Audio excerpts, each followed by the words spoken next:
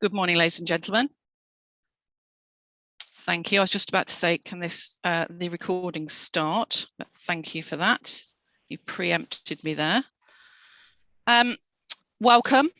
Can I confirm everybody can hear me and see me? Yes, ma'am. Yes, excellent. Thank you very much. Now the time's 9:30, so I have resumed the inquiry. So I'm not going to do any introductory elements because we did that yesterday. Before we start, can I just have a discussion about this additional evidence and whether I should or should not accept it? Obviously, I've not seen it. I've not accepted it at the moment. So I did ask for the council's comments. So, Mr. Burton, have you had time to consider this, or the council had time to consider this? Yeah, and if so, what are your comments? Yes, I've had a chance to consider it. I've had a chance quite late last night to discuss it with Mr. Maguire, and then again this morning, actually trying to get into it substantively. And I think you probably overheard, madam, but obviously you were, as it were, shutting your ears. But Mr. Linus and I were further discussing it and what the idea behind introducing it is. Firstly, it's quite clear to me that if this went in, I would have to recall Mr. Maguire. So it is objectionable. It's objectionable on that basis. I've got to be very careful about what I say it is, of course, but it based on the discussion I've just had, it looks to be something that would take quite a while. It's actually not something. I mean, I'll hasten to add now.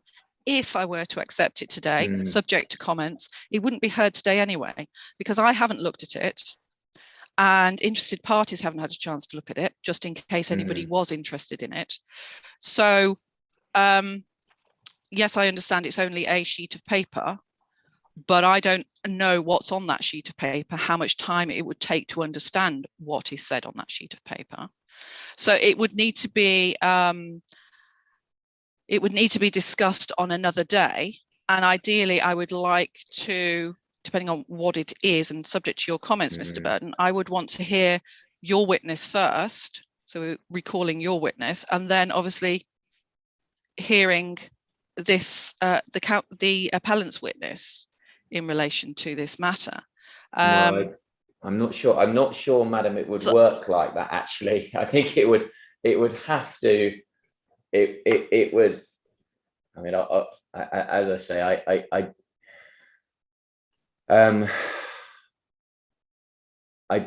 I do object to it, because it clearly should have been in when Mr. Maguire was being cross-examined, so he'd be cross-examined on it, and the point could be explained, because what I'm hearing is a movable feast of what the deeper thinking behind this sheet of paper is. I've heard an evolving picture there. So if it went in, it would have to be Mr. Stanley would go first on it, and then Mr. Maguire would be recalled, because I mean, what we did yesterday, Mr. Linus and I, is at my request, Mr. Linus asked Mr. Stanley to explain what the point of it was in an email, which was much appreciated. But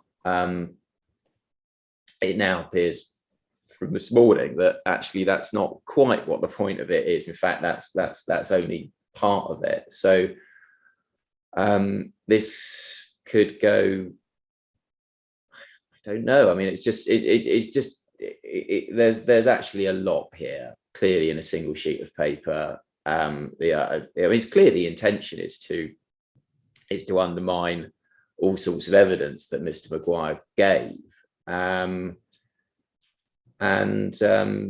Yeah, so it's it's a problem.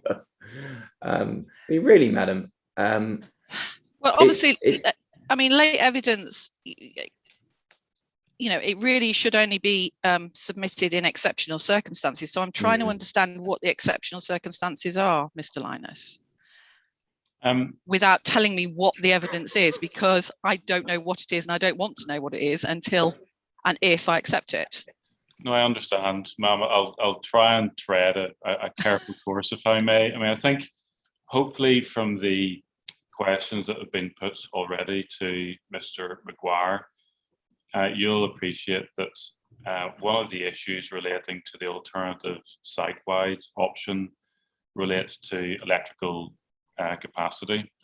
And you'll secondly be aware that in the supplementary rebuttal evidence that Mr. Stanley produced, there was a series of calculations added whereby the electrical demand for T2 and T3, those calculations were added to electrical demand calculations for T1 to come up with a total electrical demand that Mr. Stanley has said there isn't capacity to deal with. That's the context. Now, as we sort of understood the way this was beginning to evolve, the way we'd understood it was that one of the issues that was being raised with the approach taken by Mr. Stanley was that you can't simply sort of add up the results in the way that had been done in Mr. Stanley's Appendix A to supplementary rebuttal, because one ought to basically look at a combined site-wide approach rather than add up those figures. And central to that was the fact that you have effectively efficiencies that arise in a site-wide option that you wouldn't have reflected in the calculation that Mr. Stanley has done. And it's this point about the diversity factor that you might recall from the cross-examination. I do, yes. When I cross-examined Mr. Maguire in relation to diversity and the graphs that he's put into his evidence, you'll recall that the diversity factors in those graphs have a particular shape, and they're based on DS439 standard. Okay, now effectively, without sort of giving away the contents of the note, the sheet that has been produced goes to the graphs that were put in by Mr. Maguire, and it goes to how the question of diversity affects the approach to electricity demand calculations that have been criticised in Appendix A. I don't think I really need to go any further. So why wasn't that raised in cross-examination when you were cross-examining Mr. Maguire at that time? I think to be frank, ma'am, the issue about the information on the sheet, it wasn't available to me at the time when I was putting the questions, and it appears to be a point that has emerged as we have listened to the way that the debate developed in cross-examination with Mr. Maguire. It wasn't something that this sheet wasn't something that I was in any sort of position to ask questions on in cross-examination at the time. It's just emerged after that. Mr. Benton? Well, I mean, obviously, that's clearly not exceptional.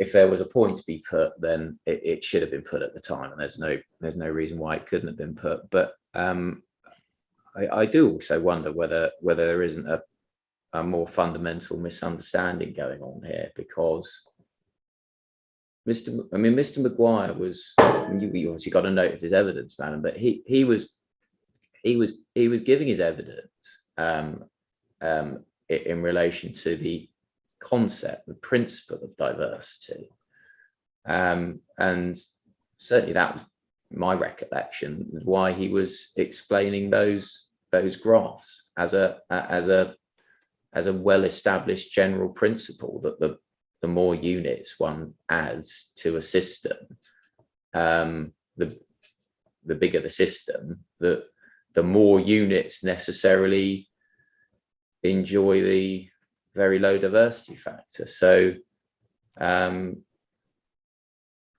yeah, I don't even see actually where this would go, but I've got to be very circumspect and not say more than that, because otherwise I would start discussing the sheet. Well, from what I've heard, it's something, from what Mr. Linus has said, it's something that's come from the discussions that have developed as the witness has given their evidence. But Mr. Linus, you've had the opportunity to cross-examine that witness on his evidence, on the entirety of his evidence. So I don't understand, and I don't see an exceptional circumstance for accepting any further evidence on that. So I am a little bit concerned about the implications of accepting that evidence at this point in time.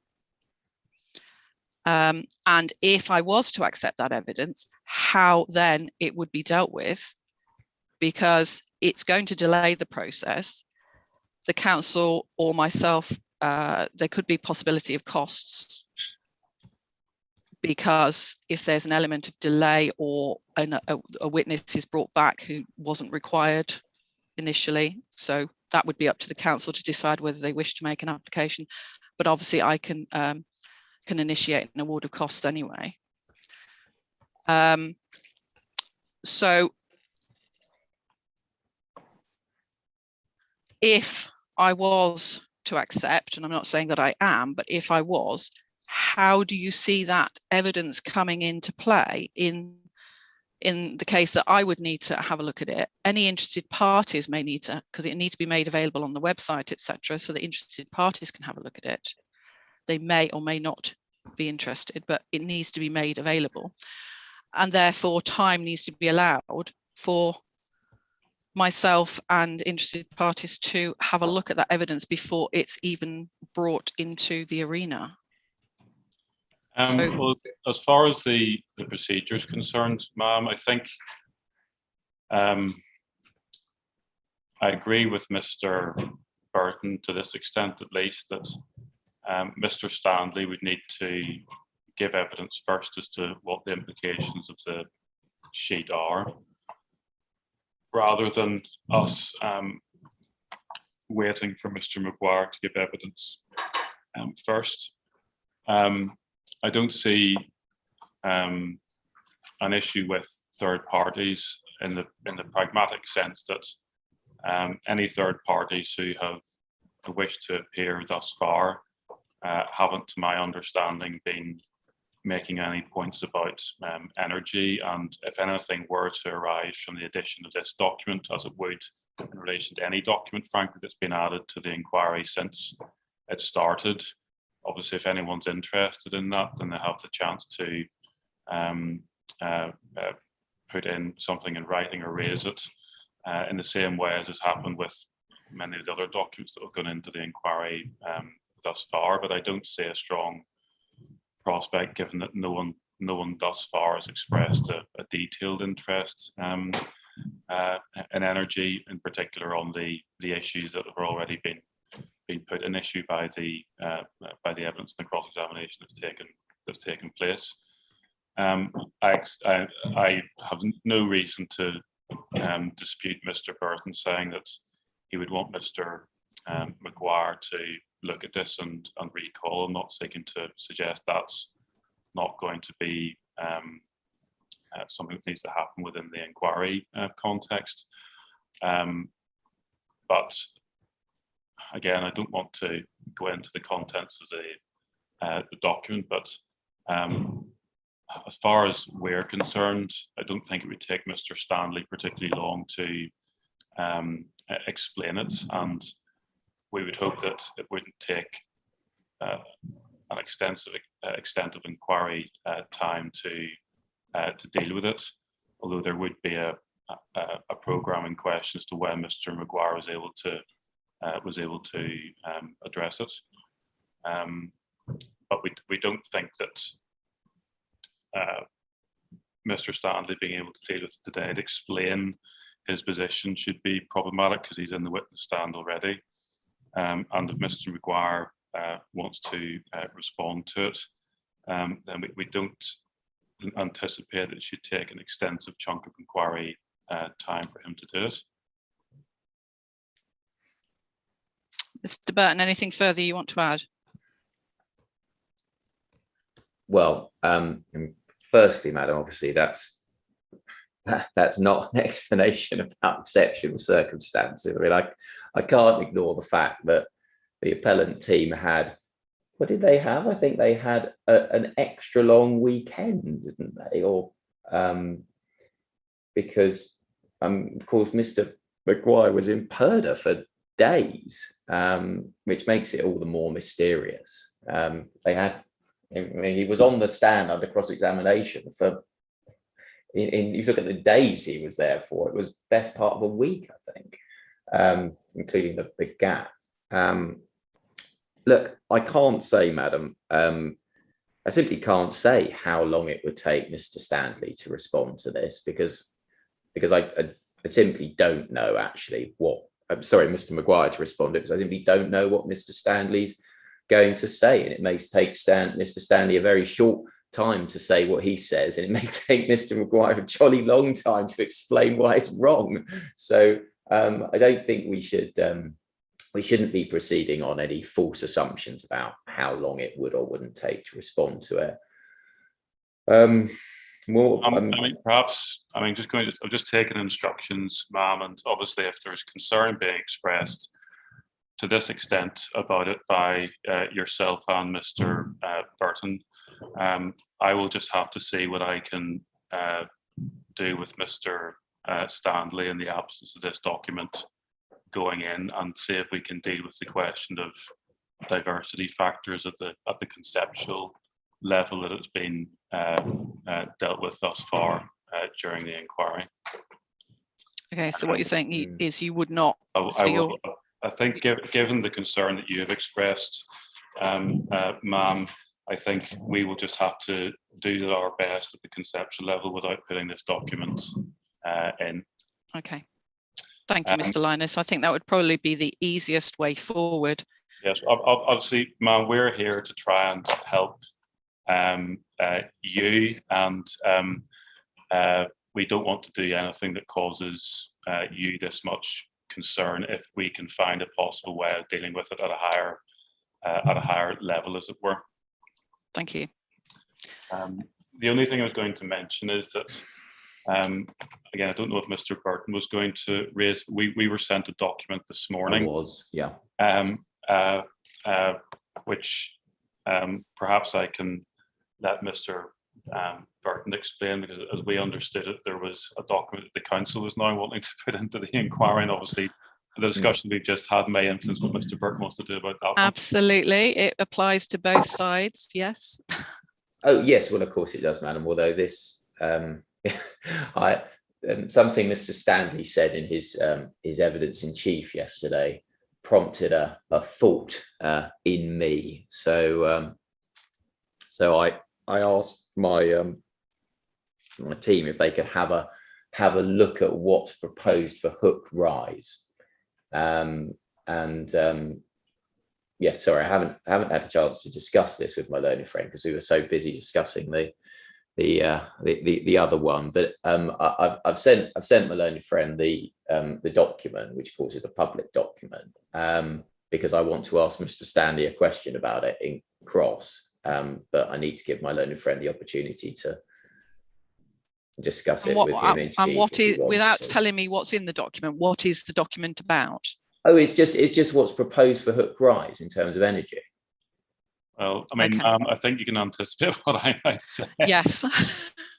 In short, ma'am, if there aren't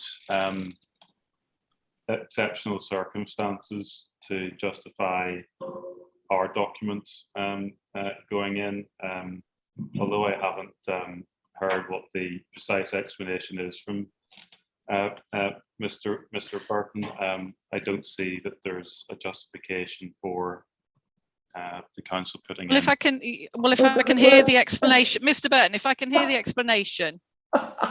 It doesn't remotely work like that. I haven't even started to cross-examine Mr. Stanley. I'm afraid, no. It doesn't matter whether if you're about to call. It's the introduction of the document. It's Mr. Stanley has given evidence about what he has and hasn't looked at. You'll recall in terms of heat maps and other heat networks, which he gave yesterday in his evidence in chief, madam. So I obviously want to ask him. I don't mind you knowing now, Mr. Stanley. I know you're sat there listening, and I can see you. But I want to ask him: has he looked at Hook Rise over the road? Well, I mean, ma'am, this is still, if it appears to be suggested that there's information in another document which shows the existence of another decentralized heat network or another network that we could connect to, this has been an issue, and it was covered in Mr. Maguire's evidence beforehand. I cross-examined him on it. About the information that was available on whether there were existing or planned networks in the area, and I'm not entirely sure exactly how this document is going to be relied upon. But if it's now being suggested by the council that there is some further information which they're suggesting we ought to have taken into account when looking at this aspect of the energy hierarchy, I simply don't see why this information couldn't have been provided at an earlier stage in the same way as the allegation. I'm really not content, and I deal with this in all of my inquiries in this way. I really do not like late evidence at all. Now, I understand at the beginning of the inquiry there were some documents that came in, and I accepted them. There were reasons why. We're getting late now. This is almost the final week, I wouldn't say absolutely, of the main witnesses.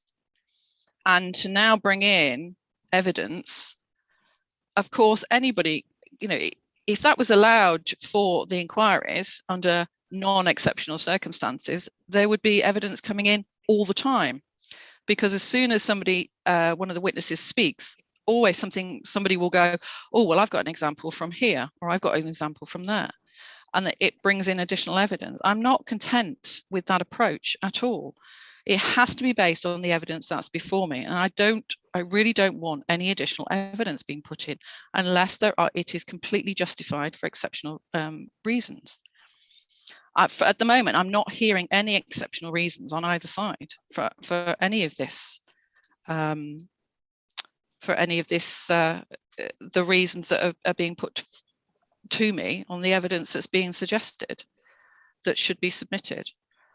So again, I will ask Mr. Burton on this point. We've made a decision on the other one. That one is now not going to be submitted. So Mr. Burton, what are the exceptional circumstances for me to accept this late evidence? What's the reasons behind why it's absolutely essential for the council's case to submit this? Well, madam, this is something, and I should say the essential point is something that we may or may not get to when I cross-examine Mr. Stanley, depending on what he says. But he gave evidence yesterday, in oral evidence, about what he had and hadn't looked at. Now, the evidence he gave invites the question, and it's a question that's invited by the evidence he gave orally. Have you looked at Hook Rise? Did you look at Hook Rise? What can you show me about what you looked at Hook Rise? that springs entirely from the oral evidence, entirely. But did Mr. Stanley raise new evidence in his evidence in chief yesterday? Because if not, then it's in his existing evidence, because that Mr. Linus was taking him through his existing evidence, his existing proofs, etc. Well, so why was that not raised when you were bringing forward your Mr. Maguire as a witness? No, madam. He did raise new evidence because, unless I misunderstood him, he gave us a definitive explanation, an exhaustive explanation of what he/his team had done in terms of looking at other heat networks. Now, I obviously need to check with him whether I've correctly understood that really is definitive and the end of it. And that's as it were going to be the start of the questioning there. So you're saying that was new evidence then? Because he was giving a definitive answer. That was all that he'd done. That's how I understood it. That was all that he'd done. Now, he may surprise me and he may say, actually, there's more. We did more. In which case I'd have to obviously rethink my questioning.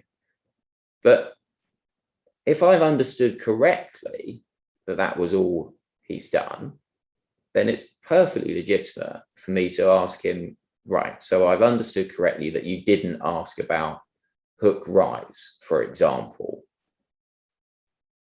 which is what I will obviously ask him. I mean, it's rather unusual to be explaining how the cross-examination would go, but I think it's probably necessary in this case. No, I don't think sorry. And clearly, depending on the answer to that, it will be relevant to then consider whether there is or isn't a heat network proposed at hook rise, which may bring us back to what is meant by a heat network. Mr. Linus, you wanted to come in there. I can't quite believe that this justification is being put forward in the circumstances in which we've had this debate this morning. What Mr. Stanley was doing yesterday was explaining the work that had been done to establish whether or not there was an existing or planned heat network to which this site could connect. None of that at all was new. As you said, ma'am, what I was asking Mr. Stanley to do was to summarise the information that was already in his proof of evidence. If what is happening here is that obviously we understand the way cross-examination works, I don't think anyone on this call is immune to understanding what cross-examination does, but it still involves the desired production of new material, which is not justified by new evidence being given by Mr. Stanley yesterday, because he was simply explaining the work that had been done under this policy criterion as was set out in his evidence. What appears to be happening is that the council, without ever having suggested before that there is a existing or a planned network for this site to connect to, they appear to be wanting to introduce a document from Hook Rise to further the case that there may actually be another network for the site to connect to. I don't know, but if that's what's being suggested, there's absolutely no reason at all why this is something which could not have been raised earlier on when the council was producing either its evidence or its rebuttal evidence. So this isn't legitimately a new point that has come out of the blue in an answer to cross-examination, when Mr. Stanley was simply explaining the work that had been done, and the council is now trying to deduce introduce new evidence in exactly the same way it's been criticising us for attempting to do so in relation to the diversity issue. That's the simple point. Mr. Burton, your final comments. Madam, you will have seen, and I'll take Mr. Stanley to it, the way that the energy assessment guidance works. It's all about the onus being on the applicant to look around. Now, let me make it absolutely clear. I won't be saying, because it's simply not the council's concern, I won't be saying of Hook Rise, well, you can connect to that, can't you? That's not going to be the point of the questions. It's about how far have you investigated? What, in terms of what the guidance asks you to do, what have you done? But you can ask that without referring to a specific scheme and introducing further evidence. Well, for what it's worth, I'm sorry, there's an alarm going off here, but for what it's worth, I have absolutely no objection at all to Mr. Stanley being cross-examined on what the guidance says and whatever points the council wants to make about the steps that need to be taken by an applicant as part of the energy strategy, because the guidance is in the inquiry already. Points have been made about aspects of it already, so absolutely no issue with that being put in cross-examination at all. It's just the extra step that appeared to be contemplated here that I have a concern with. Well, but I mean, obviously the point is going to be reached, and I don't know what Mr. Stanley is going to say, but if he says, no, we haven't, we didn't contact Hook Rise, then it will clearly be relevant to look at what is or isn't going on at Hook Rise. No, well, that assumes you've got the document in. But again, I will raise the same issues. We're going to have to, if I were to accept that, I would need to read the evidence that you submit. It's going to need to be made available on the website so that others can look at it, whether there is anybody or not who's interested in that. They need to be given the opportunity to have a look at it. So again, it's when that can be, as I said, if I were to accept it, it's when it would come into the discussions, the cross-examination, because I would need time to have a read of that. I would need to have an adjournment to make sure that I understand what that document says, etc. So there's implications there. So I'm not, I don't quite understand the exceptional circumstances. It doesn't stop you questioning Mr. Stanley. I mean, the other point we'd raise, ma'am, is that obviously if one's dealing with this in a logical way, given that we've had the debate on the other document already, if this were a document that is going to the issue of a heating network, this ought to have been something that was produced by Mr. Maguire and explained by him before I cross-examined him. So I'd want to reserve my position on what would have to happen procedurally. I'm not comfortable this is something that could simply be put to Mr. Stanley in cross-examination without us hearing exactly why the council was wanting to rely upon it in evidence given by their own experts. So there'd be just as much of a procedural issue arising from the introduction of this document now.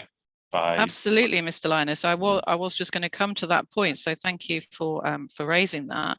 The issue of bringing the council's witness back, because yes, you would be bringing it in, Mr. Burton, but I would want to hear from the council's witness as well on this and give Mr. Linus the opportunity to cross-examine on that, because Mr. Linus won't have the opportunity to do that cross-examination unless Mr. Maguire is brought back to consider that new evidence, etc.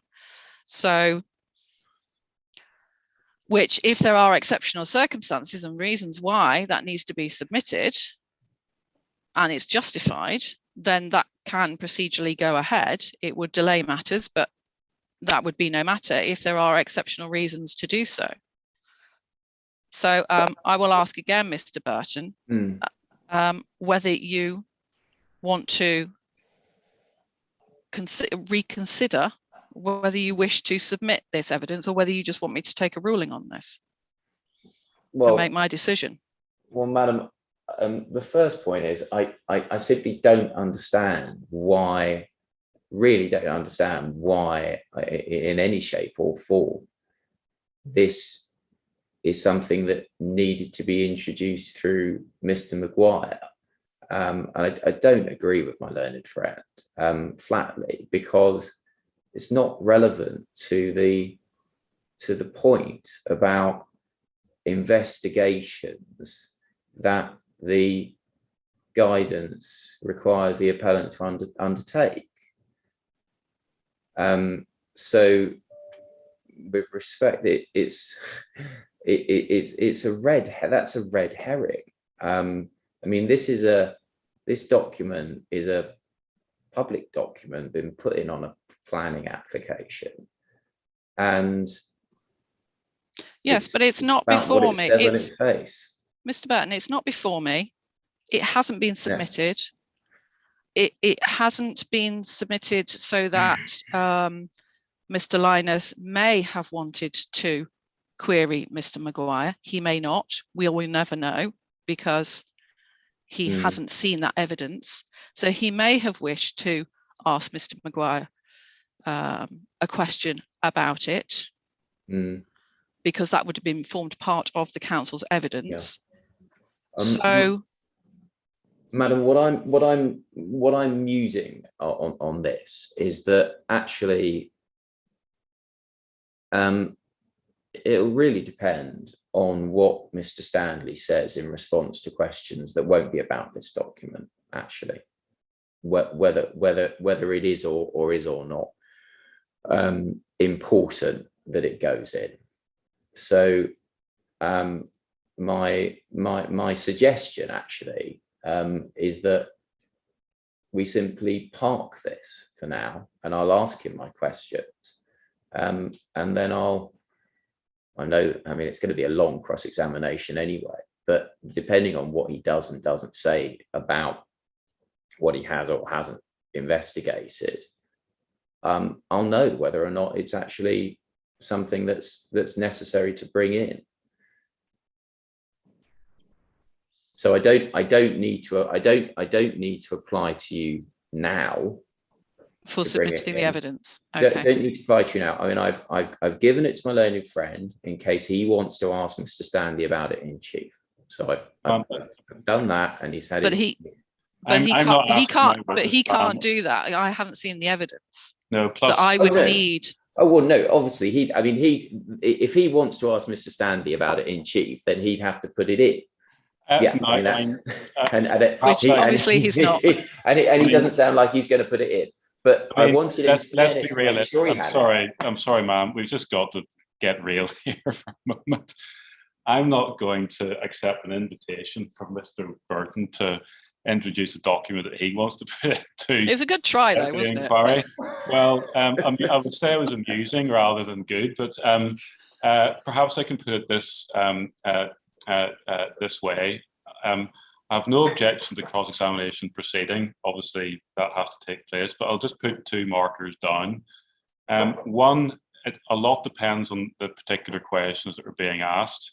I will reserve my position on making submissions about any inferences that the council may be inviting you to draw from the way a particular question is put without the document going in, and we can revisit that in due course. But secondly, if it comes to a position where this information is sought to be introduced by the council, I will want to make submissions on that, and I may be coming back to you to say, if you are going to accept putting this this document going in response to an application from Mr. Burton, I'll be reserving my position on whether it's fair at all to do that in circumstances where you've given a clear indication about the other document that we discussed today. So I'll just put those markers down now, and we can move on. Thank you, Mr. Linus. Thank you, Mr. Burton. I will just leave it there at the moment, but I will again reiterate that I'm not keen on late evidence unless it's absolutely justified. And I'm not hearing that justification at the moment. So it is highly unlikely that I would accept, but obviously I would need, as you're not now saying that you wish to submit, then we can move on. And if you get to a point where you do feel that you wish to submit, you would have to give a very robust justification to me so that I would consider accepting it, Mr. Burton. Okay. I hear you loud and clear, madam. Thank you. Thank you. So on that point, Mr. Linus, Mr. Stanley, are you content at the moment to continue with your evidence, Chief? You've got everything ready. You're all set up. Yes, I am, ma'am. Excellent. Okay, Mr. Linus, if you'd like to continue then, please. Thank you, ma'am. We reached the stage yesterday. We were going to turn Mr. Stanley to look at alternative site-wide options, please. And just by way of introduction, it's uncontroversial that we're looking at two site-wide options that you've looked at in your evidence. One, what we've called the ambient loop solution, and two, the hybrid solution. Is that correct? That is correct, yes. Thank you very much. Now, let's deal first of all with the ambient loop solution, please. And within that, the issue of capacity, electrical demand and capacity, please. And first of all, as far as the approach of capacity is concerned and the site-wide solution, can you just explain broadly, please, how the issue of electrical capacity has been considered by you by reference to the information on contact with the district network, distribution network operator, and the correspondence that's in Appendix C to your original proof, and Appendix B to your supplementary rebuttal, please. Yes, of course. Well, firstly, under our appointment for the new build elements, an air source heat pump ambient loop solution was proposed for the two new towers, predominantly in view of decarbonisation of the electricity grid. Based on this solution, an estimated peak maximum demand value was established. Following our engagement with Cud Bentley, which we've already been through, it was evident that the estimated maximum demand figure calculated to support this solution required a new on-site substation. And that's primarily due to the lack of spare capacity on that serving Tower 1. So we went on to make formal applications to 3 IDNOs, those being Murphy Utilities, UKPS and Power On Connections for the new supplies. All 3 IDNOs then went on to liaise with the DNO, being UK Power Networks, on behalf of CPW.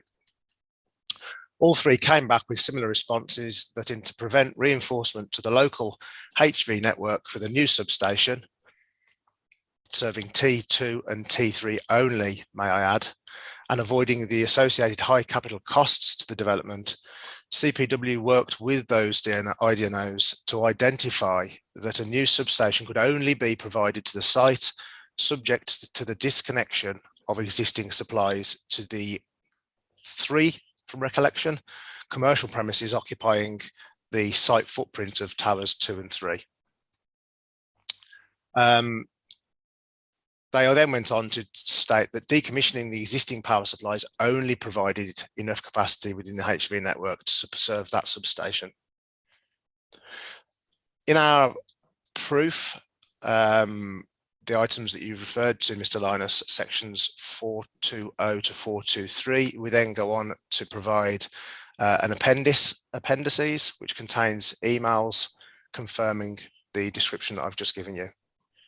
Thank you very much. And one point that was raised by Mr. Maguire in relation to the correspondence was that in one of the emails there was a reference to the network being really tied, and he hadn't seen that as a description before. What approach do you take to that part of the correspondence? Well, the term really tied says suggests that there's limited capacity, but we didn't rely solely on the term used by one of the IDNOs, but it should be recognised that there's concern raised following their engagement with the DNO. What is very clear is the need to disconnect other supplies to release adequate capacity to serve the new build elements only. And these aren't significant supplies serving large buildings, just 3 small retail units occupying our site. Thank you very much. Now, we'll come back to this issue about capacity when we're dealing with other points that Mr. Maguire makes in his note a little later on. Can we move on, please, to the sort of demand side of this issue? And in Mr. Maguire's note at CD 10.7, he in section 2, he raises a number of points, section 2.0 from page 2 on. He raises a number of detailed points, which again we'll come back to. But one of the broad points that's raised is that, well, there aren't sort of thermal demand calculations to support the electrical demand calculations that are included in your Appendix A to your supplementary rebuttal. And he also identifies issues with double counting, and this is on page 2 in your Appendix A, as well as a particular entry for ASHP demand per dwelling. That's the second bullet point in section 2. So we can just cover those points compendiously, please, insofar as he raises them in his section 2. No thermal demand calcs, double counting, and space heating issue, please. Just give your response to these. Yeah, of course. So thermal demand calculations firstly. The site-wide total thermal demand results within Energy Pro calculations align with previous calculations carried out, and these can be found in Appendix I of my proof. And they're consistent with the total EMD shown in Appendix A of the supplementary rebuttal. So we're confident that the total EMD shown in Appendix A is aligning with that of the thermal demand contained in Appendix I of my proof. Secondly is about double counting. Well, yes, it should be acknowledged that there were elements that were double counted in that EMD that shouldn't have been, but the uplift is insignificant. I think it relates to about 80 kVA. So in the grand scheme of things, it doesn't affect our statement on insufficient electrical capacity in the network. And the final one was about the air source heat pump demand for Tower 1. I will need to analyse this further with Cud Bentley, as our Energy Pro does show some disparity. However, my initial view is that space heating demand is far greater in Tower 1, given the lower fabric performance, and the diversity factors are higher for space heating than domestic hot water, so it does make quite a big impact. There are 20 or so more units in Tower 1. And finally, the heating and cooling demand of the commercial spaces are also included in their calculations. So again, I need to delve into further detail with Cud Bentley, but those are my initial views on that. And without bringing forward sort of further information regarding discussions with Cud Bentley, just to give the inspector's position now, do you regard it as an issue or a surprise that the figures that are identified by Mr. Maguire, that second bullet point, are different to the extent that they are, or is it broadly acceptable in your view? Broadly acceptable. Thank you very much. Now, treading carefully on diversity, you'll recall that under figures 1 and figure 2 of the statement put in by Mr. Maguire. I asked him questions about the nature of this graph and the concept of how diversity factors change as you go up the number of units. Now, just again, to try and put the inspector and trying to put this in context for the inspector, this arose in relation to a debate over the use of your calculations in Appendix A, in other words, adding T2, T3 and T1, and whether or not that process of adding those results was reliable. And that's how the diversity factor arose. Now, without referring to the information that was in the sheet, just to be clear on that, and dealing with the overall concept of a diversity factor, what influence does that have on whether or not the approach you took in Appendix A to adding up T2, T3 and T1 is an accurate or a proper approach to looking at a site-wide ambient loop system, please? Well, yes, I do need to tread carefully, I guess. But firstly, DS439 contains industry recognised diversity factors, which are also contained in CIBSE CP1 and should be used to calculate maximum demand on residential buildings with communal heating systems like the one that's proposed in T1. And I'm satisfied that it has. I'm not disputing that. But in terms of diversity as a whole, the fact that we've got an ambient loop system in Tower 2 and 3 does show some disparity from the DS439 factors. And having said that, the overall thermal demand does align with the DS439 factors, albeit we've had to transpose those using other information.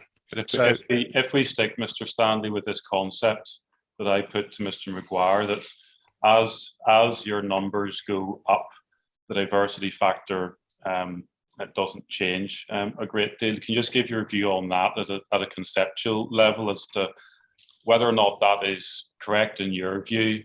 And if it is, what bearing does this have on the debate about adding up the calculations that you have in your Appendix A for T2, T3 and then T1 to give you a figure for the site-wide solution? They wouldn't differ materially.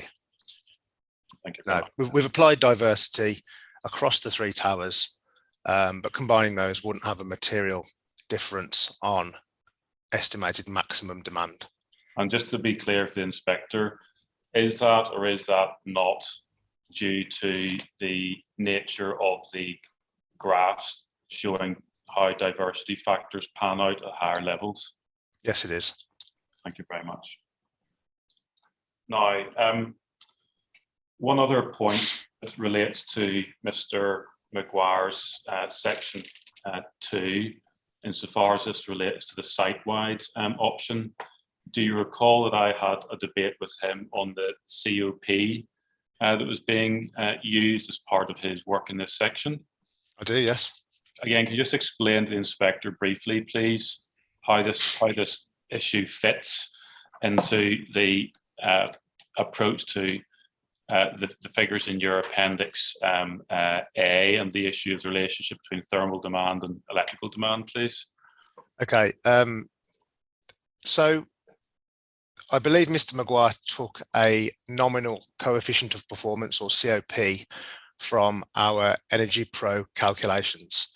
But what should be identified is that the nominal COP taken from Energy Pro is a seasonal figure, or an average performance figure across an entire year. But in my opinion, plant selection or maximum output should be based on a worst day design scenario. So when we have an extremely low ambient temperature, and that can be considered at around -8 degrees. And in these conditions, that coefficient of performance would be considerably lower. So the 3.99 seasonal figure would drop to somewhere in the region of between 1.6 and a maximum of 2. And the result of that means that the unit has to work harder to achieve its demand, which also the knock-on effect is that it utilizes more electricity. So the lower the external ambient temperature, the lower heat extraction capability of the unit from the external air, and the consequence being increased electricity required to meet the demand. Okay, so just to help the inspector, insofar as this issue has arisen based on the material that's in Mr. McGuire's proof, can you just place that into the wider debate on electricity demand and thermal demand? What influence does this have, having regard to the points that have been raised by Mr. McGuire against your Appendix A? When you have a thermal demand, you divide it by the COP and it gives you a far reduced electricity demand. I think the debate is that the shortfall in electrical capacity is far less than we have declared, but that is based on a much higher COP.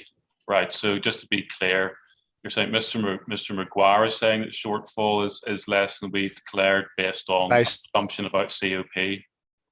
Yes. And is that assumption that Mr. McGuire has drawn based on COP, is that correct in your view then?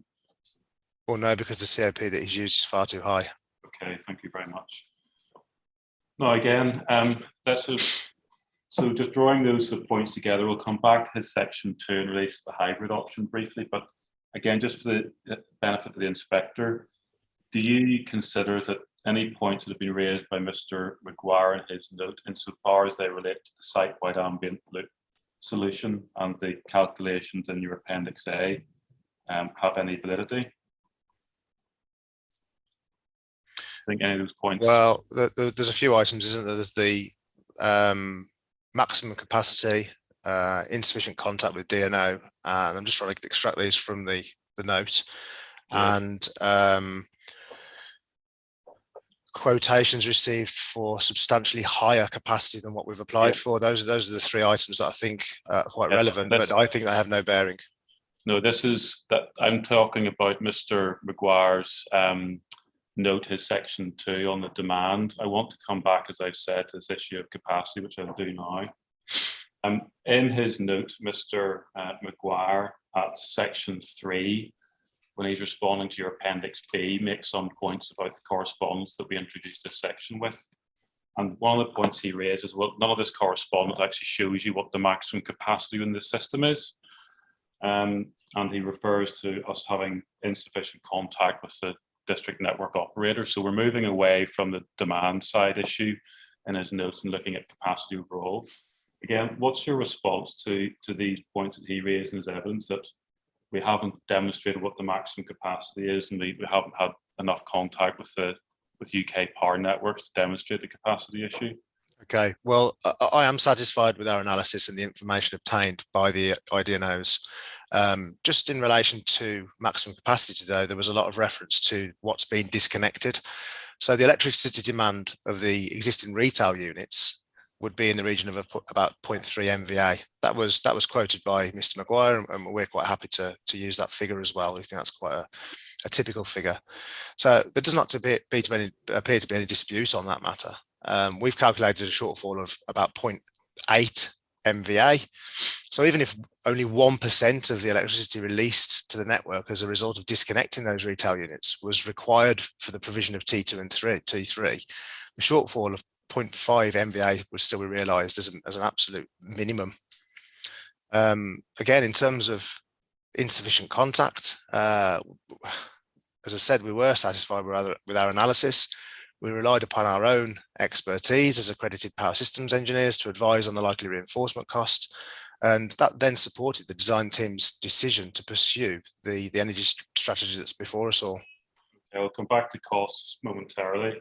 There's a discrete point made by Mr. McGuire that perhaps we need to turn up the document, that UK Power Solutions is one of the IDNOs had, in his sort of words, how they found sufficient capacity, which gave you a total of 2.5 MVA, including 2 substations, each up to 1 MVA.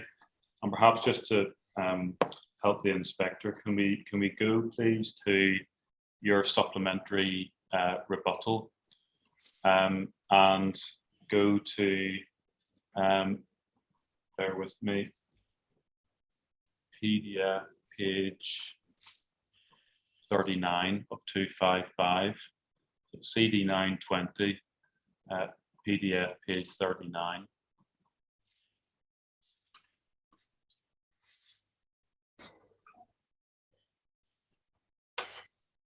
and I think this is a document that's been looked at already. And one sees there towards the top left, there's a reference to two 1000 kVA substation. Do you see that? Yes. Okay. And I think the point that was being made by Mr. Maguire is that, well, once you sort of take the fact that they were proposing or quoting for two 1000 kVA substations, that was effectively giving you a total capacity beyond what we had assumed in our evidence. So again, can you just explain to the inspector how you approach what this quotation says, in particular, the proposal delivered two 1000 kVA substations, please?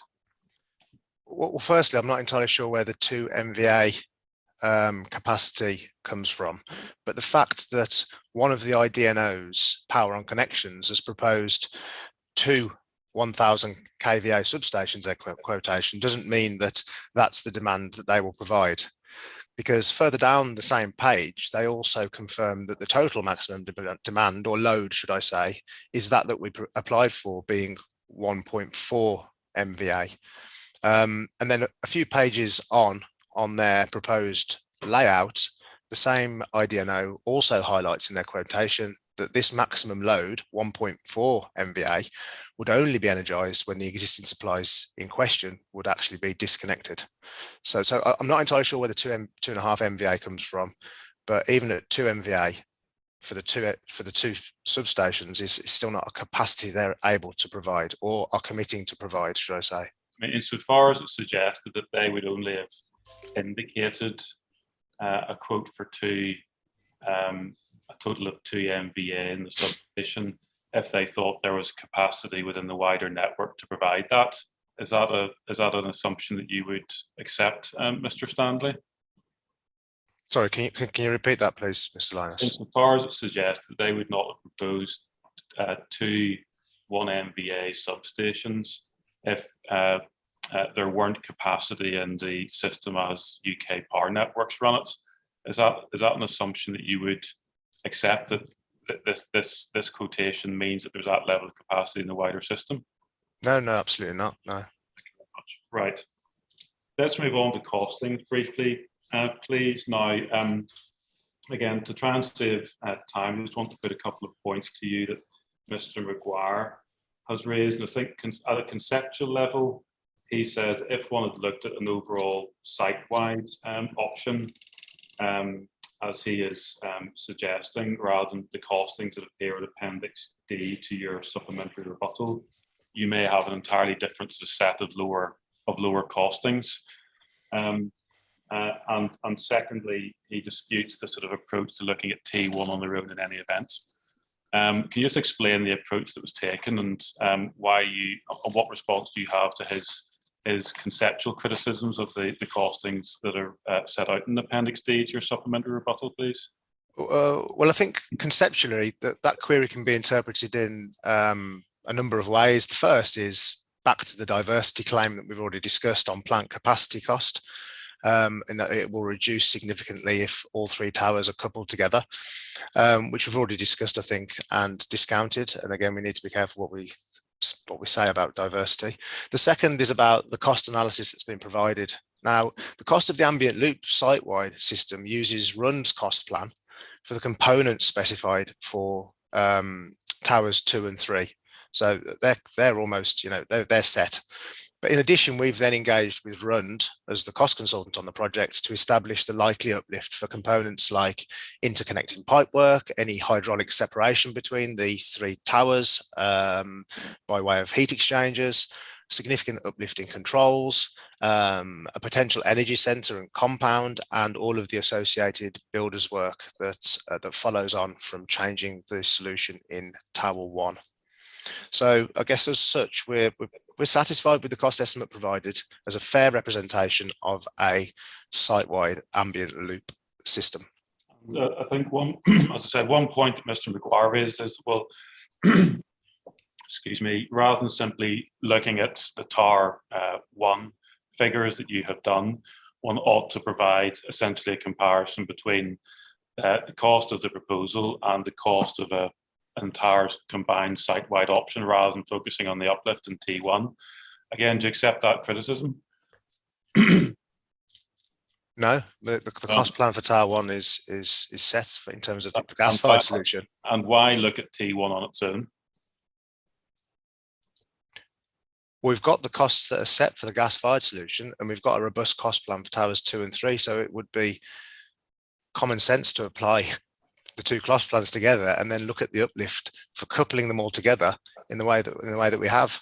Thank you very much. Now, I just want to deal with two broad headings, please. One is, excuse me, utility infrastructure cost, and again, hopefully we can just give the inspector the reference, which is in Appendix D to your supplementary rebuttal, CD 920, page 56 of the PDF, which is where the costings are set out. But I think we can deal with this on a high level response, please. Utility infrastructure costs, we know that there are costings there for the work that's required to effectively carry out some assumed reinforcement works. And Mr. Maguire's issue as well, we've drawn that information from another scheme, which is essentially irrelevant, as he says, to our proposal. Therefore, we can't rely upon the figures. Again, can you just explain to the inspector what approach has been taken to that element of the costings and why you consider it justified, please? Well, firstly, I think it's perfectly reasonable to compare non-contestable costs to other projects. But to put this into context, I've been supported throughout the concept design stages of the project and during this inquiry by our in-house power systems team, who are all registered to undertake the design of connections to the public electricity network under NERS, the National Electrical Registration Scheme. They've got a wealth of experience in high voltage infrastructure and regularly undertake contestable works designed with network reinforcement. We've worked together on a wealth of schemes with a number of energy providers, public sector and developer and local authority over the years. So I won't go into quoting case studies. But whilst we haven't obtained a clear quotation for an electrical connection capable of satisfying the load of an ambient loop, the investigations that we have undertaken, along with reliance on our power systems team's accreditation and previous project experience, has led us to the position that we are in. Thank you very much. And a specific point was made by Mr. Maguire that even when one does look at the Goldsworth Road figures, there was a major allowance made for essentially a sort of second comer payment to contribute towards costs that had already been incurred by someone else reinforcing a system previously. Again, what approach do you take to that aspect of the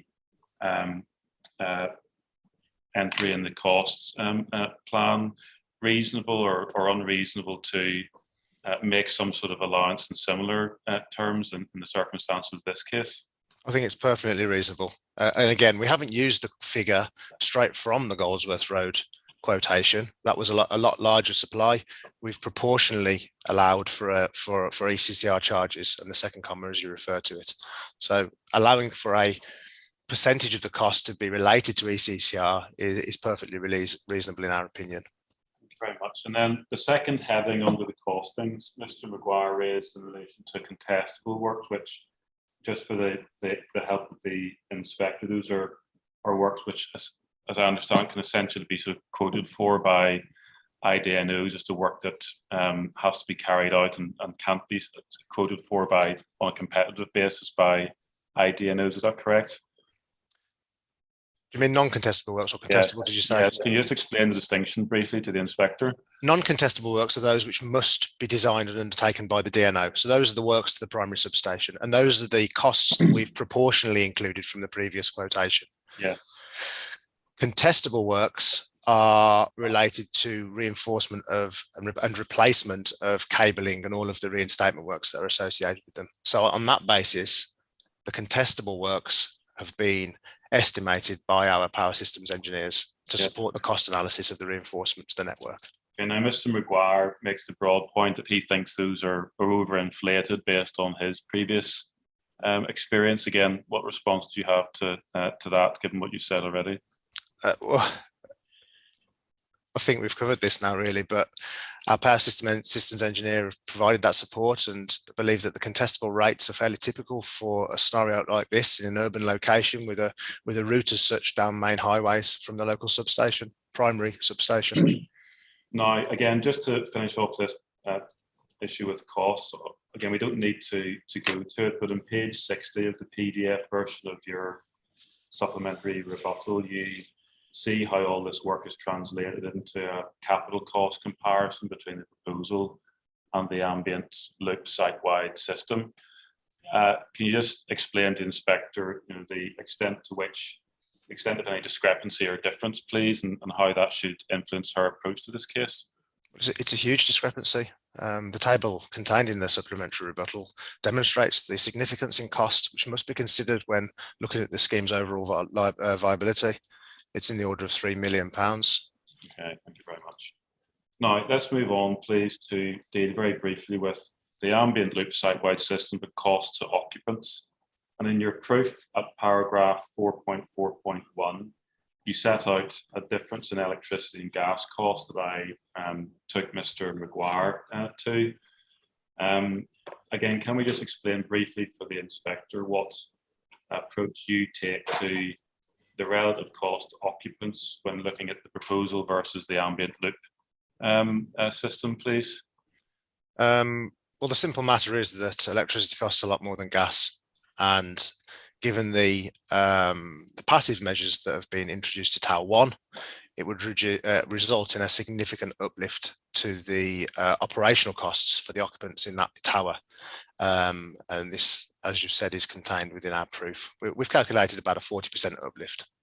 Now, Mr. Maguire, I think, said in evidence, well, this sort of thing may be the case at the moment, but it could well even out over time. And I think, in fairness to him, he didn't accept that figure translated into the site-wide option as neatly as had been suggested in your proof. Again, can you just deal briefly with those 2 points, please? Do you accept them or not? Well, whilst we do acknowledge that the use of fossil fuel is reducing and the electricity grid is decarbonising, hence the reason that the carbon factors are changing and the use of electricity is far more attractive, there's no real proof or evidence to suggest that within the life cycle of this building, electricity costs will reduce dramatically. I think it's more so that the carbon footprint or the carbon factor associated with electricity is going to reduce much more dramatically, because there's a lot of cost that's going to be associated with reinforcing networks and decarbonising the grid that will have to be taken into account. Thank you very much. His second point, that he didn't accept that this differential in electricity and gas costs and the way it had been presented in your proof would necessarily sort of feed through into the site-wide option under consideration. Again, do you accept that, or would you stand by the calculations that are in your proof? Yeah, I'd stand by the calculations that are in our proof. I mean, the site-wide option may result in a slight overall reduction in terms of an ambient loop, but I disagree with this statement as a whole. Let's move on to the hybrid option, please. So move away from site-wide ambient loop and hybrid. And I want to deal with hybrid more briefly, please, Mr. Stanley, in the interest of time. And I think it's, again, uncontroversial to say that one of the grounds on which you rejected the hybrid approach was that it didn't make much difference as far as carbon emissions is concerned. Therefore, there's no point in pursuing this instead of the proposal. Now, we know that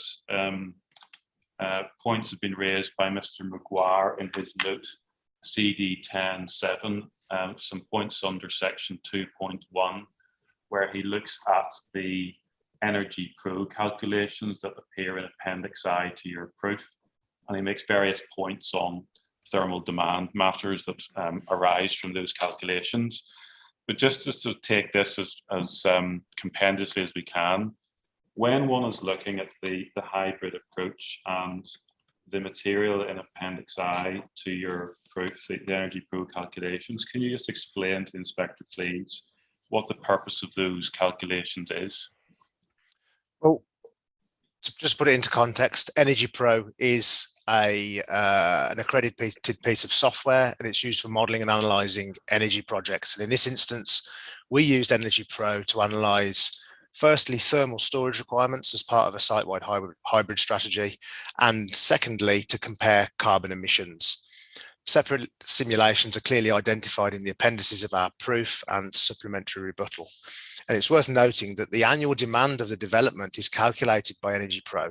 And this is by entering building category, size, weather files, and occupancy profiling. Therefore, the energy source, whether you it be... slow down a little bit, Mr. Stanley, just trying to take a note. So Yeah, just slow down a tiny bit. apologies. Apologies. So considering all that, the energy source, whether it be electricity or in fact gas, doesn't affect the demand of the building. I guess the reason I mention this is that the appendices I in my proof and B in my rebuttal shouldn't be used for any other purpose other than those that we've simulated. And as I said before, this is about thermal storage and comparison of carbon emissions. Now, as you've just said, many of the points raised by Mr. Maguire on the hybrid strategy are related to thermal demand and electrical capacity. So insofar as mentioning these points, we're not arguing that these are factors for discounting it, but there are a couple of elements that I would like to just pick up on, and that is plant capacity and plant selection. Okay, so just to be helpful to the inspector as far as we can, in Mr. Maguire's supplementary rebuttal, within his section 2.1 on thermal demand, he has table 2, where he takes information that is in your Energy Pro work at Appendix I to your proof, and he seeks to compare the site-wide scheme using gas, i.e. the hybrid option, with the existing scheme, and that's on PDF 7. Do you see that? Yes. So is that what you're referring to in terms of where you want the inspector to locate these points? That's right, yes, table 2. Very much. So can you just take the inspector through your response to what Mr. Maguire has done there, please? So there's 3 scenarios on plant capacity, which Mr. Maguire references in table 2, which have been taken from a carbon emission comparison result in Appendix I that we were just discussing. The first is a site-wide scheme using gas and air source heat pump, so the hybrid solution. In this scenario, plant capacity input to the simulation for both energy sources must be accurate, as the contribution from both has an impact on the carbon emissions. So the tabulated results that are shown are correct. If we move on to the next column, this is for Tower 1 only. So the air source heat pump contribution must be accurate, as this will be consumed first. It's been entered into the software as the priority energy source. But the gas contribution, which follows, can actually be over-egged. It doesn't matter if there's too much in there, because the simulation tracks demand. Therefore, the total figures that are in that column are incorrect for the purposes of demonstrating overall gas boiler plant capacity. Again, just to be clear to the inspector, when you say over-egg, I mean, is that a deliberate action taken for the purposes of the Energy Pro, or what influence does that? It has no influence. We put more than enough gas boiler capacity in there because if we don't want any of the simulations to fail. So as long as the air source heat pump contribution was correct and the demand could be tracked based on that we'd inputted, as I described at the beginning of this point, the overall carbon emissions would have no bearing on that gas capacity. Okay, thank you. So would that approach to plant capacity in T1 have any influence on the carbon emissions that are calculated for that tower? Not on the purposes of that simulation. T2 and T3? Yes, T2 and T3. Again, bearing in mind that the demand has already been calculated. In this scenario, we're looking at 100% air source heat pump. So there's no gas contribution. It's all air source heat pump. So again, the capacity that is entered into that simulation is irrelevant. We over-egged it to ensure that the simulation ran. It tracked the demand profile for the year, and the overall result had no bearing on the carbon comparison carried out. So the reason that I bring all these, sorry, I don't want to interrupt Mr. Stanley. I do need to raise a point, madam, but please finish, Mr. Stanley, what you're saying. Okay. So the reason I mention all this is that Mr. Maguire then went on to introduce a final column called combined, and this combined all of the plant capacity together and showed a way over-egged total plant capacity, which was then used to suggest that the peak demand was higher than the systems that we proposed. So again, this column is irrelevant and incorrect for the purposes of working out an overall plant capacity of the scheme that's been provided as part of the planning application. Okay, and I think there's another. Sorry, Mr. Linus, could I just raise this point, madam? As you will have gathered, madam, everything Mr. Stanley has just said are points that should have been put to Mr. Maguire about his table 2, This point on plant capacity was put. I put points to Mr. Maguire. Well, I don't recall any point.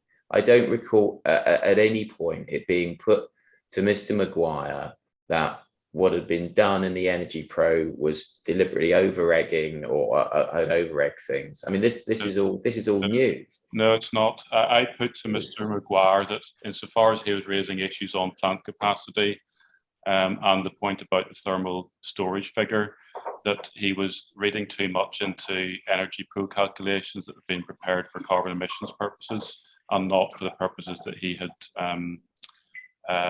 put in his note. I did put this point to Mr. Maguire in a broad sense on the purpose of these calculations being misinterpreted. Well, and therein lies the rub. There's the difference between the broad sense and what Mr. Stanley has just been saying, which is all about particular points being over-egged. So this is about plant. I put the points on plant capacity as an aspect on which you shouldn't look into the figures on plant capacity to draw conclusions when the purpose of the documentation related to carbon emissions. So the issue as to whether or not it was right to read as much into the work in the Energy Pro calculations as Mr. Maguire had done was put to him in cross-examination. So I think as far as we're concerned, that point has been raised already. Well, that's a different point though. It's one thing to raise the broad point, but what's being said by the witness is that, as I understand it, the witness is saying that certain calculations that are in his Appendix I Energy Pro are quotes over-egged, and he's explained what those over-eggings are or where they are, and none of that was put to Mr. Maguire. Well, no, it creates an obvious problem. No, this doesn't create a problem. I mean, if Mr. Stanley is explaining that they have been over-egged, that's entirely consistent with me putting to Mr. Maguire that the issues he raised, including plant capacity, didn't have any bearing on the carbon emissions results. It's part of the same point. I mean, well, but it's not the point. I mean, the thing is that if the case wanted to be put, this and that has been over-egged, then it should have been put to Mr. Maguire, so he could then say, okay, if that's the case, then I do this or I do that in response. So it was put to Mr. Maguire in the sense that you didn't need to focus on plant capacities as a topic, because the overall purpose of the Energy Pro calculations was not dependent on plant capacity.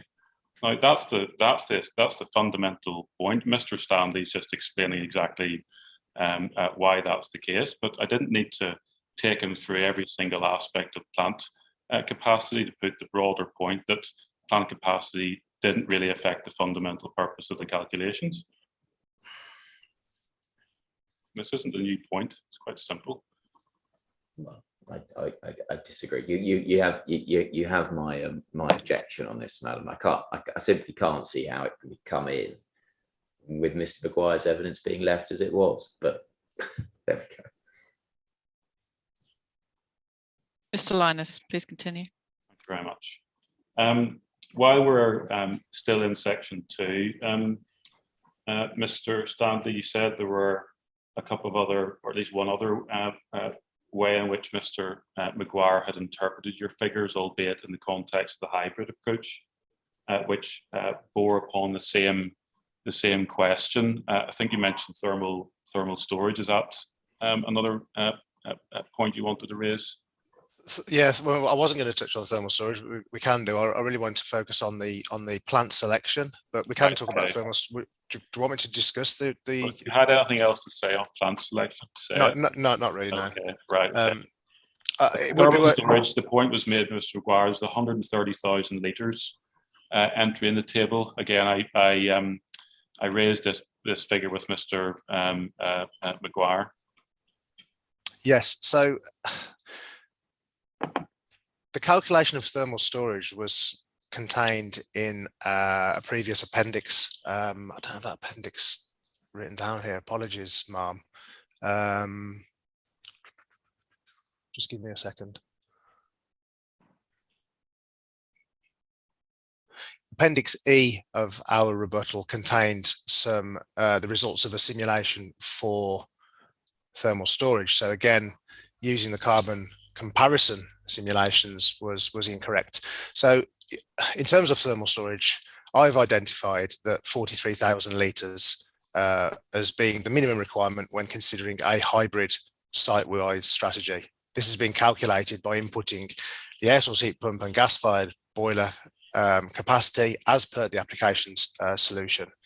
We then began with a vastly oversized thermal storage volume and continued reducing it until we hit what would be conceived as the optimum. If there was insufficient plant capacity available, the simulation simply would identify it and notify us with an error and not run the simulation. So how does this bear upon the use of the 130,000 figure? It doesn't have any bearing on overall annual carbon emissions. It just affects the contribution from different types of plant.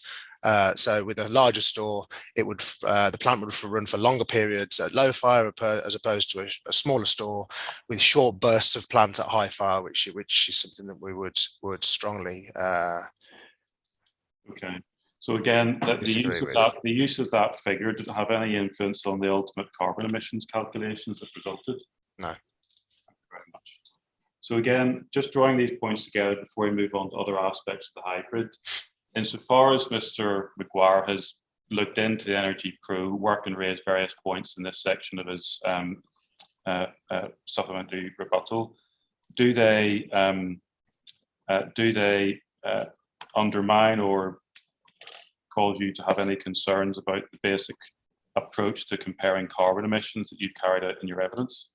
Well, it suggests that they do in the technical notes, but the carbon comparison simulation has been used in the wrong context. So the answer to your question is no, they don't. Thank you very much. Now, bearing in mind the time that we have, I just want to deal with a few other points very briefly, please. If one looks at other issues that have been raised by you as far as the hybrid approach is concerned, I just want to pick up on a couple of points Mr. Maguire raised, which was that part of the hybrid solution involved the provision of a thermal store to deal with the 43,000 litres. I think in fairness to Mr. Maguire, his issue is with the work that's been done to demonstrate that we need that extent of thermal store. Again, you may have covered this in your reference to Appendix E, but can you just explain to the inspector what approach you've taken to working out what the thermal store requirement under the hybrid option should be? I think I have just covered that in that we input the gas and air source heat pump contribution and then work out what the minimum thermal storage requirement would be to ensure stability and load profiling across the 3 buildings. Very much. Then one point raised by Mr. McGuire was, as far as the external compound that would be required for the air source heat pump solution, he referred to the specification for Mitsubishi air source heat pump that was contained within Appendix F to the Cudd-Bentley energy statement, which appears at Appendix A to your rebuttal proof, where he added up the modules to get to size, which he said suggested we didn't need as much space as we had assumed as part of the 200 square meters in your evidence. Again, just can you just give your response to the Mitsubishi spec use that he used there, please? The first thing to mention is that the 200 square meters that we've quoted is based on 8 heat pumps of equivalent specification to those provided on T2 and T3, which we believe are the market leaders and offer the best COPs, efficiencies, or whatever you want to call it. We've also made an allowance in that compound for other components that would be necessary for the hybrid solution. So we would still need cooling plants. So chiller plant would be located in there.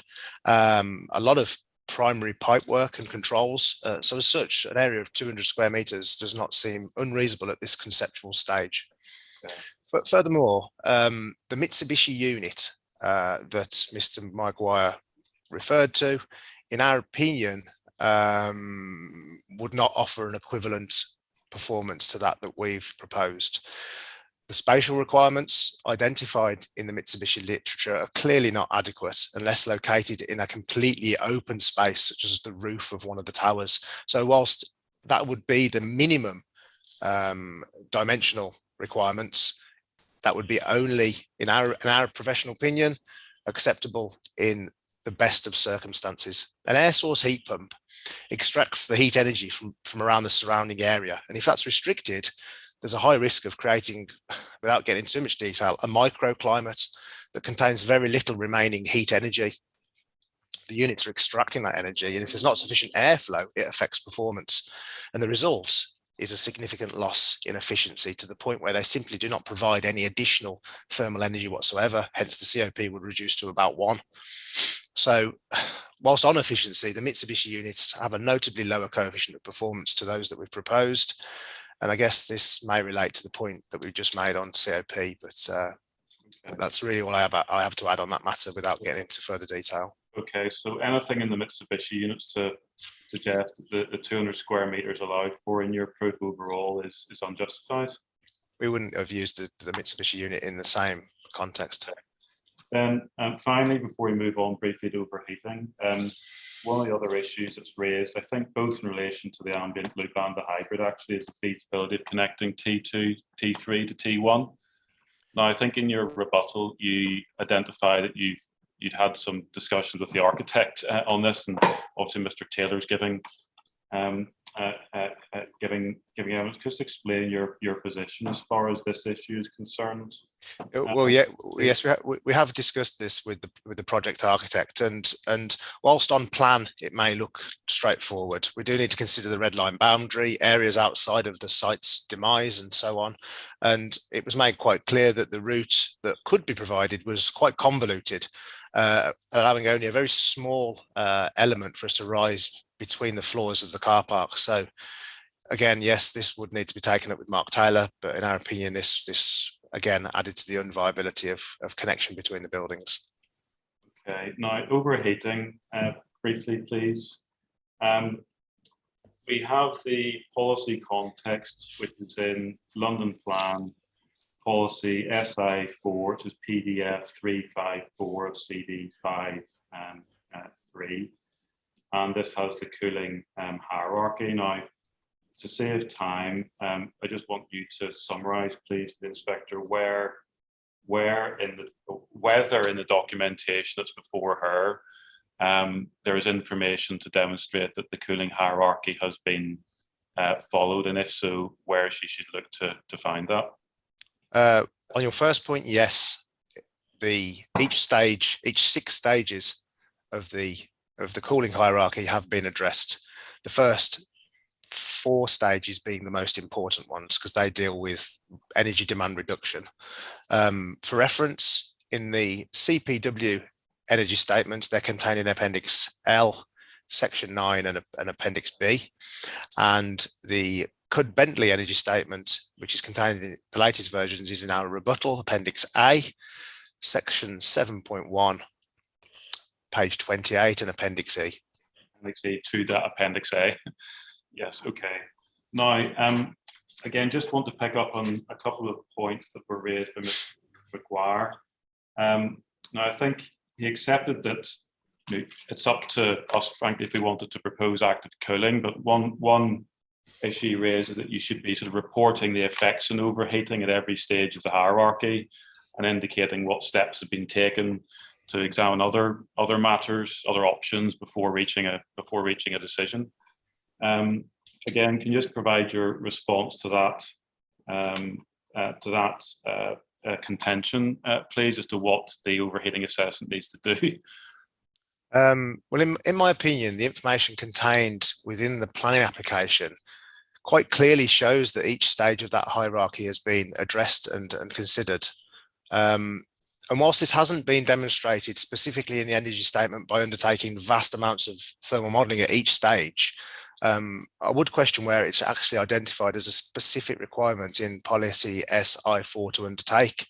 Now, all the passive and active measures I've described or could describe in the energy statements for all towers have been carefully considered by the design team and optimised where economically possible. And I guess finally on that, we have undertaken the Good Homes Alliance early stage overheating risk tool, which is contained in the documentation, and that shows the likelihood of overheating and the key factors that could be considered to reduce it.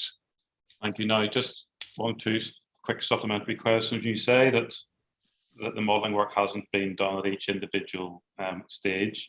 Can you just confirm to the inspector when the modelling work was done, and it can be seen in the energy statement references that you have given?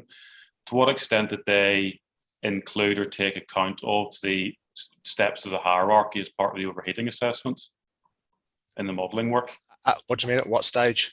Yeah, when the overheating assessment was done, yes. To what extent did they allow for or include passive measures and so on that had been identified elsewhere in the energy statement? They were included at the outset. Yes, okay, thank you very much. And there were various matters mentioned by Mr. McGuire as issues which ought to have been given further consideration, including breeze, soleil, fins. I think reducing the active area of windows came up yesterday as well.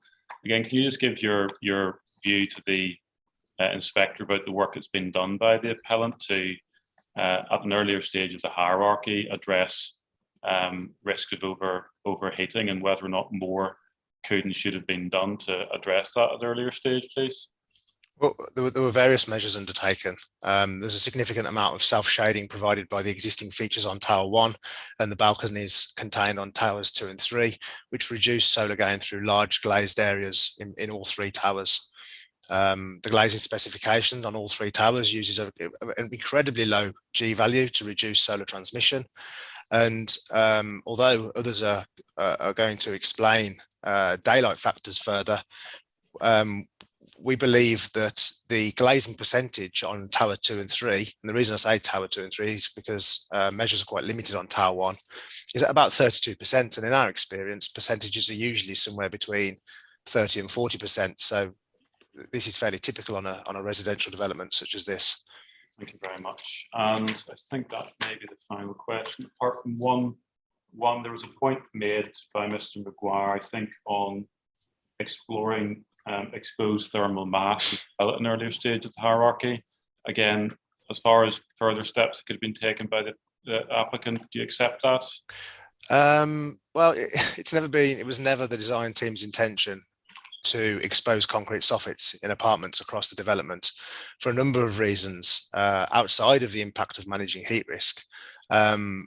but I would like to make a point on its benefit. In my experience, the actual true benefit of heat absorption, as Mr. Maguire, I believe, described it, or otherwise the heat sink properties of exposing concrete on residential dwellings is actually quite low, given the volume of the space and the limited air exchange rate. And in this instance, we don't have natural ventilation, so it could be considered even lower in some extremities.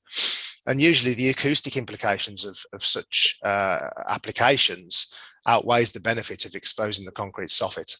Okay, thank you very much. One final thing though, and it was mentioned in Mr. Maguire's evidence, and that's the relationship to heavyweight buildings and the decrement factor. And so the definition of a decrement factor is to attenuate the amplitude of the outside temperature to the point at which it reaches the inside. And this simply means that by the time the high external ambient temperature on the outside surface, so in the peak of the summer, reaches the internal surface inside the dwelling, the temperature has decreased significantly and the likely impact of overheating is lessened. So it should be realised. And this is highly relevant to all three towers. I guess this is something that should be considered at stage one of the cooling hierarchy. Okay, so again, but what implications does that have for the work that's being carried out? Does that suggest any? It's a positive impact. Okay, thank you very much. Thank you very much. Those were my questions, ma'am. Thank you, Mr. Linus. What I'd like to do now is to take a break, to adjourn, because it's 11:15. Well, it's coming up to just after 11:10. So can we be back at 11:45, please? And Mr. Burton then will start his cross-examination. You're not in cross-examination yet, Mr. Stanley, so you are able to speak about the case to your advocate, etc., and your team, okay, at this stage. Thank but you, not once Mr. Burton starts his cross-examination. Thank you. Back here I will adjourn until 11:45. Thank you. Thank you.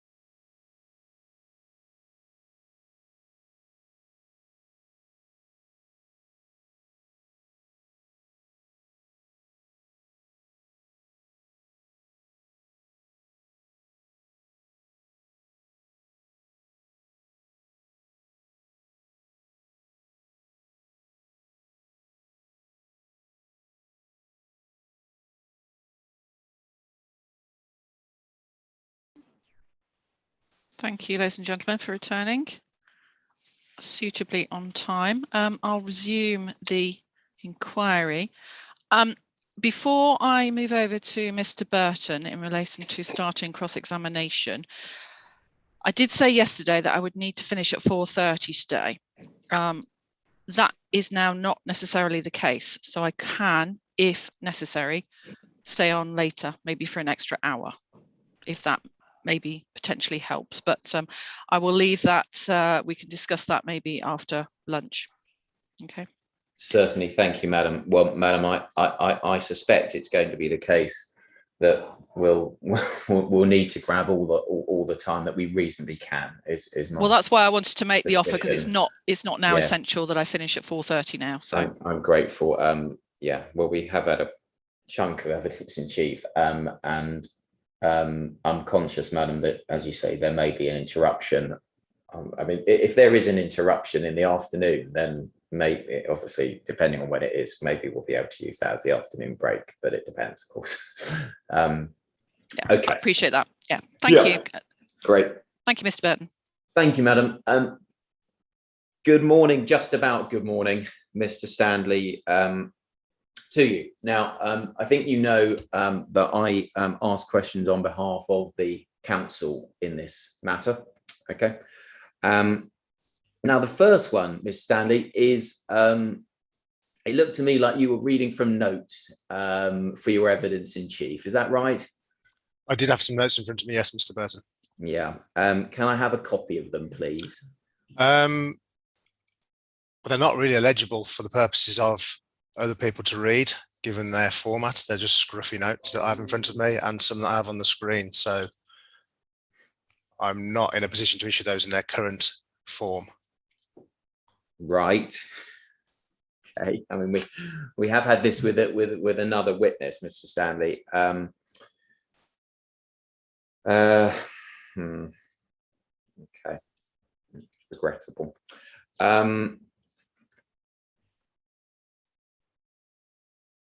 So you've got some that are on your screen.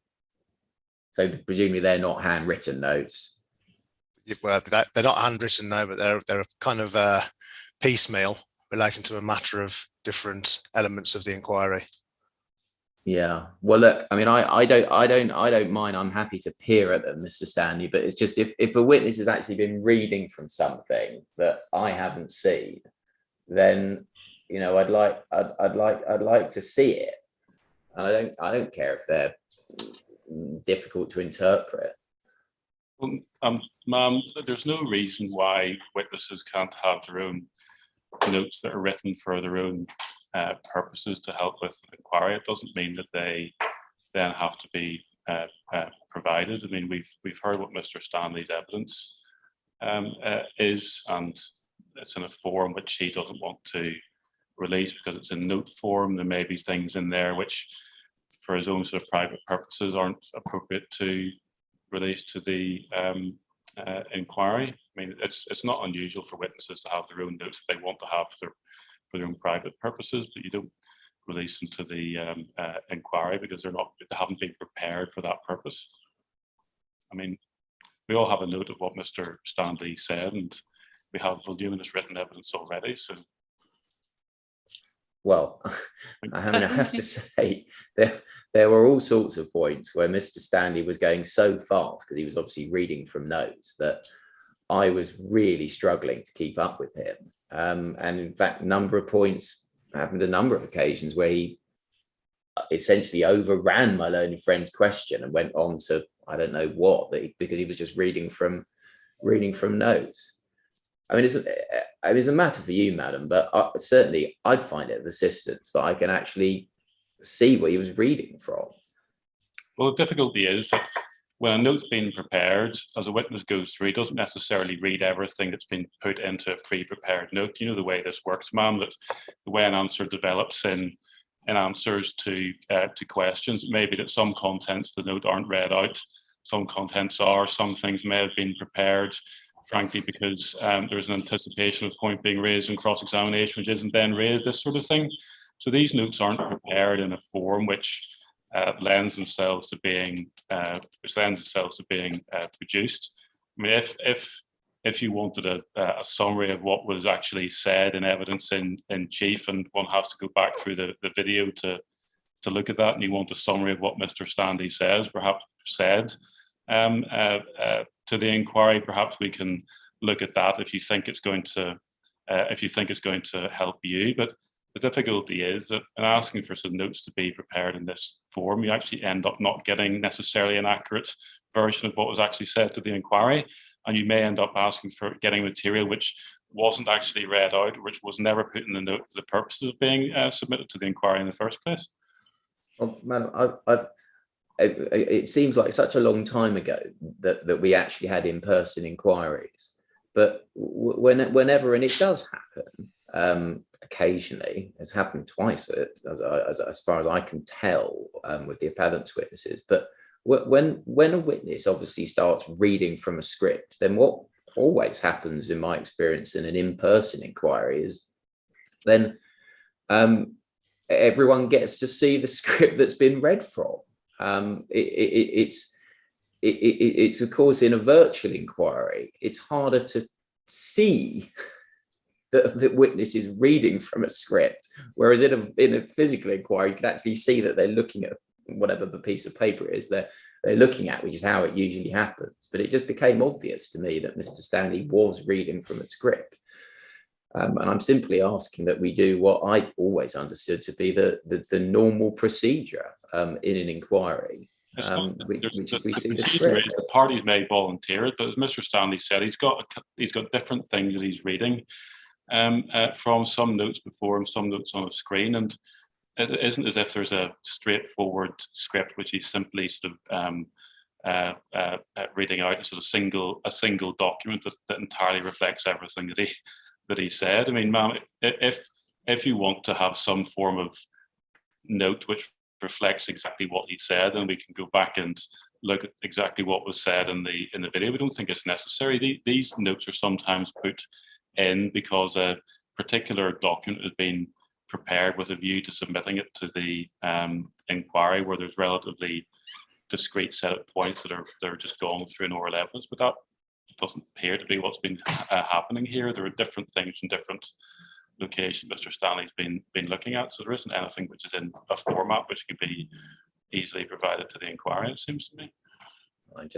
I'm falling back on what I regard as, for good reason, absolutely standard practice. Well, I mean, Mr. Maguire, I don't know the extent. Certainly, he was giving evidence beyond the pure rebuttal that he put in. I don't know if he had notes that he was working to be prepared for his own benefit, but I certainly wouldn't have expected him to provide those if he was preparing them just to assist his own preparation for giving evidence in chief. I didn't make that request because I didn't think it was necessarily appropriate at the time, and still don't think it's necessarily appropriate. I think I can understand, Mr. Burton, where you're coming from, and it was evident that at times, and I'm not saying at all times, that Mr. Stanley was reading from a script. Or reading from notes doesn't mean that it was a full script, and he certainly wasn't reading completely, as, for instance, some of the interested parties did, which read completely exactly what they wrote down on their script.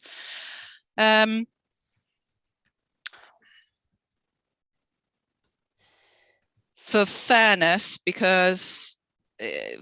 I will say that there isn't a need for the note to be submitted. So, Mr. Burton, if you can continue on that basis, I understand that they may elongate matters to a certain extent.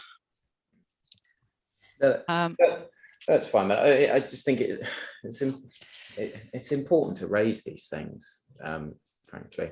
I think it is something that may need to be considered more in relation to virtual events, for instance. But even in face-to-face events, they may well have to change anyway in relation to, I don't know. But from my perspective, I have a lot of kit around me. I would want that in a face-to-face event. So it could be that a witness would want some form of, Mm. and yourselves as advocates may wish to have screens and laptops and everything all around you. I certainly wouldn't want to go back to face with paper documents. Mm. I don't do paper documents, so or very little. I'll say that. So it is something I can understand, Mr. Burton, where you're coming from, but Mr. Stanley wasn't completely just reading from a script against each question. There was an element of moving around, and 1 minute he was looking down, he may have had some other notes or looking at his other documents.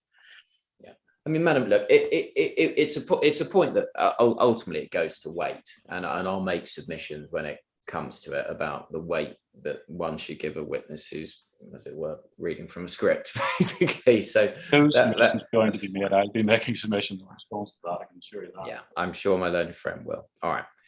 I'll move on. Thank you, Mr. Burton.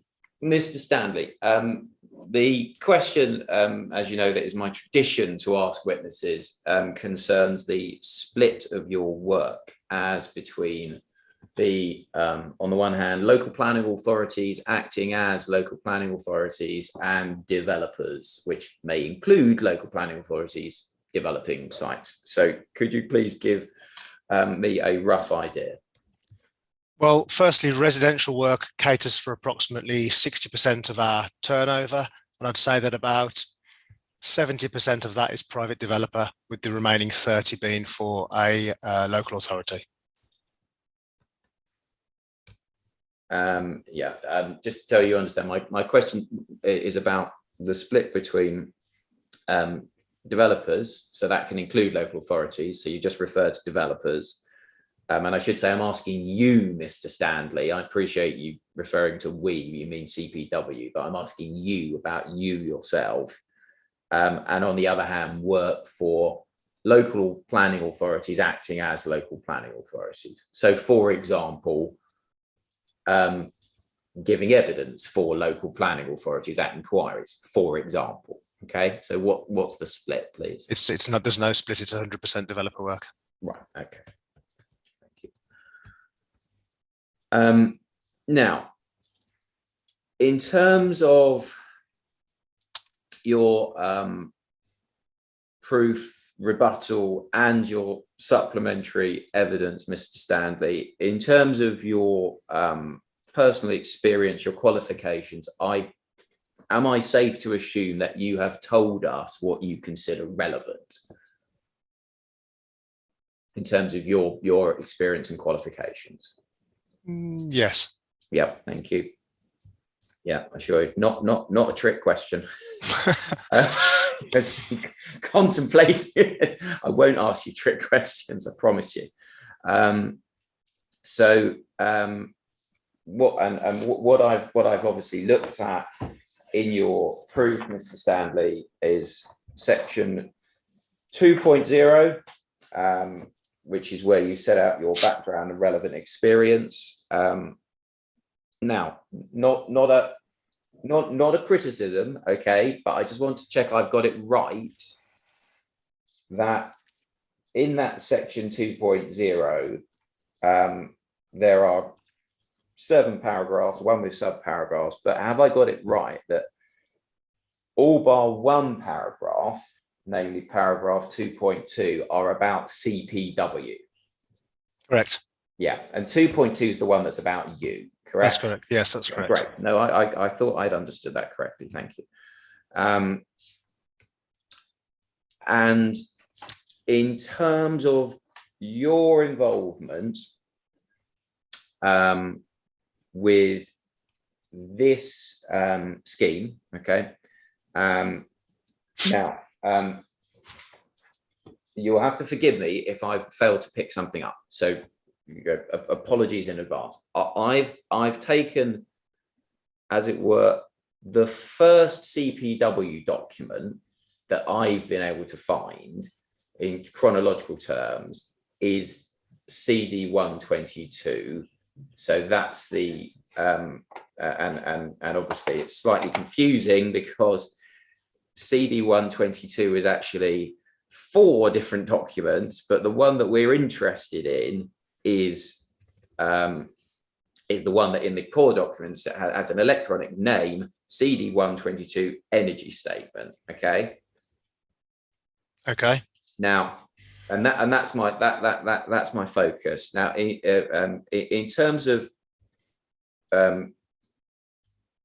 your involvement, my understanding is that CPW have been involved since and around, obviously you had to work it out, but around the time of this document. Is that right? No. No. This document was produced to form part of the planning application. Yes. The concept design of the new build element went back some 6, possibly more months than when this document was published. Oh, great. No, sorry. The original revision A, which was delivered which was submitted in August, I believe. Yeah, no, I should have been clear, actually, Mr. Stanley. What I was getting at is that your involvement and the involvement of CPW comes in at the stage where it's this scheme for the whole appeal site, rather than going back down the years to when it was just the Tolworth Tower, and even before that there was a previous scheme which we're referring to as the 2015 application. Our involvement started when we were instructed to undertake stage 0 on the new build elements, towers 2 and 3. Yeah, which was, and we can, I mean, I'm not looking for specific dates, but that it looks to be that was a time in. I mean, you just said about 6 months before this document, which of course we haven't seen. I'm not complaining about that, but we haven't seen is dated. We can see this. We're looking at electronic page 2, and with the document revision history. Yes. A is August 2020. B is again August 2020, and then C is December 2020. So it's sometime in 2020. Correct. Yeah, great. Okay, thank you. Now and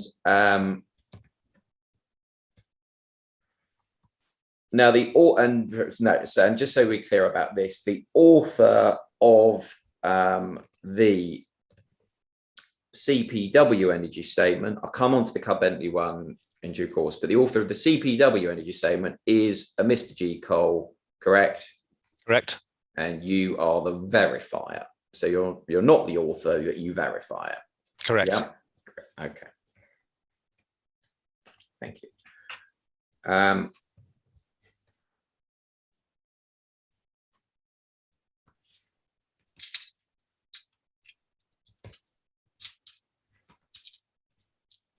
Right. Now, we have a lot of areas to cover, Mr. Stanley. I'll do my best to move through them as expeditiously as possible. No question that we will be spending most time on the topic of heating, within which there are many sub areas. So I will try, as I have with other witnesses, to give you and Madam Inspector topic headings as we go along. Okay, so the first topic heading, which is under the banner heading of heating, is policy guidance. All right. Now, my understanding, Mr. Stanley, is that there are issues between us as to whether. Oh, you've disappeared. Sorry, I was just getting the policy. Okay. Apologies.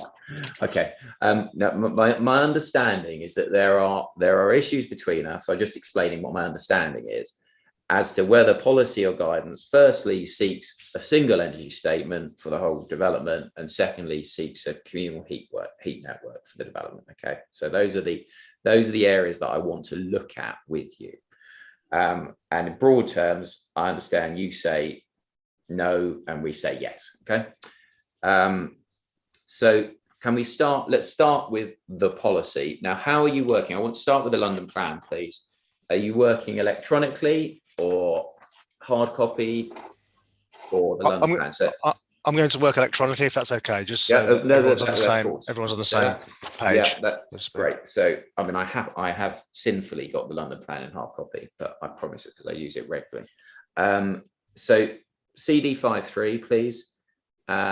Electronic page 357, internal page 342, if that helps, but you should find that takes you to policy SI2, okay? Just bear with me a second.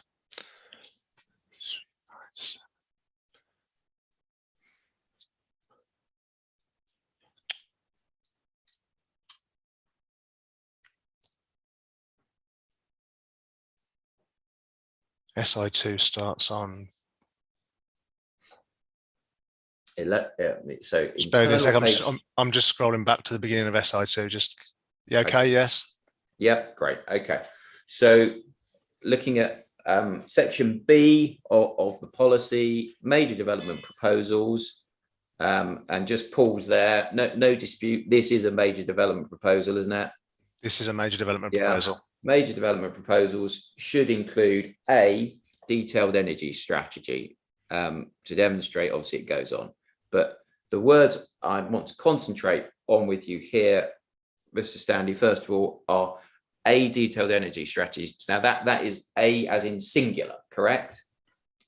The term A is definitely singular.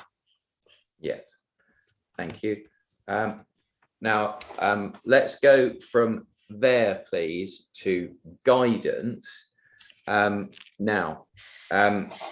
First question before we actually get into any detail of guidance, we've got in the core documents.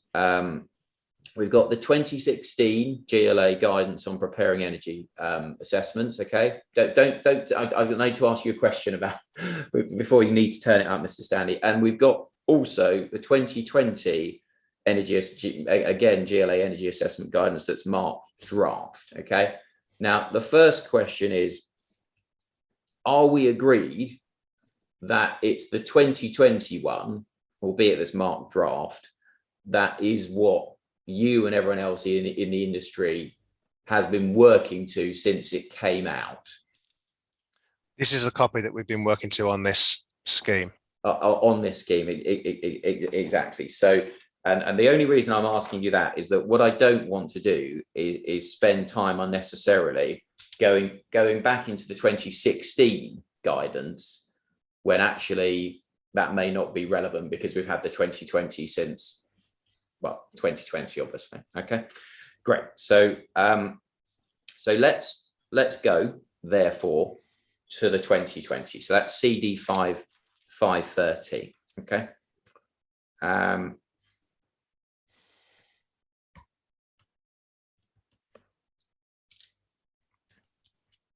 And in fact, let me just make absolutely clear on that point, Mr. Stanley. There's no disagreement between us that it's the 2020 guidance that Madam Inspector should be working to when she's considering this case, correct? Correct. Brilliant. Thank you. Okay. So do you have CD 513? I've actually got a paper copy of that to hand, so I'm going to use that if that's okay. Okay, fine. Okay, well, in that case, I'll refer to paragraph numbers if it's all right. That's fine. Could you please go to paragraph 1.2? And you'll see there, obviously read the paragraph, but the words I want to focus on with you, Mr. Stanley, are, you see where it says an energy assessment to accompany strategic planning applications referred to the mayor. You see those words? Paragraph 1.2. Yes, I do. Yeah. Okay. So again, no dispute. This is this is in the class of strategic planning applications referred to the mayor. Correct. Correct. Yeah. And again, an energy assessment is singular. Correct. Yes. Yeah. Thank you.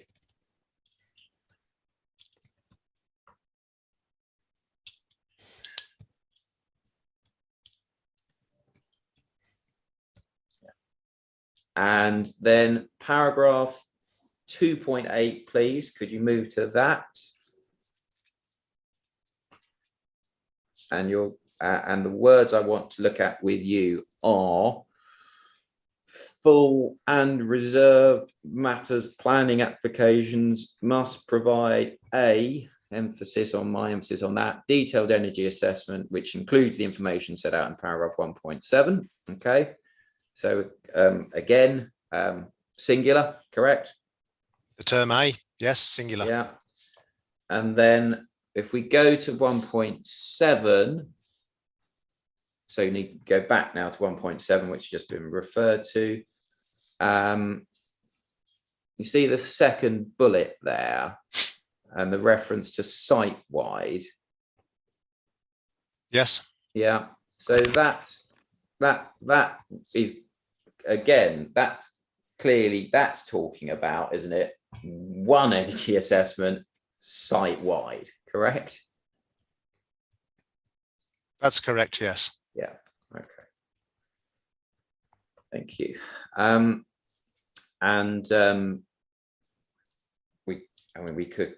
We could go on, but I think that's enough. Now, so do you accept, Mr. Stanley, that policy and guidance both talks about a single energy assessment for the site or the development?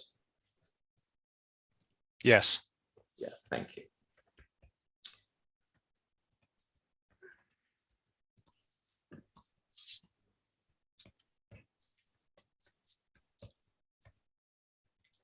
Now, just in terms of why that might be, I wonder if we can agree that unless you produce a single energy assessment, then there is a risk that the development won't be approached holistically. Do you agree?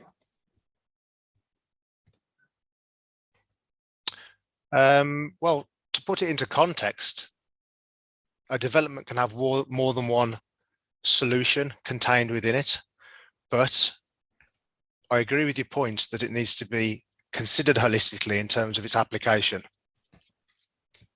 and contain all of the elements contained within the site. Yeah.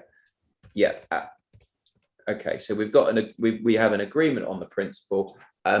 Look, you won't, and that's very helpful, Mr. Stanley, because you need to consider these things holistically. You won't find me saying to you, of course, that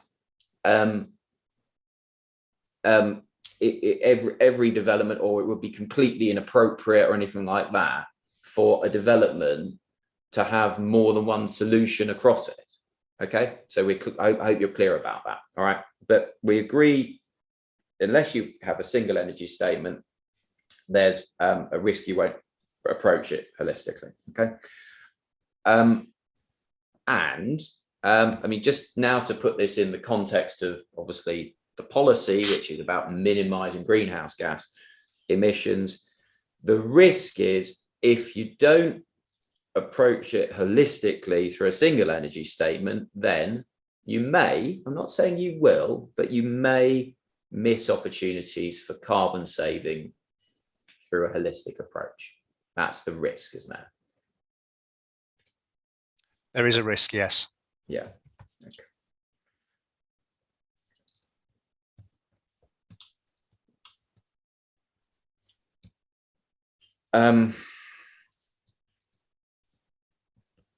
Now, it follows, I mean, necessarily there needs to be someone or someone's, but there needs to be some mind that is assessing the development as a whole, the site as a whole, correct?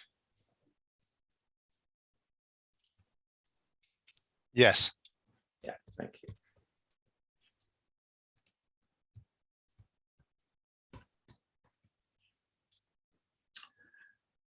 Right, now, let's move to the second policy/guidance issue here, which is whether policy/guidance, and just framing the issue, whether it seeks a communal heat network. Okay. Now, if we look, and we may still be there, at para 517, are you still, I hope you're still in the 2020 energy assessment guidance. We still got it. Brilliant. Still got it. We just looked at paragraph 1.7. Let's look at it again, please. Now, what we call the stem paragraph, so that's the bit at the top.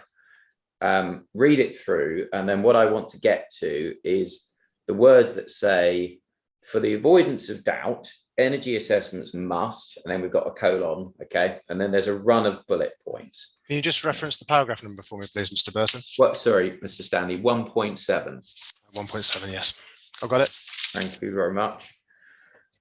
So bearing in mind our issue, does policy guidance, does it seek a single communal heat system, heat network? Now, looking down the bullets, there are three that I just want to pick out for you just to consider. So the first one of these begins, demonstrate that connection to existing or planned district heating networks has been prioritized and provide correspondence to support this. The second one is commit to a communal heat network to allow connection to existing or planned district heating networks identified in the area. And then the third is minimize the number of energy centers and provide a single point of connection to the district heating network. Okay, now just bear these in mind. Now, can we go to the glossary piece, which I have at electronic page 57, but I know that is not the page it is in the document. So I think in the document, the glossary starts page 53, which is electronic page 56. And then when you go to page 54, you will find the definition of communal heat network. Do you have that, Mr. Stanley? Yes, I do. Great. So it tells us that a communal heat network is a set of flow and return pipes circulating hot water to the apartment blocks and apartments contained therein and non-domestic buildings on a development. Okay, and presumably you accept that definition. Yes. Great. Okay.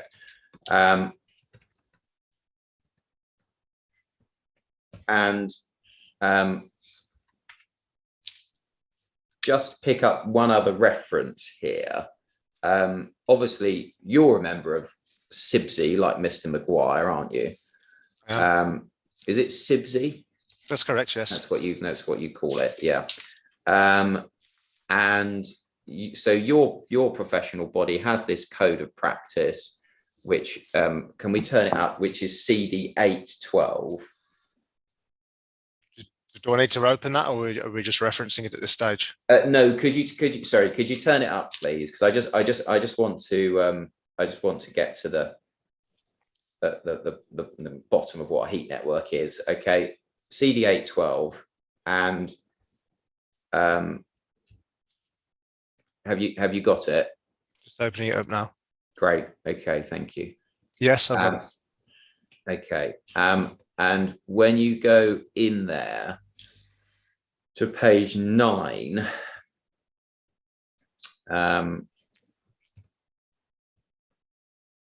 you should find, I should say, so that's document page 9. It's electronic page 20.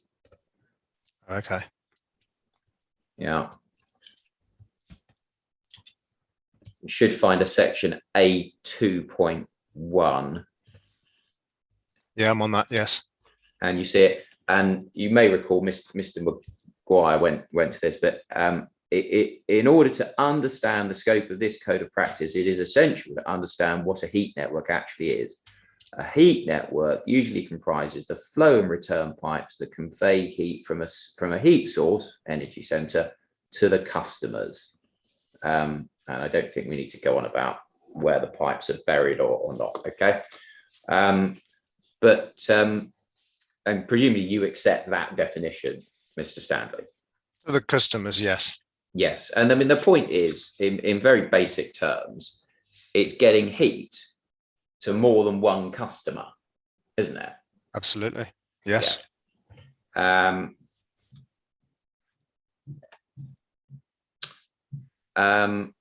Great, okay. So when we, bearing that in mind, turn back to paragraph 1.7 in the energy assessment guidance, and in particular, let's start with this bullet: commit to a communal heat network. Okay, so that is telling us pretty clearly that energy assessments must commit to a communal heat network to allow connection to existing or planned district heat networks, correct? That's what it reads. That's what it reads. And then this next bullet down, which is perhaps a little bit interesting, but it says minimize the number of energy centers and provide a single point of connection to the district heating network. Now when one is minimizing the number of energy centers, one is necessarily doing something that is encouraging a communal network, isn't one? The fewer energy centers, the more communal, is my point. The fewer energy centers, the fewer connections to an anticipated district heat network. Yes. Yeah. But my point is, you could, I mean, just hypothetically, you could have a development which has three different energy centers. It's got three buildings and they've got three different energy centers. Now that, and obviously each energy center is serving each building. So that's not a communal heat network around the development. But then when you've got one energy center serving the entire development, that's a communal. Your first description was a communal heat network, and your second description was a district heating network, where you've got one energy center serving a multitude of buildings. It is a district heating network. Well, hold on, Mr. Stanley. I'm talking about, I'm not sure that, no, I don't, we obviously disagree on this. That I'm talking about one development, okay? A development site, yeah, that happens to have three buildings on it. Yes. And if you have a communal heat network on that development, then you'd have one energy center, wouldn't you, for that communal heat network? Well, referring back to your point in CIBSE CP1 about the definition of a heat network, communal heating is defined as a heat network that serves a single building, and district heating network is a heat network that serves more than one building. So if you've got a single energy center on a development, I'd consider that as a district heating network, as per CP1. I think we might be confusing definitions. Let's go back again to the guidance. Okay. Okay. So we should disregard CP1. We're in 513. We're in 513. 513. 513. I've taken you to the definition of communal heat network. That's the guidance that everyone agrees that one is working to. Okay. And this is how we need to when we're looking at this document, we need to understand what it means by communal heat network. Of course, yes. So I'm just getting a little confused because we're using glossaries from two separate documents. Fair enough. So okay. I'll focus on the energy assessment guidance. Focus on CD 513. Focus on the guidance. Remind yourself of what is a document page, because you've got it in hard copy. Document page 54. Yes. It's electronic page 57, and the definition of communal heat network. Got you. Yes. Okay. Apologies. I was looking at CP1 still. No, Which is that's different. quite all right. Look, my fault, Mr. Stanley. I should have made it absolutely clear where we were.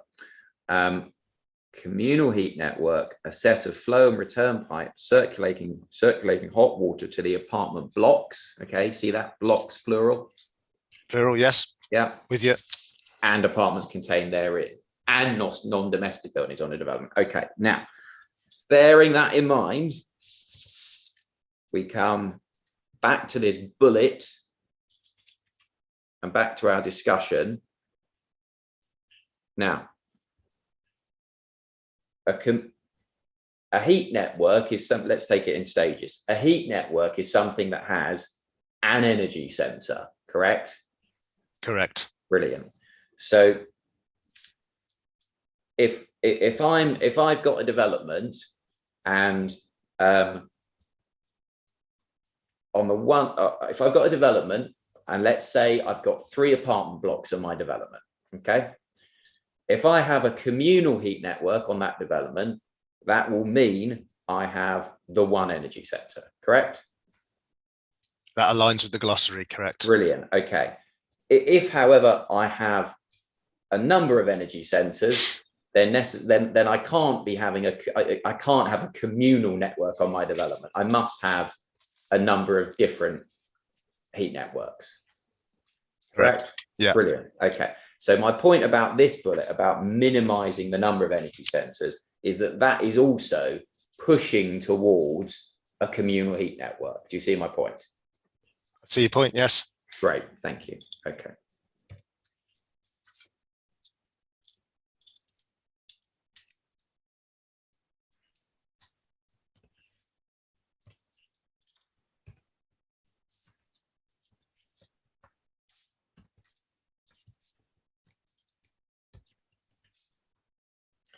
Now, you were asked, and this is some pages further on from 1.7 in the guidance document, Mr. Stanley, you were asked, do you recall, about paragraph 9.10? And that paragraph you will find at electronic, sorry, you need the document page. You'll find that at document page 33 and that's electronic 36, madam.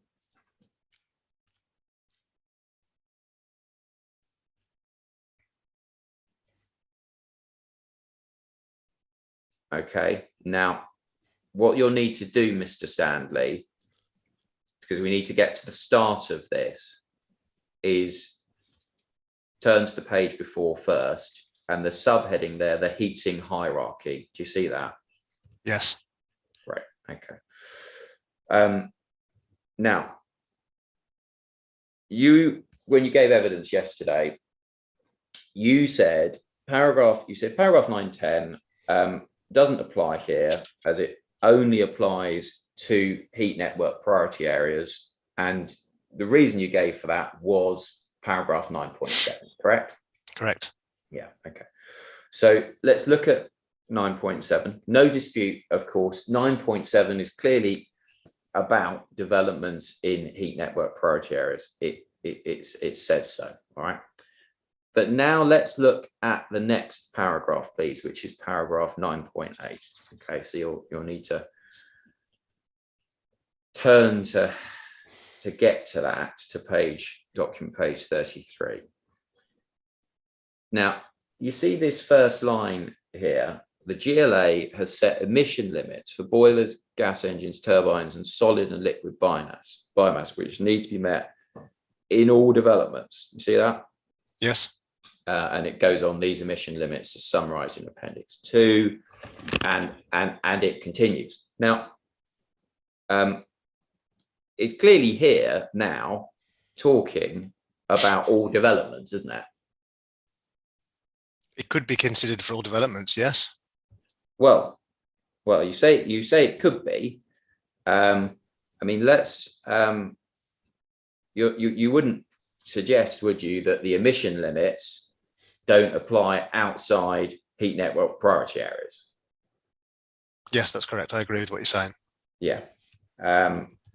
And just to bottom this out, if you go to if you go to the appendix 2, so I'm sorry, I've got all my references electronically, but electronic page 62, and I'll give you a page number, Mr. Stanley. I've got it, Mr. Burton, don't worry. You've got it. Okay, great, thank you. Well, it actually starts at electronic page 61, which is document page 58. So we see appendix 2, we've got all of these emission limits here. And when we go over the page to page 59, electronic page 62, we've got some bold text. It should be noted that while it's necessary to meet these limits, these are minimum standards, blah, blah, blah. I'm sorry to interrupt. I'm very sorry to interrupt, Mr. Burton. I can't see Mr. Stanley on my... Oh, he's just disappeared. There we are. I think I had a page over the camera.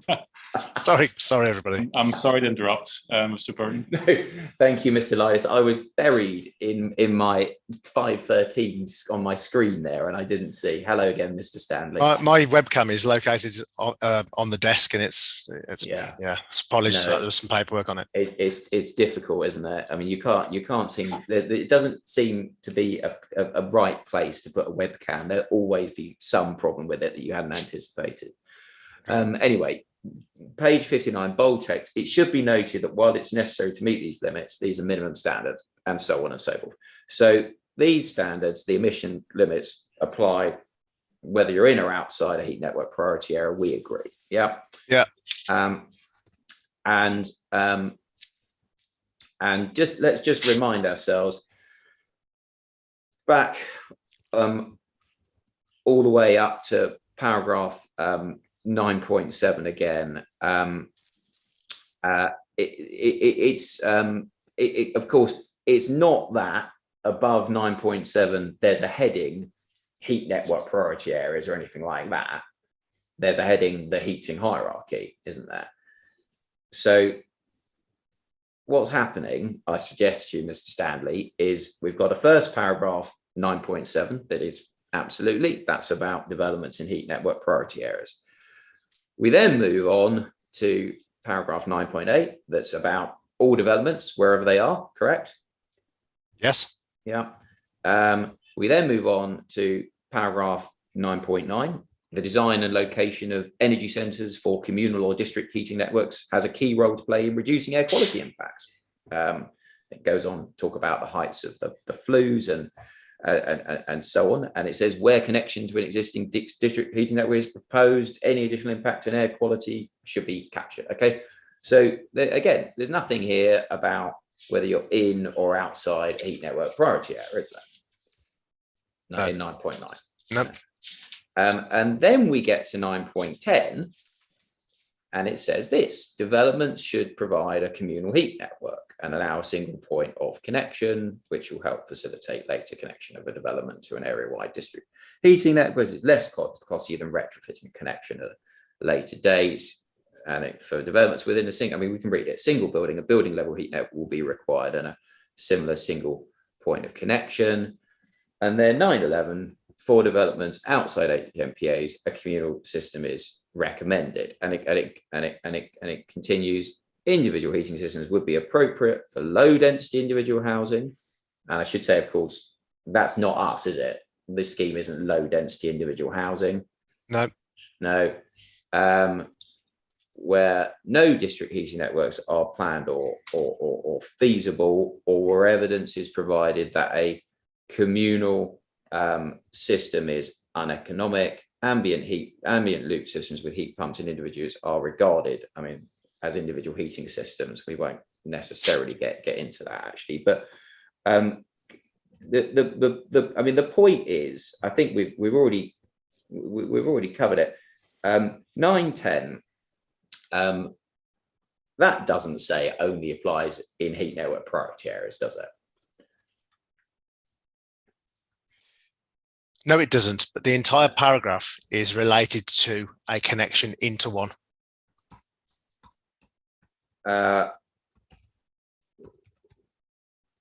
entire paragraph 9.10 is relating to the capability for either a communal heat network or any other form of energy centre to connect into a district-wide heat network. The entire statement is focusing on that point.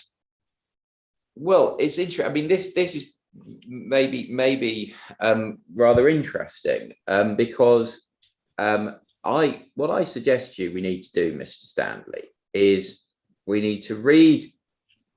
I mean, obviously, we always read the document as a whole. Okay, here we are looking at certain paragraphs. I suggest that we read 9.10 and 9.11 as a whole, and starting with 9.10, the way it divides itself up, it says development should provide a communal heat network. Okay, now it doesn't say in order to allow a single point of connection. It says and, doesn't it? Yes. Now I accept that if it said development should provide a communal heat network in order to allow a single point of connection to facilitate later connection, okay, then your interpretation might have some validity. But actually what it's doing is saying provide a communal heat network and allow a single point of connection, isn't it? Yes, it is. Yeah. Okay. And what I suggest this is telling us is development should provide a communal heat network, but where you're outside an HPNA, that's a recommendation, and there basically can be reasons that you don't have to. Well, yes, the opening introduction to this document suggests that all applications should be assessed on their own merits, given their individual characteristics. And I guess what you're suggesting here is that we take that statement on board. Yeah, well, look, I mean, no one's going to fall out about the need to, context is everything. No one's going to fall out about the need to assess an individual application on its own merits. But the reason I've been asking you these questions is to see if actually when we look really hard at what the guidance is actually saying and really focus on the words, actually it is saying, yes, we do seek a communal heat network, but if you're outside an HMPA, there's some flexibility basically, and see where we can agree on that. There is some flexibility, yes, and I guess when we move through this document, that will become even more apparent. Yeah, but do we agree though that what the guidance is saying is we do seek a communal heat network, but where you're outside a heat network priority area, there's some flexibility, and I'll come on to the flexibility. But do we agree on that principle, Mr. Stanley?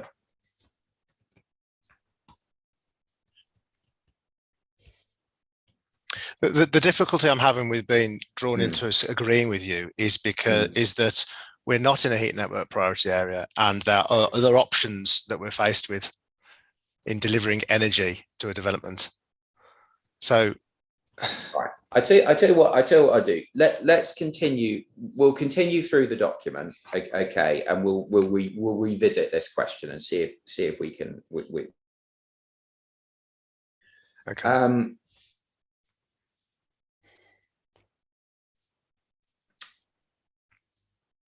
I think could I check though that I mean, we certainly did seem to agree, but I need to be absolutely clear on it with you. That paragraph 9.10, now that we've really looked at the wording, okay, that paragraph 9.10 is saying you should provide a communal heat network, and it's not, because it's got this word and, it's not saying that's only the case if you're in a heat network priority area. It doesn't say that in the wording, no. Yeah. Okay. So we do agree on that. So we'll go forward with that. Now, look, this is not about point scoring. This is about making sure Madam Inspector has the right answer. Okay. But I just do need to point out that therefore when you said in your chief that 9.10 only applied to heat network priority areas, you accept that was wrong? Well, no, because further on in this document, it clearly states that if a development is not within an area that will be supplied by a district heating network, it will not be necessary to make provision for future connections. So that's where the ambiguity lies. And the ambiguity also lies within the glossary of what a heat network is in this document and its reference to CP1, as we alluded to before. So this is where interpretation comes in, and the individual characteristics of the site also play a part. So it's difficult to agree with these statements when they're viewed in a different context. So my opinion is that we're assessing this site on its individual characteristics. That statement there solely relies or solely relates to connection into a district heating network or one that's planned in the future, which this site does not have. Therefore, to me, it relates to developments within a heat network priority area. I agree with the wording that that's in there, but my interpretation of it is one that is within a heat network priority area. So I'm struggling to agree with Mr. Burton. Apologies. No, look, you mustn't apologise for your evidence. But so I think what you're saying is that although you agree with me in terms of what it says, of course, yeah, and in terms of how one, as it were, reads those words in an ordinary English way. The context of that paragraph, yes. Sorry. Your interpretation of it is actually different, which is not reflected in the wording of the paragraph, that you take from a broader stance, and you believe that paragraph should be read not as the ordinary English suggests, but it should be read as only referring to heat network priority areas. Have I understood? Correct. This document should be read as a whole, not just in isolation of each individual paragraph. Of course, the document should be read as a whole, but just focusing on the point, yes. I think you accept that I correctly understood the way you're approaching this. Yes. Yeah. Okay. Great. All right. So,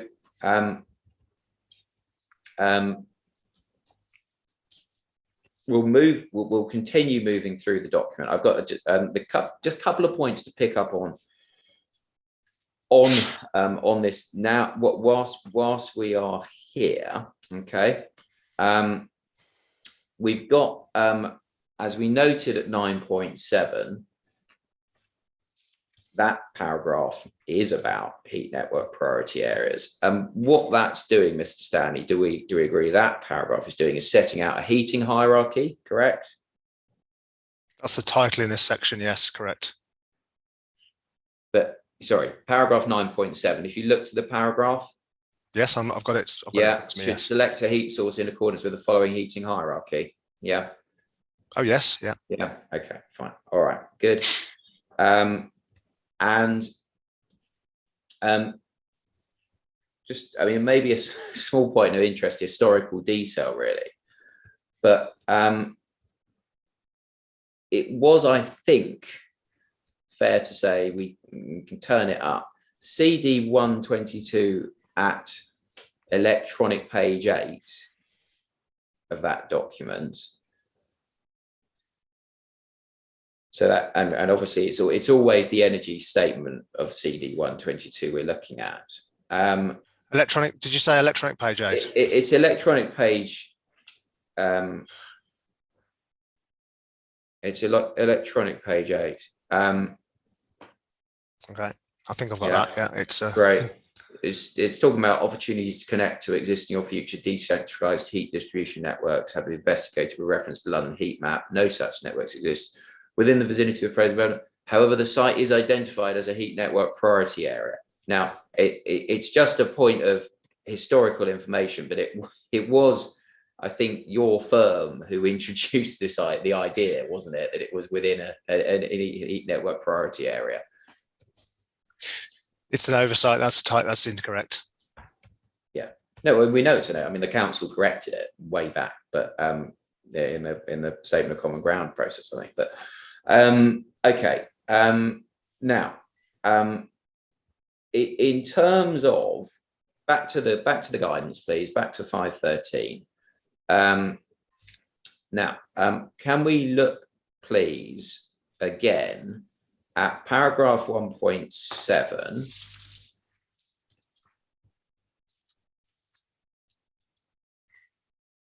and that bullet that we've already just noted,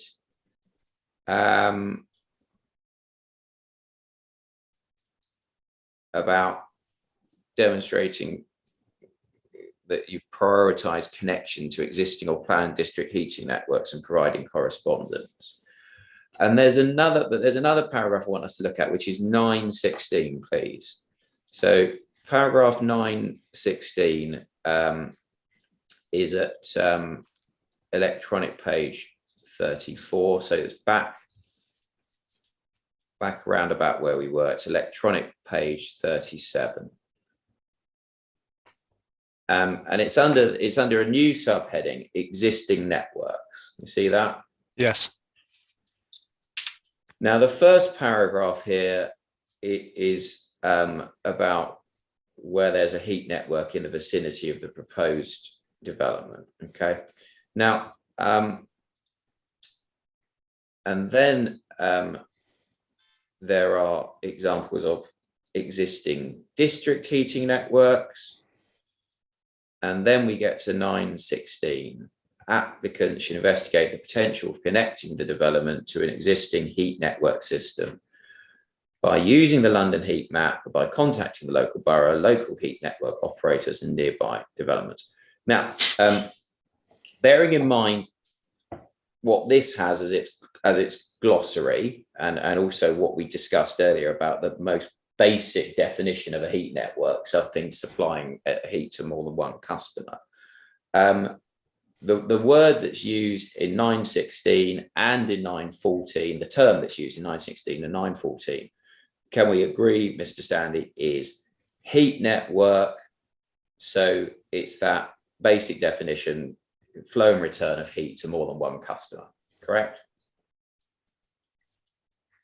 Yes. Yeah, okay.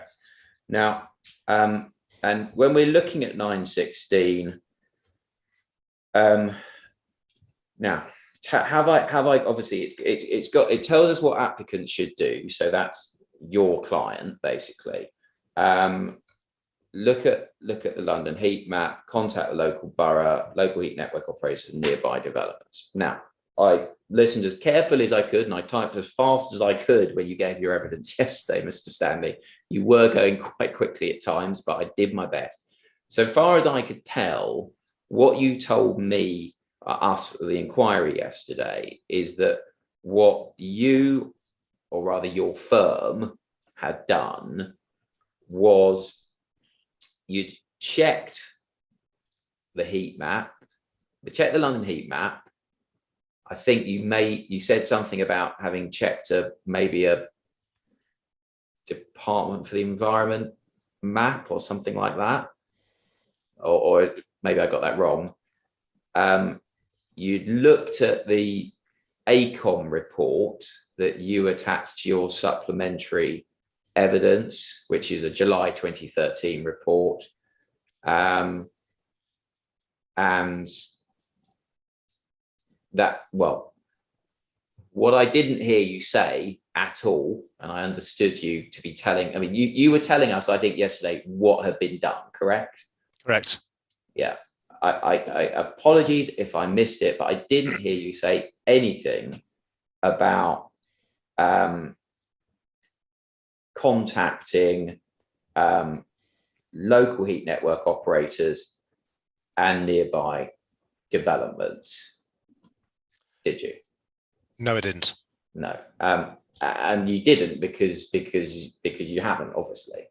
Well, we're not aware of any nearby developments that would substantiate contacting, and the only other heat network operator that we're aware of that's considering this is the Hoggs Mill development, which is a large renewable heat project that Kingston are looking at the moment, and we deemed it unviable to even consider given its proximity. It's too far away to even consider. So I brought to your attention the ones that we had considered as being something that should form part of the inquiry. Yeah, where's the Hoggs Mill one? The other side of Kingston. It's a waste heat project, and it's miles away. It's miles away, isn't it? It's still within the borough, and that's one that Kingston are currently contemplating, I believe. Yeah, but look, we all know, we've discussed it many times with the inquiry already. I don't actually. You've been to the site, I presume. I've been to the site, yes. Yeah, I mean, you'll have seen it as you walk to the site, just on the other side of the Toby Jug roundabout, or the big roundabout. Okay, there's a development of 950 units that's going on, being built right now, isn't there?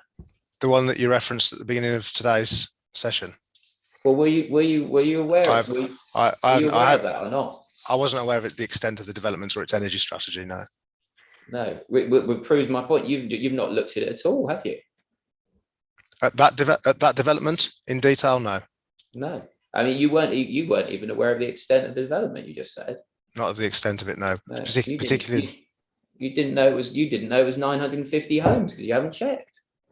No. Right. Yeah. Okay. Now look. So there, I think we can take this as a matter of really first principles, Mr. Stanley. You didn't know it was 950 units, but you do now.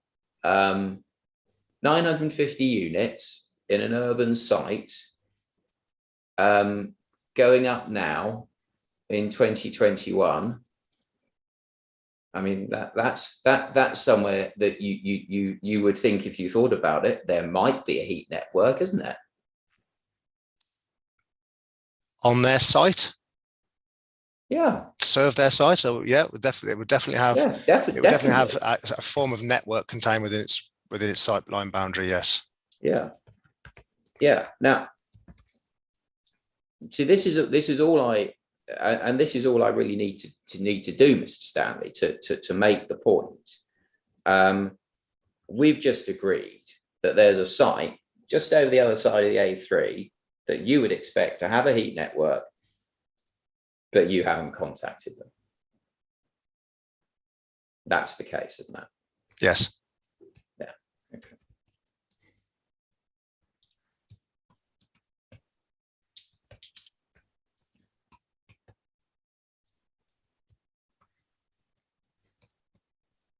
And just so we're absolutely clear on this, to put the tin lid on it, that's clearly contrary to para 916 of the guidance, isn't it? Yes. Yeah. Okay.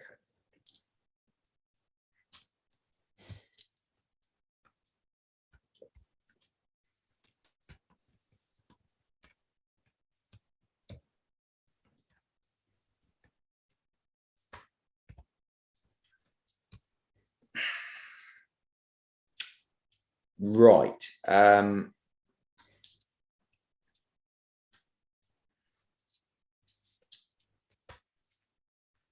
Now, let's go back, please, to paragraph 911. And can I just, I want to check on this word uneconomic in 911. Okay. And to do that, can we go to, so this is where it says, or where evidence is provided that a communal system is uneconomic. Can we have a look at 922, please, Mr. Stanley? I mean, we just turn it up, but presumably you would agree that this question of whether or not it's uneconomic for there to be a communal network is that is talking about life cycle costs, not just capital costs. Do you agree?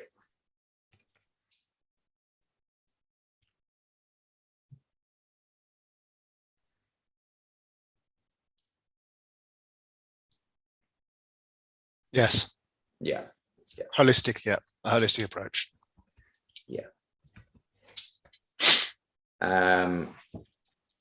And I mean, obviously, 922. I mean, what it says, we can all read what it says, but quite a long paragraph actually. But there's, of course, there's a reference to Appendix 5 for how one needs to approach it. And then we've got this, although LCC, so that's whole life cycle, although whole life cycle results will vary on a case-by-case basis, modelling usually shows that LCC of well-designed heat networks and individual boilers are broadly similar for high-density developments. So we have to remind ourselves it's talking about whole life cycle costs, correct? Correct. Yeah. And where the whole life cycle cost of the communal heat network is broadly similar to that of individual gas boilers, the network will not be considered uneconomic. So obviously, one has to apply an element, I think, of judgment, doesn't one, Mr. Stanley, as to what is meant by broadly similar? Quite a loose weave term, would you agree? Agree, yeah. Yeah. And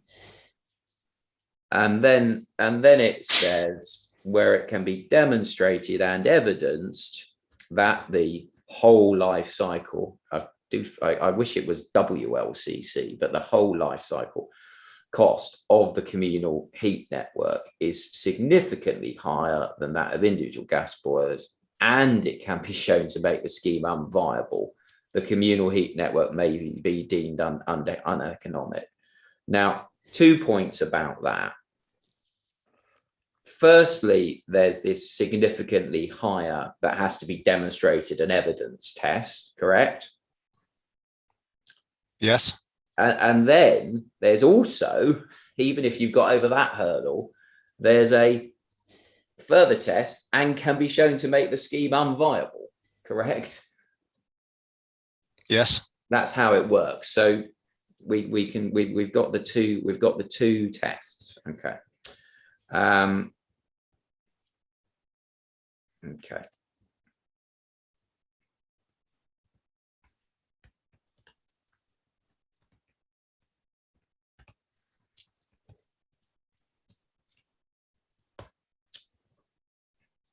Now,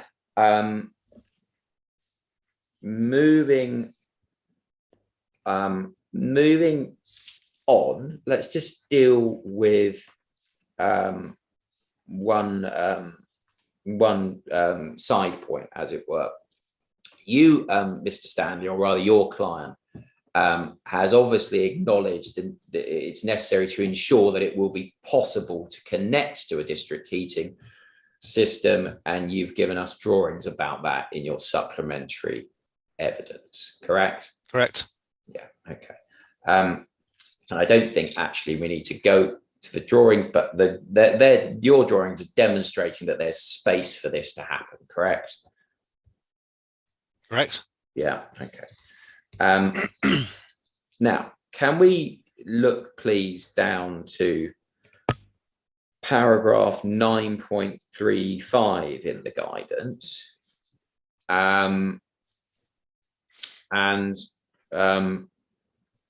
We do need to put this in a context. It's under the heading scenario 3. So this is electronic page 41, document page 38. It's under the heading development in areas where an area-wide heat network is not proposed, which is not within an HMPA. Now, the evidence that you, I think, gave, and certainly cross-examination of Mr. Maguire was consistent with this, seemed to rely on paragraph 9.35. Is that, did I get that right? I don't recall the cross-examination of Mr. Maguire, No. but both Right. both paragraphs are equally important under Okay. scenario 3. Okay. Now,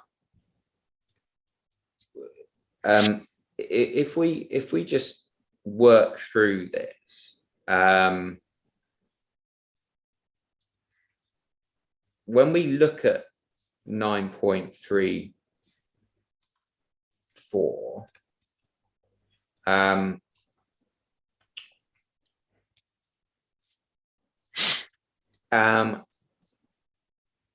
it says there are geographic areas where, due to the type and or low density of the buildings, district heating will not be implemented in the future. Examples of such areas include areas of detached, semi-detached housing or industrial estates. You can read it with unheated buildings.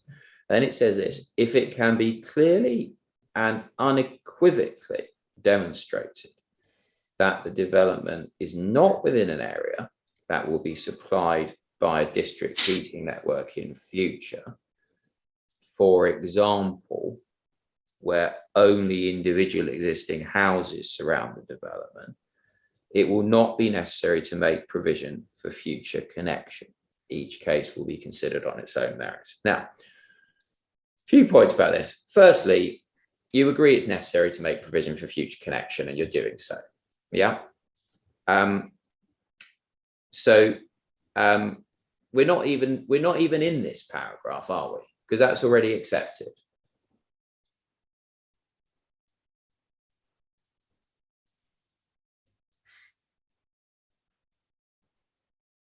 Yes, it is accepted. There's a number of reasons why we're allowing future connectivity, but that paragraph is accepted, yes. Well, yeah, we're not in the paragraph. That you agree that. Yeah. For that reason. I mean, the other point, of course, let's look at the example given, for example, where only individual existing houses surround the development.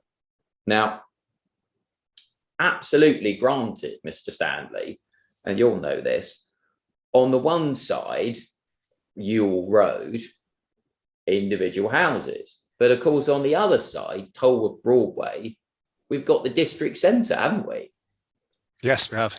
So we are not in this example. It's not only individual houses that surround this development, is it? Correct. Please be under no misunderstanding. I fully accept and acknowledge this is giving an example. Okay.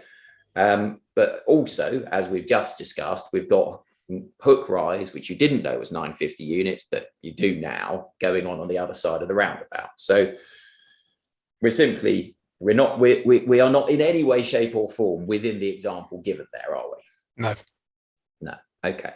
And so then when we come to 9.35 and it says in such areas, now it's obviously talking about what it's just discussed in 9.34, isn't it?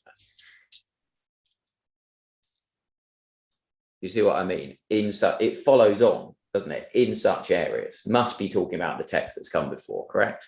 Yeah. So we're not in 9.34. So 9.35 necessarily we're not in 9.35. But what it then says in 9.35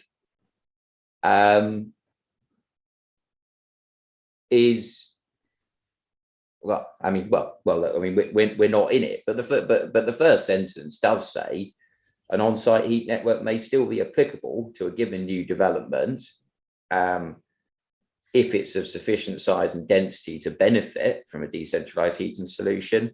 And it gives one example about a waste heat source. Obviously, we're not near a waste heat source. But then it says all medium to large scale residential-led mixed-use developments, which we are, aren't we? We are, correct. Now, anyway, I mean, the point is that we're not in 9.35, and I think we agree that, don't we? I agree with the first sentence, yes, but the second one is related to our development, where it suggests that alternatively a communal heat network, which I guess can be interpreted differently given the glossary within each individual building, may be more appropriate, and this will be considered on a case-by-case basis. Sorry, Mr. Stanley, we're at slightly cross purposes. My point here, which I thought we'd agreed, is that because we are not here, we're not in 9.34, so and it follows we're not in 9.35. We agree that, don't we? I only agree that the first sentence is relating to 9.34. That's all you agree. Because we then talk about medium or large scale residential led mixed use developments, which we are. Okay, no, that's that for my purposes, that's absolutely fine, Mr. Stanley. So you only agree that the first sentence of 9.35, correct, is relating to 9.34, yeah? It's suggesting that in the areas mentioned in 9.34, a heat network may still be applicable to a given new development, and then it says or medium or large scale residential led developments. So it's referring to 9.34, but then it goes on to suggest that a heat network may still be applicable in medium to large scale residential led mixed use developments, which we are. So we can't just completely rule out that paragraph. Okay, no, it's really interesting to hear how you've approached it. So take it in stages. We agree that we are not within 9.34, but we agree that the first bit of 9.35 is a follow-on. Is a follow-on, but then we have a disagreement, and you say the rest of 9.35, or some of it anyway, is not a follow-on. Have I understood correctly? It leads on from 9.34, then goes on to talk about developments that are quite clearly related to Tolworth complex. So okay, that's where I'm at with that. That's where you are. There's a disagreement. No problem. We should also just bear in mind that where it refers to a communal heat network within each individual building may be more appropriate. When we go back to the glossary, a communal heat network is then defined as one that serves more than one building. So again, it's open to interpretation. Okay. Well, we're not going to agree on everything, Mr. Stanley. I mean, that would be, well, we might do, but we're clearly not. But the point is, it's very important to understand how you've approached this, how you interpret it, and so we can then we can then understand how you've come at it. Fine. Okay. So if we just now reflect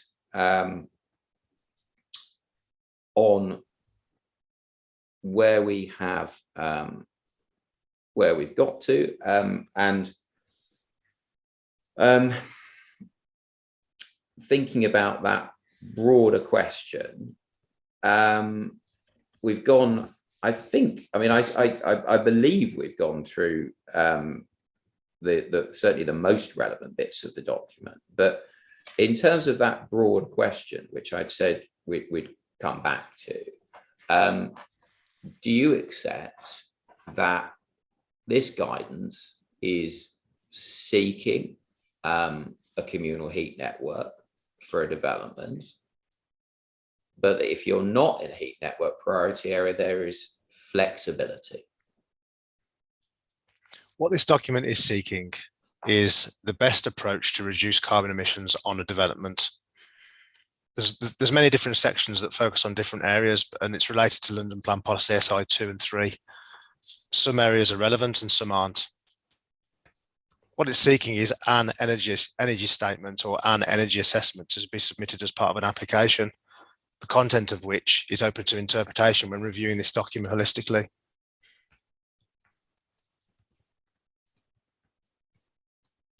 Sorry, you seem to be answering a question about energy assessments, which we discussed some time ago. The point I'm putting to you, Mr. Stanley, is whether you accept that this guidance is seeking a communal heat network for the notional development, but that if that notional development is outside a heat network priority area, then there's some flexibility in that. But it's still seeking it. It's just that there may be, as it were, ways out. I want to know whether you accept that as a proposition now that we've gone through it.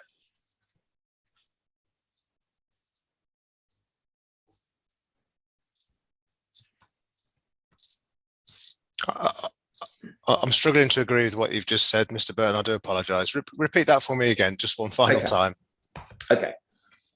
The guidance is seeking a communal heat network for the hypothetical development, yeah, wherever it is, but that if you're outside a heat network priority area, then there's some additional flexibility because there are some ways out of that. And we were discussing not long ago one of them, the uneconomic. Okay, that's the broad proposition. Yeah. Yeah, it's whether or not you interpret it as a communal heat network on a single building by building basis, or a communal heat network across a development site, or in fact, as you just suggested, a heat network priority area whereby we connect into a city or district wide heat network. So yes, it does suggest that a heat network of some description should be the priority. And if there's one available to connect into outside of the red line boundary, then that should also be a priority, the number one priority, in fact. So yes, Okay. a heat network of some description should definitely be the priority when reading through this energy assessment guidance. Yeah, and I mean that's a heat network for the entire site, isn't it? Well, certainly more so than individual boilers or electric panel heaters in an apartment itself.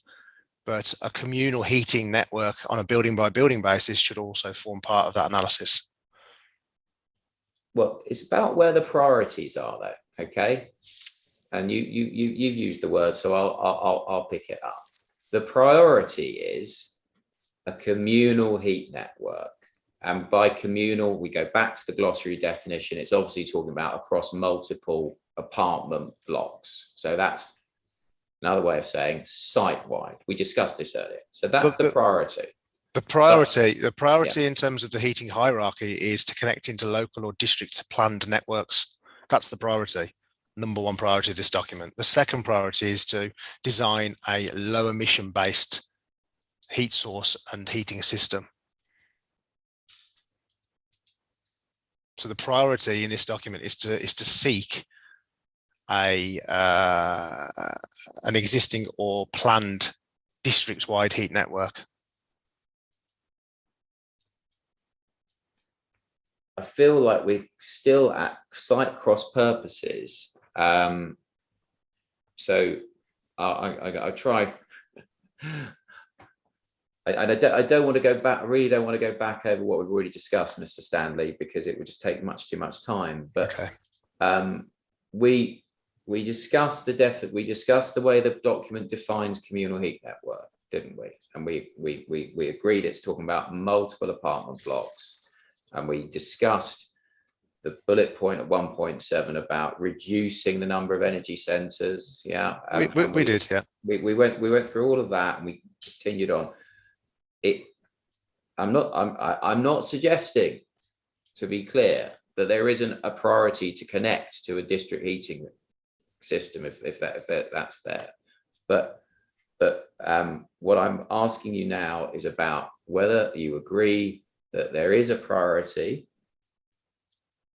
to deliver a communal, i.e. share between the buildings or the blocks on a site, a communal heat network, but that there are,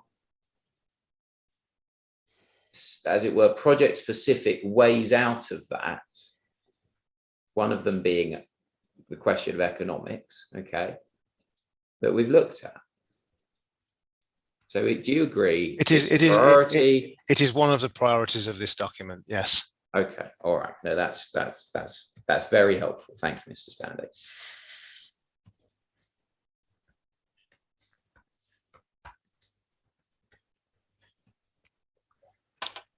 And to be absolutely clear about that, it is a priority to deliver a communal heat network, if you can, in a way that it is in an order of priority. Okay, delivering the communal heat network, if you can, that comes before delivering heat networks for each individual building. Do we agree?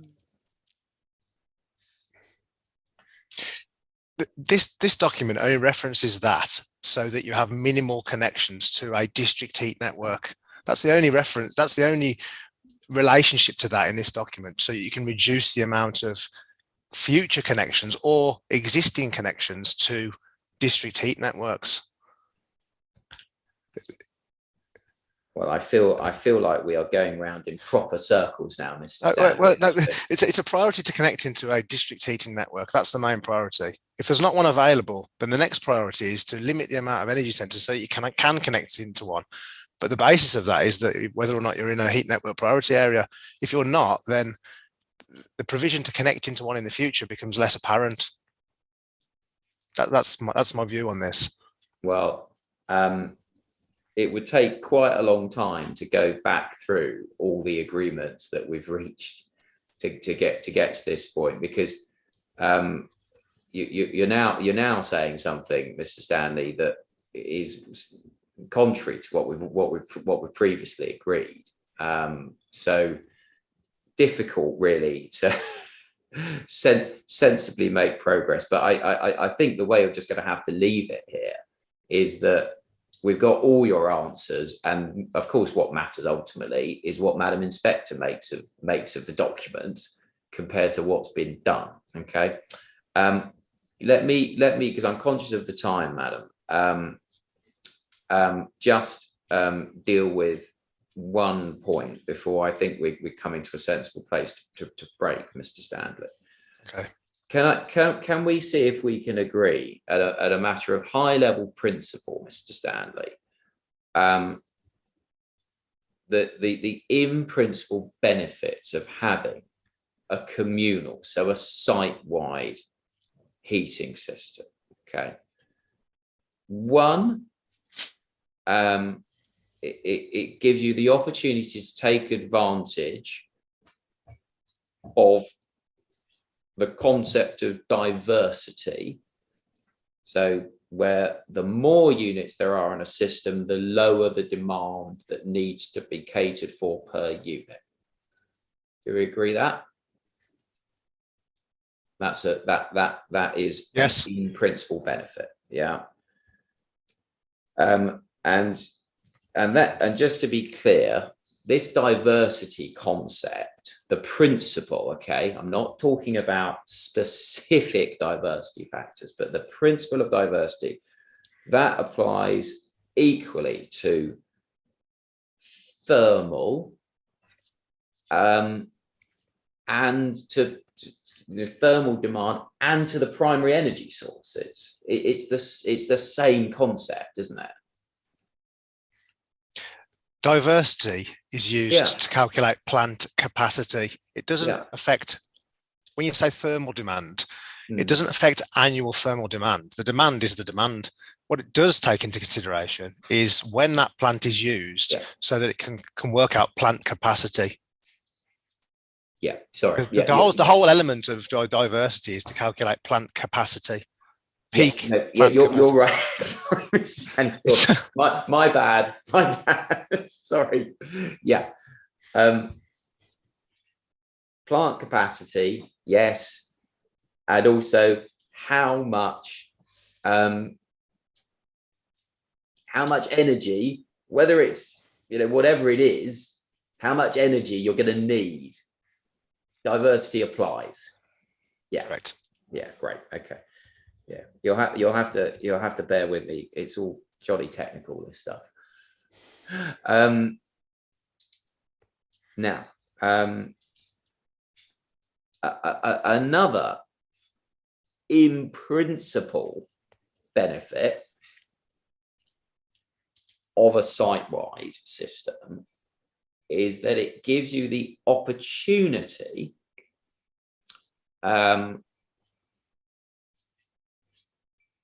all things being equal, okay, in terms of so it's technology, but all things being equal, one might expect that a site-wide system would give you the opportunity to achieve reduced carbon, wouldn't one?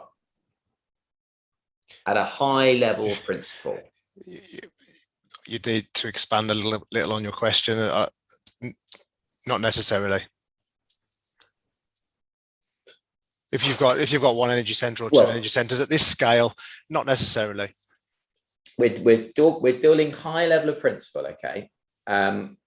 Because you've got, firstly, you've got diversity working away, okay? That's the first one, and let's just now. I don't want, so you're clear, Mr. Stanley, for the purpose of this question, I don't want to look at the diversity graphs Mr. Maguire's used for the specific diversity factors that are in there.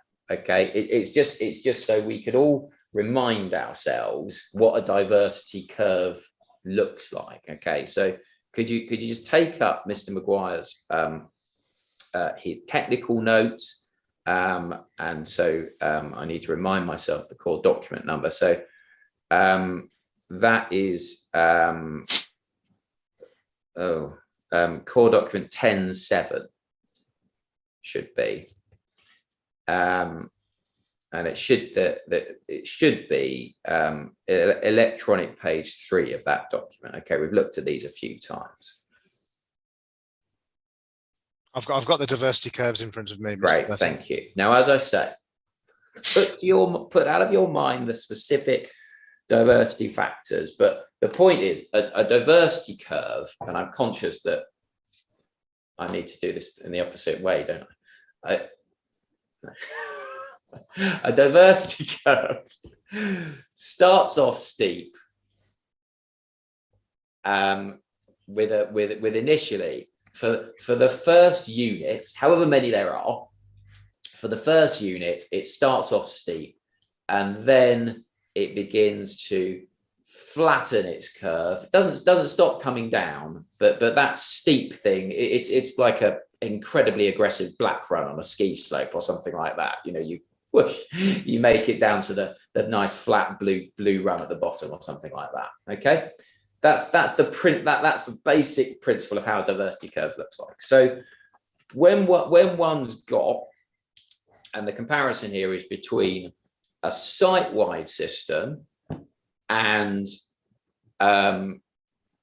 individual systems for individual buildings, and we'll go with the notional three apartment blocks. The site-wide system,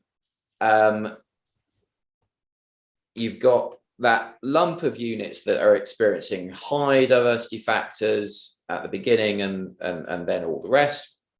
But when you've got multiple energy centers, which need to have the different heat networks for the individual blocks, you've got that for each one of those. You've got that chunk of units that are going to have high diversity factors times however many site systems you've got, haven't you? Yes, you take the source of heat to the apartment using DS439, which will be a heat interface unit, for argument's sake. Multiply it by the number of units, and then you multiply it further by the diversity factor taken from one of those graphs. Yeah, correct. Yeah, but sorry, let's just make sure we actually do agree about this, Mr. Stanley. If you've got one system, then you've got that number of units experiencing high diversity once, but when you have more systems, you're going to have that same those units experiencing high diversity for each system. Correct. Yeah. Okay. So that's the first point. Okay. The first reason why, as a matter of high level principle, one might expect, obviously technology dependent, but one might expect a site-wide would reduce your carbon. Do you follow? Yeah, let me put that into context for you. So when you get up to the magnitude of units that we're talking about on this scheme, the diversity factors diminish to a point whereby taking towers 2 and 3, where we've got 240 units, the diversity factor is 0.066 using DS439. If you then elevate that to 400 or not 499, let's say 500 units, that diversity factor goes to 0.055. So because we're on such a grand scale of units, the diversity factors diminish to the point where if we were to consider a site-wide solution with one single energy center, the difference is less than 100 kilowatts. It's very, very small. So sorry, let me just make sure. Let me make sure I've actually written that down correctly. So we're talking about. I'm just talking about one of the elements here, which is on figure 2, which is domestic hot water. So, if using DS439, and I do say if because there's this other element that isn't coming into play today. Using domestic hot water for 238 apartments, we're at 0.066. But if we look at 500 apartments, we're at 0.055. So when you're talking about a small amount of apartments, the diversity factors have a huge impact on a development. But when you're talking about 240 or so, elevating to 500 or so, that factor does diminish. So the Madam Inspector should be aware of this, because I think the point that you're making is that it has this vast difference on the grand scale of things when in my opinion, it doesn't. Well, I'm actually, Mr. Sandy, I've tried to be, obviously, with all my questions, very careful. I'm not talking about a vast, I'm not saying the difference is vast or saying it's small. It's about what one would expect as a matter of high-level principle. Okay. Yes. Now, we've agreed, so let's go back over this. We've agreed that with multiple networks, that means multiple instances of those units that have high diversity factors. Okay. Yes. And what you've just told me, and I know you're dealing in it, well, what you've just told me is that there is a difference. You're on in terms of this scheme. Now you may say, well, it's not very much, but the point is that if you can get a lower diversity factor with a site-wide system, that means lower carbon, doesn't it? Okay, based on this principle, yes, it does. If we're just solely concentrating on that, then, and I've explained the magnitude of this, then the answer to your question is yes. All right. And then, I mean, the other, moving away from diversity, again, all things being equal, so technology dependent, I'm still working at this high level principle. One would presumably expect that the more heat networks there are, the more scope there's going to be for inefficiencies. I mean, if you've got one heat network for the whole site compared to multiple heat networks, as I say, technology dependent, but one heat network for the whole site, multiple heat networks as the alternative, you'd expect to be losing more from the multiples than the single, wouldn't you? I don't follow really. I mean, there's a lot of things that need to be factored into a singular energy network on a development as well, like distribution loss. There's a lot of heat. You can get a whole lot of heat distribution loss from a single network. There's a lot of things that need to be factored in, so I'm not going to agree with that as a principle. All right, so that's too site specific, is it? Okay. You'd also presumably expect to be able to optimize your plant with a single, and also to achieve economies of cost and indeed the amount of space involved with a single as opposed to multiple networks. Not when we're considering this development, no. Well, sorry, I know high level principle. I know you're going to keep bringing it back to this development, but I'm dealing in high level principles. a single communal network on a development would require a significant amount of plant space to accommodate that plant, which needs to be factored into the individual characteristics of the site. It may be that you had a single network with more than one source of energy. So no, I don't agree with what you're saying. I'm sorry, Mr. Burton. I don't agree with that as a matter of principle. Wow. So you've just introduced the concept of a communal heat network that has more than one energy centre. Well, it could. The basis of a communal heat network with one energy centre, which is what the energy assessment guidance recommends, does bring with it a lot of constraints and challenges to accommodate on a site.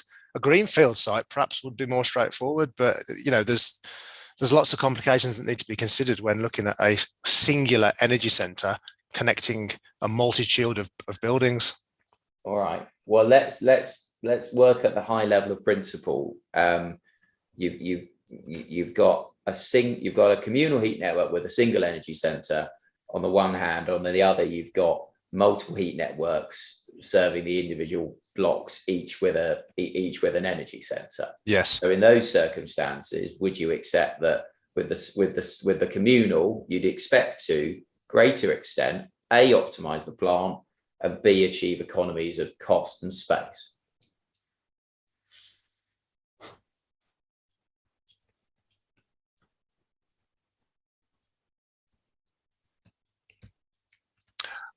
There's 2 points there. Optimization of plants, maybe, but grand economies of space, I don't agree.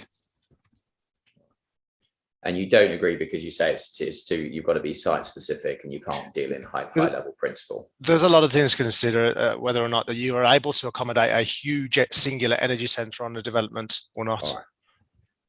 Right. Okay. And then the final one I want to put to you is that you'd have, with the single site wide, you've got the opportunity at least to reduce the life cycle costs, because simple reason, if something goes wrong, if something fails, those costs are necessarily shared amongst a greater number of consumers. Yes. Yeah. Okay. Great. Thank you very much, Mr. Stanley. So, madam, it's all, sorry, I meant to stop exactly at 1:30, but that is the appropriate moment to stop. So that's close enough, Mr. Burton. So I'll accept that. Thank you. Thank you very much. What I would like to do then is take, well, if we can come back at 2:30, I'll adjourn until then. When we come back, and I did want to just ask, I did reference that I can stay on later this evening. I didn't ask whether that would be acceptable to everybody else, including the whoever is dealing with the being the host, and whether they are able to end the meeting, etc., etc. So if you can just check with the council that's all acceptable. And I was thinking around maybe stopping around 5:30. So whether that would be acceptable. I certainly will check that, madam. Thank you. Okay. Yes. I mean, obviously, if you and Mr. Stanley are able to keep going, then I think my learned friend and I agree. We should if we can. Obviously, Mr. Stanley's on, and I was going to raise this. Again, we don't normally have a big break in the afternoon. It could be that we do need at least a 20-minute break in the afternoon to just split it up, because if we are sitting, we'll be sitting for 3 hours straight otherwise, which is not really acceptable. So we can have a break halfway through. Yes, I mean, I'm assuming that for Mr. Stanley's evidence, we're not going to complete him today either, because cross-examination will run over, or even if we get to 5:30 or so and cross-examination's been completed, it may be preferable for re-examination to take place first thing in the morning, once I've had a chance to look through notes and so on, and hopefully keep that as efficient as possible. Just flagging that we may not finish by 5:30. I'm not sure if the learning friend is anticipating finishing cross-examining by then anyway, but I think you'd surprised. already implied that, Mr. Burton, hadn't you? I have, madam. I'd be very surprised. But. yeah, that's my assumption. Fine, Yeah. fine. Okay. Thank you. Okay, thank you. Thank you. I'll adjourn until 2:30 then, please. Thank Thanks, you. madam.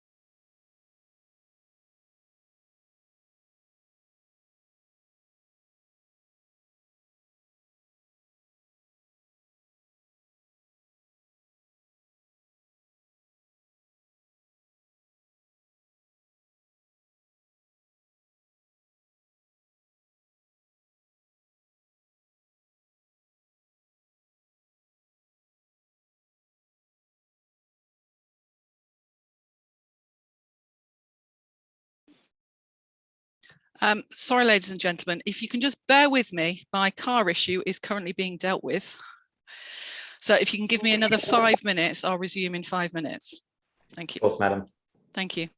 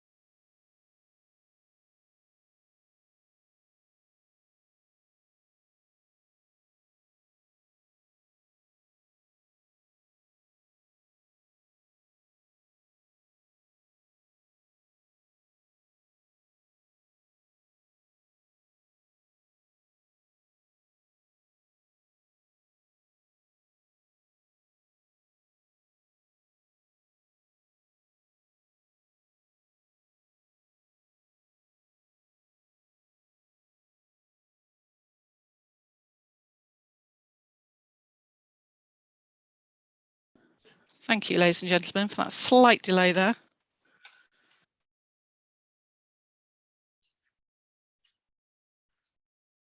Right. The inquiry is resumed. So, Mr. Burton, please.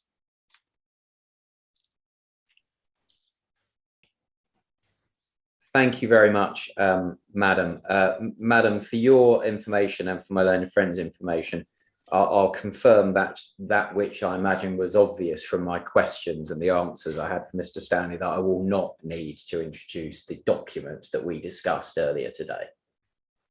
Great. Thank you for that clarification. Thank you. Just put that away. Mr. Burton, Ma'am, can I just add Sorry, something before we start? I didn't anticipate that the cross-examination would extend into tomorrow.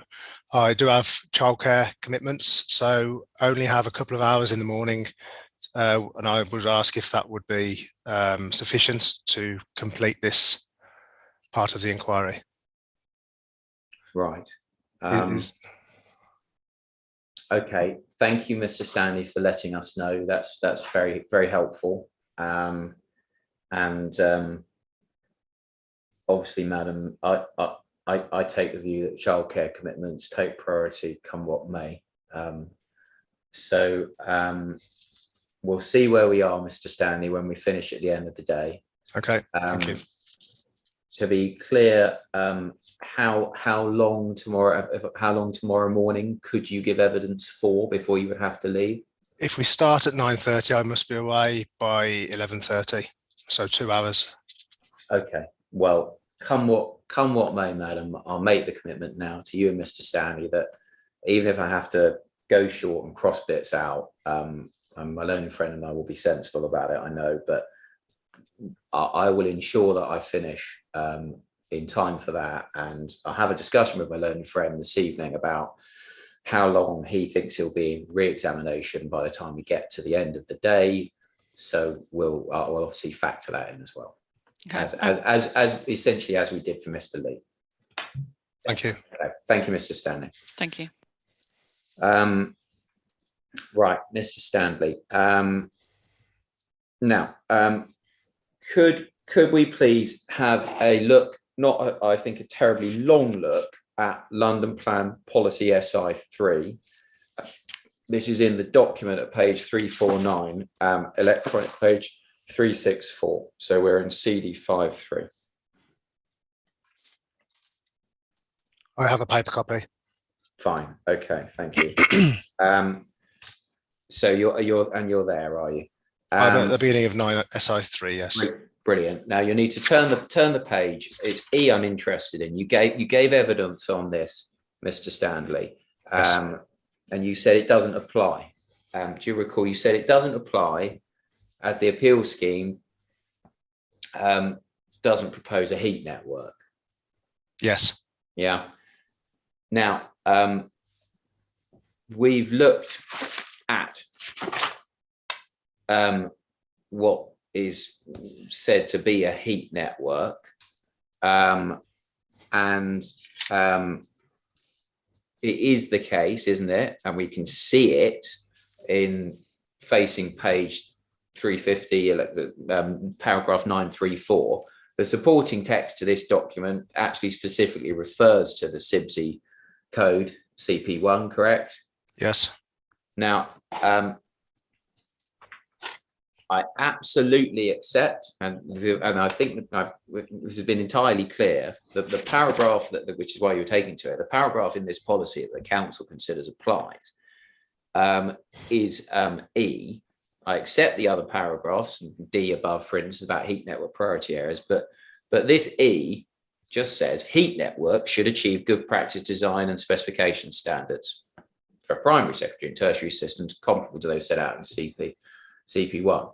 Now, when we're trying to understand what that means by a heat network, well, it doesn't, does it, actually say anything other than heat network, whether you put it in the context of the policy, looking at the individual paragraph and so on. It just says heat network, and that's what it means, isn't it? But in the context of SI3, and if we refer back to 9.3.4, which goes on to provide more detail and relevance to the CP1, it does in fact relate to heat network priority areas and district heating. But yeah, Mr. Standy, focus on the words of the policy. Okay, the words of the policy, subparagraph E. It's a broad comment. Heat networks should achieve and blah blah blah. It goes on, but it's not saying heat networks in heat network priority areas or anything particular. It's just saying heat networks should achieve good practice design and spec and so on comparable to those in CP1. Yeah, that's what E suggests. Yes, I think that's quite what clear. suggests. Quite clear. Yes. And look, just putting this in really perhaps common sense terms, we know that there are heat networks proposed for this scheme. We're having, of course, a big argument about whether there should be a communal heat network and so on. But we know they're proposed for this scheme, and you'd accept that heat networks should be in accordance with CP1, presumably. Yes. Yeah. Okay. All right. So it may be that we can put our disagreement there, which I'll recall, Mr. Stanley. It's not a disagreement about the wording. Again, it's about what you read beyond the wording, isn't it? Yes, it is. Yeah. Okay. All right. Okay.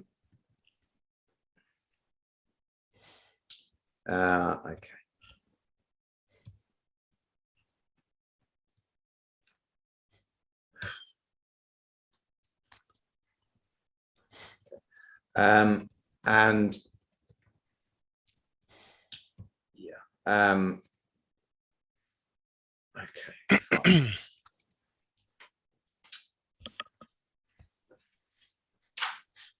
Now, we agreed before lunch, amongst other things, we agreed that there are good reasons of principle behind requiring a single energy statement for a development, because it means you look at things holistically and you don't miss opportunities for holistic carbon reduction. Yeah. Now, yes. Yeah. Now, I want to just pick up a related point. Can we pick up CP1, please? So this is oh, I've managed to sorry, I've lost the core document number. Apologies. Why have I lost CD 812? Thank you, madam. CD 812. I was very lazily relying on a number of them have got the core document in the electronic title at the top of your screen, but this one hasn't. There are a few of those. Yes, I rely on those, and there's quite a few of them that don't. Yes. Yeah. So CD 812, Mr. Stanley, and could we please go to in here, electronic page 6, please. And to the second paragraph there. Sorry, give me a second. I'm just trying to. Sorry, no, sorry. It's document page 6, electronic page 17. I do apologize. Okay, sorry.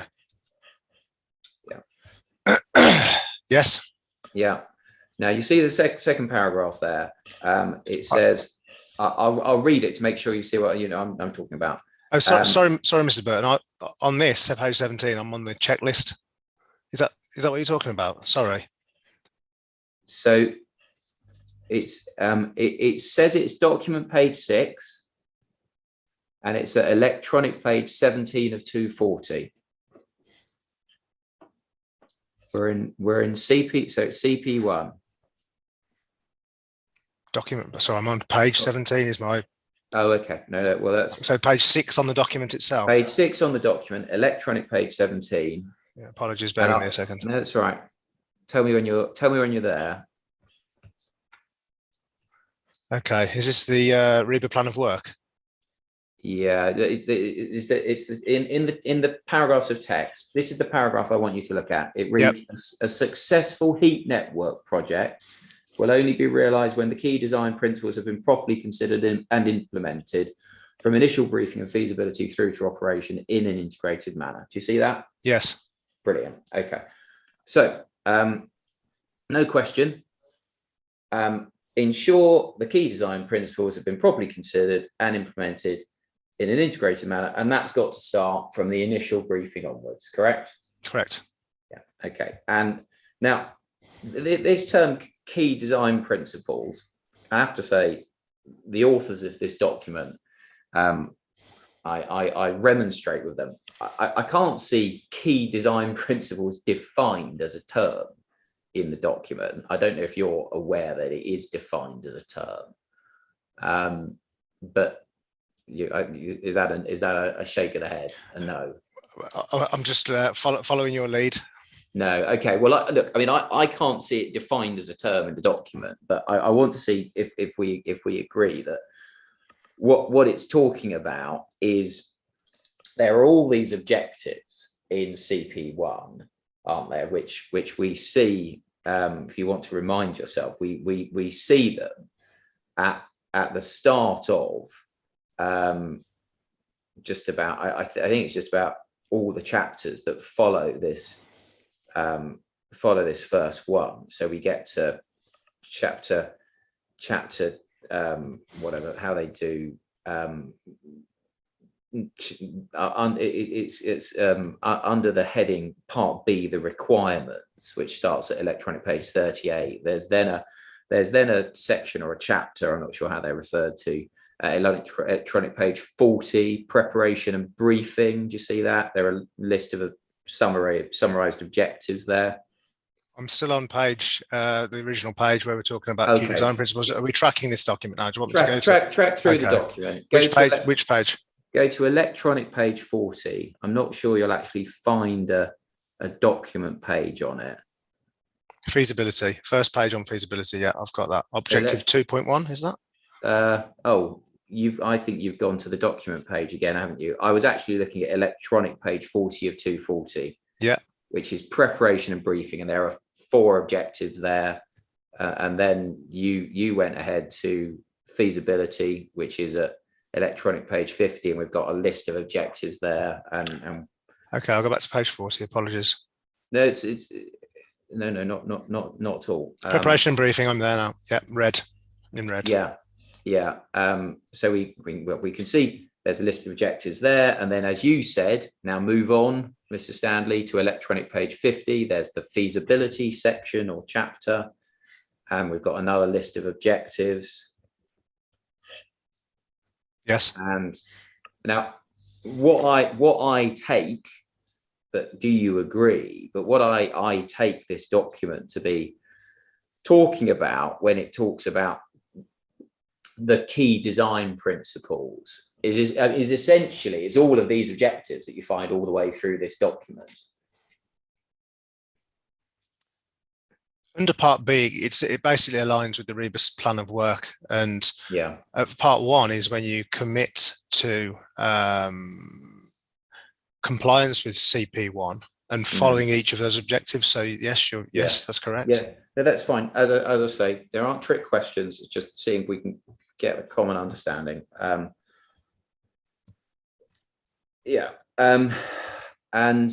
so, and just thinking about this in very practical terms, one message it's giving us, CP1, is we need the design team, however many are in the design team, to be working obviously in an integrated manner, considering and implementing all of these objectives. Yes. That must be right. Yeah. Yes. Yeah. Thank you.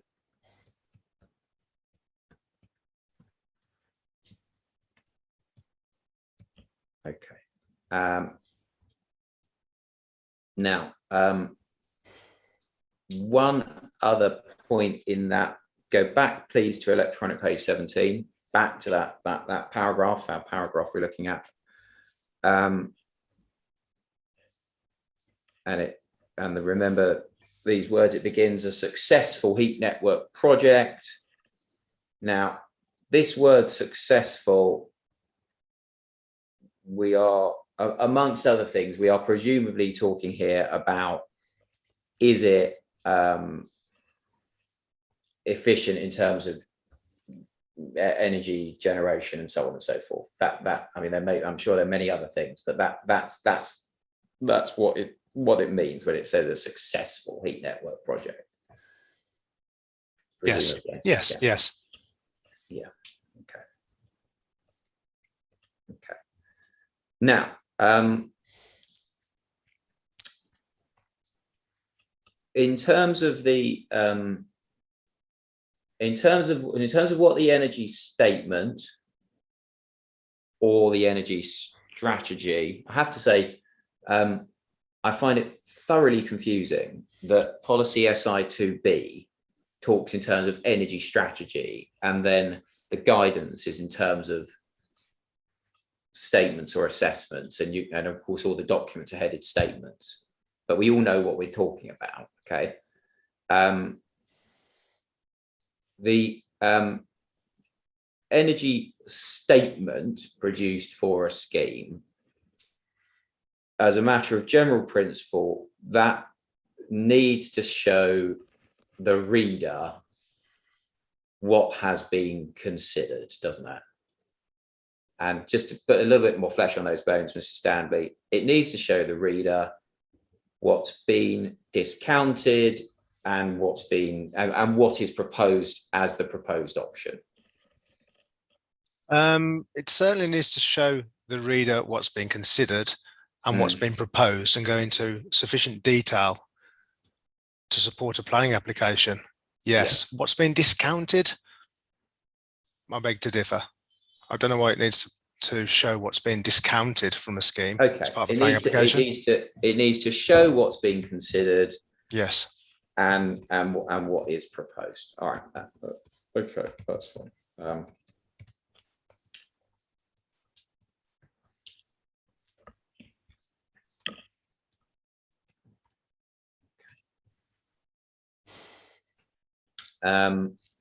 Just explore this point about what's been discounted, just to see if we can agree actually on this when we think about it.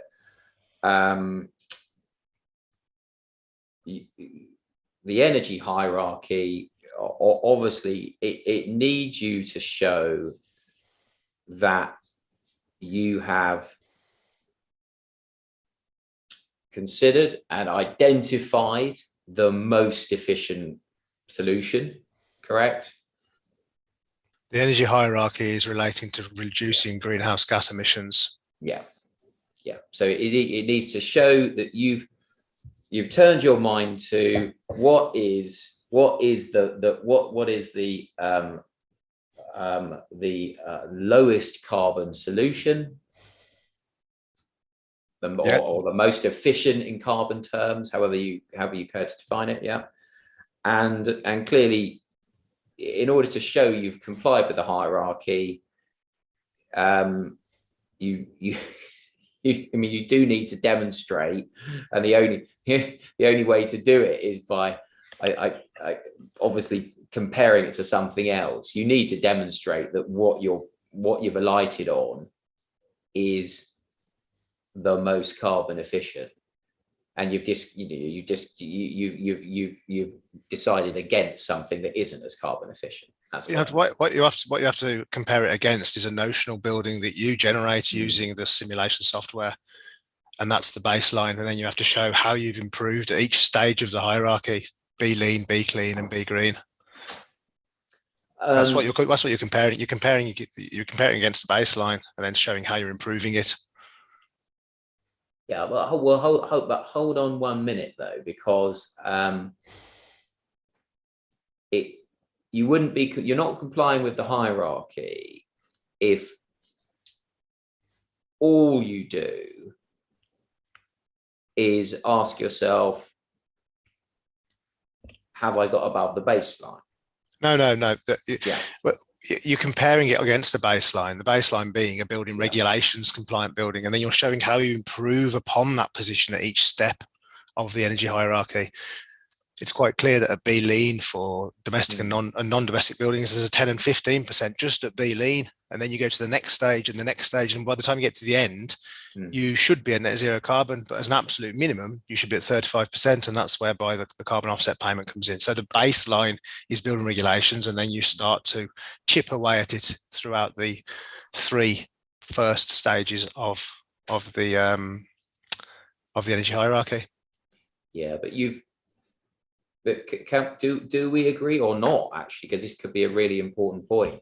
Do we agree or not that what policy, I mean, let's go back. Let's remind ourselves, which we mustn't overlook.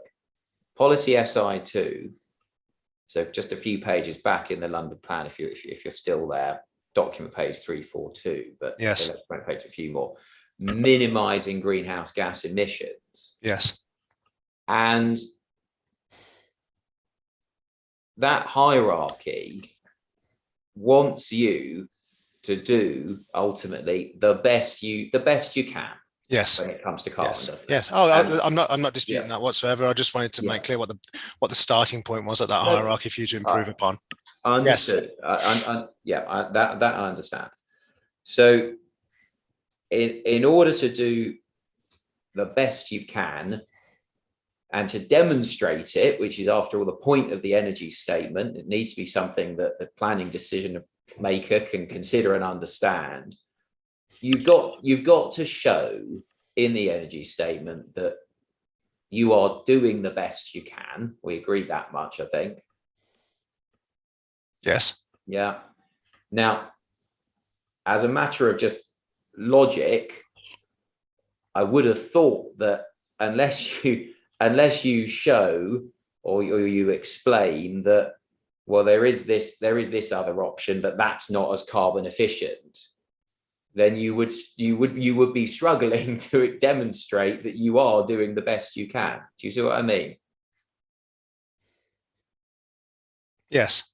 Yeah. Okay. Fine. All right. I don't think particularly controversial point. Now, in terms of what has actually happened here, my understanding, Mr. Stanley, of your evidence is that you said, and I apologize if I did not get this down word for word, but in terms of the CPW involvement, you said we were instructed on towers T2 and T3 alone, then received a further instruction to prepare. I've got prepare energy strategy for entire scheme. Now, as I say, I don't that is not absolutely verbatim, clearly, but that's as fast as I could type. Have I got the essence of your position right? We were certainly instructed initially to undertake the M&E and sustainability work on towers 2 and 3. Yeah. And then we were instructed to consider tower 1 on the basis that it would form part of a combined application and produce the energy statement to support that application. I think that's what you just said. So, yes. Hold on. So you were instructed to consider M&E, so mechanical and electrical, on T2 and T3. I'm not considering. No, we're the M&E consultants on that. Sorry, you were appointed. Sorry, we were. That second instruction was to consider the energy strategy on Tower 1 and determine whether or not it could form part of a combined application to support.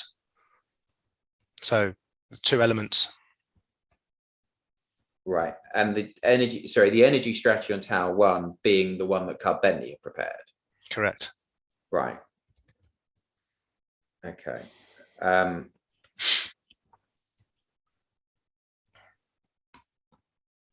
So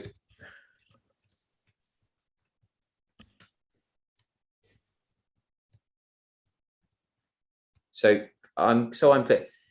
Is your position that you did prepare an energy strategy or energy statement for the entire scheme or not?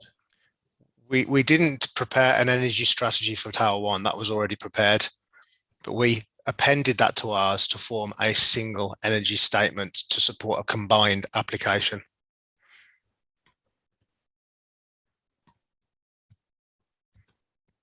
Right.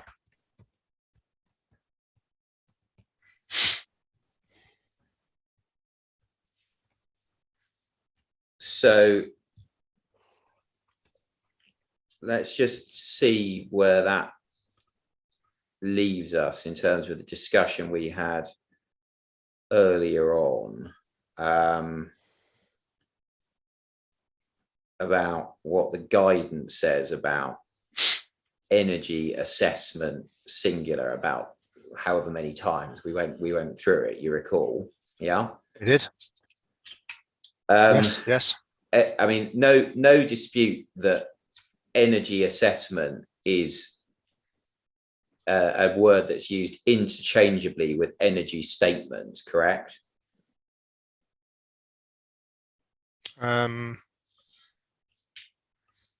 Well, let me. Yes. Yeah, I mean, Yeah. I put. I mean, look, obviously, you and Cub Bentley are preparing these documents that you call energy statements with a view to the GLA guidance that talks about energy assessments. Yeah. Yes. And okay, so just considering what we've just discussed, you accept, I think.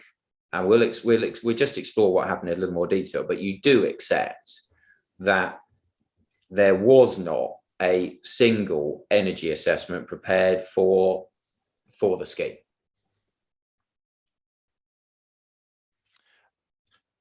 I don't believe it says anywhere in the guidance that an energy assessment can't have two energy strategies within it. No, hold on. There's two distinctly different energy strategies on this combined application. I'm not disputing that at all. But in terms of the energy statement that's been put before the council, that is one document. Now, we need to go back and check, Mr. Stanley. Hopefully, I hope it won't take us long. We went through and we looked at all the paragraphs in the energy assessment guidance, and we agreed, yeah, they all say a single energy assessment. We looked at that, didn't we? We looked at the singular terms and the A, yes. And we agreed that it was seeking a single energy assessment for the scheme. Yeah. Yes. Yeah. Now we've just agreed, just to tie it up, that when you and Cud Bentley produce documents with energy statement at the top, we're to read that as one and the same as the energy assessment that the guidance is seeking, correct? Yes. So I'll ask again, do you accept, and we'll come on to the detail, but do you accept that there was not a single energy assessment produced for this scheme? Holistically across all three towers, yeah, yes. Yeah, good, okay, right. Right, okay, now we will, I do want to go into what actually happened, because there is, of course, the other policy guidance issue we discussed at some length about whether guidance is seeking a communal heat network, okay? Now, so this is subheading, as it were, chronology. Now, Cud Bentley, have I got this right? They were, in fact, they were the building services engineers, or well, they were instructed on, in fact, the 2015 scheme, which, in fact, in that scheme, they determined that air source heat pumps should be used for the Tolworth Tower. but just to give the time depth of them, they came in on that 2015 scheme, correct? I believe so, yes. Yeah. Okay. Now, they were then instructed, weren't they, on the Tolworth Tower only application, which is the 2018 planning application, correct? Yes. Yeah. Okay. And now let's turn up CD 122, please. And tell me when you're there. So sorry, and always I'm asking you to turn up this document headed energy statement of the four of those documents, Mr. Stanley. Okay. Yes. And in that, if you go to electronic page 39, you should be, like me, at what is titled, it's a Cud Bentley document, updated energy statement. Do you have that? Yes. Great. Now, if you move into that document, there's quite a lengthy introduction section, but we can see in that electronic page 49, it's clear it was prepared only for the Tolworth Tower, correct? Correct. Yeah. Now, there will be I just need to briefly pick something up you say in your proof, and I'll then come back to it. Now, in your proof, Mr. Stanley, 4.13 in your proof, paragraph 4.13. So that's page CD 98, madam, page 21, and it should be electronic page 23. Now, what you say there, this is the paragraph I'm looking at. Cud Bentley had completed the services design for the refurbishment tower, comprising of the strategy highlighted within paragraph 4.2, previous to CPW being appointed to carry out the services design for the new build towers. Upon CPW's appointment, the full design team, Cud Bentley, CPW, 3D Read and Whitby Wood, investigated the opportunity to provide a site-wide communal heating system between new build towers and the refurbishment. Okay. And just have that reference in your mind, please. And then there's another paragraph in your rebuttal, please. And that's CD 915, madam. And at what I have as page 5 of the document and electronic page 7, Mr. Stanley, are these words. And of course, the way your rebuttal works, it doesn't quite, as it were, go by paragraph numbers, but these words, see if you can find these. The feasibility of a combined servicing approach between the new build towers and the refurbishment was investigated during the early stages of the design process. However, it was discounted for the reasons that are summarized at paragraph 7.3 of my proof evidence. Do you see that? I'm on page 4, sorry, just page 5, electronic page 5. Page 7. Yeah. The feasibility of a combined servicing approach between the new build towers, yes, and the refurbishment was investigated during the early stage of the design process. However, it's discounted for the reasons. Now, yes. I will come back to those paragraphs. Okay. Okay. But can we agree that necessarily what you are describing there was not done by Cud Bentley in their work that we are looking at in CD 122, because they were only concerned with the Tolworth Tower? Yes. Yeah. Okay. And I think that what we can see as we work through, I'm still in CD 122. Okay. What we can see as we work through, when you get to page 73, for example, they are considering. Can I is that electronic Sorry. page? It's electronic page 73, yes, because it's I find particularly with this document, actually, it's almost impossible to refer to document pages because it's such a long multi-limbed Yes, okay, PDF. I'm there. and what we can see, in fact, they considered, or they are telling us they're considering a combined heat and power system for, of course, the 2018 application, and they reject it on the basis of an insufficiency of residential units. They say there are only 240, as well as an insufficient minimum operation period. You see that? Yeah. Yeah.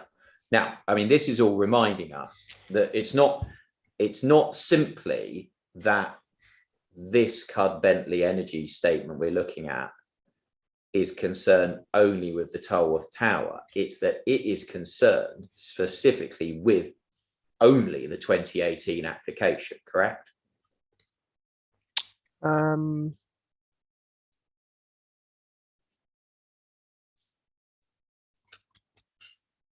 Yes. Yes. I mean, if there's even a scintilla of doubt in your mind on that, Mr. Stanley, we can go back in the document and I'll show you where they describe the development, and it's the 2018 application. But are you content? Yeah, I'm content. Yeah. Yeah. Okay, great. And of course, we can see it reflected at various points in the document, amongst other being, as we're looking at this page, electronic 73, the number of residential units. Of course, they've got here as 240 as opposed to the 261, I think it is, that are in the Tolworth Tower in the appeal scheme. Okay. Now, I mean, this reference to combined heat and power dates it a bit, doesn't it? I think. Would you agree? Yes. Yeah. Because I mean, in a nutshell, combined heat and power has fallen out of favour, hasn't it? It's still under consideration, but yes, rapidly. Yeah.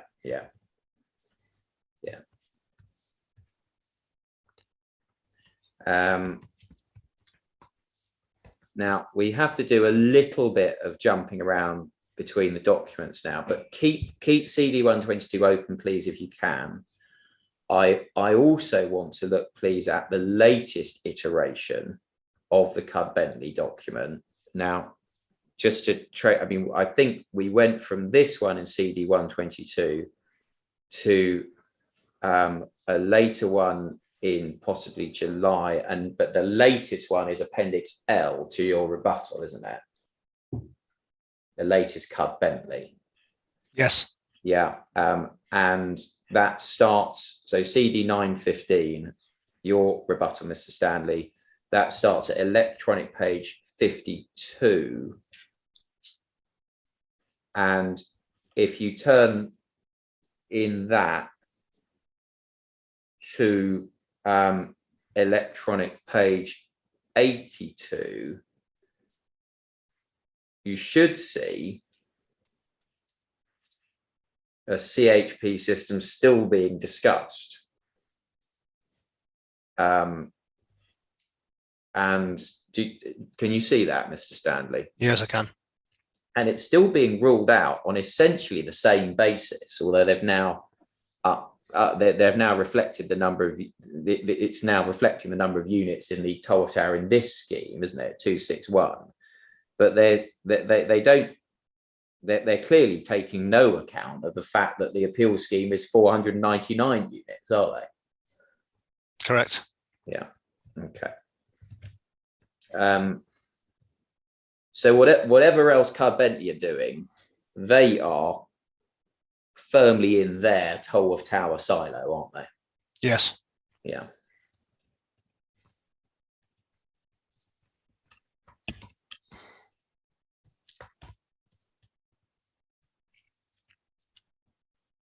And in fact, if we move back in the document, they explain at electronic page 63.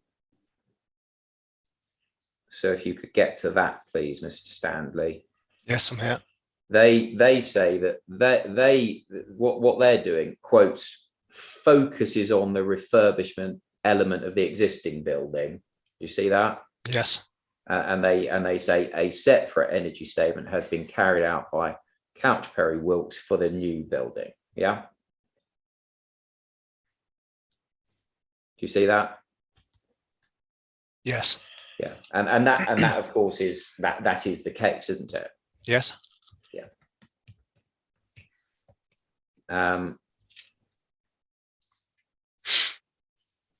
Now, can we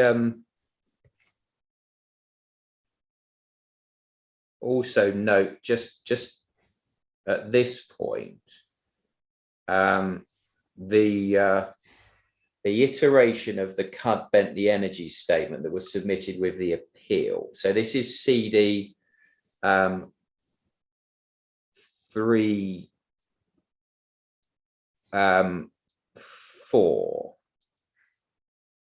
and this is the July version.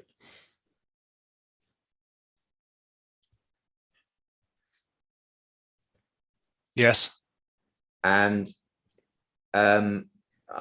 it's just about, if you go to pages 4 and 5 of that, you see where they're discussing the energy hierarchy, Mr. Stanley.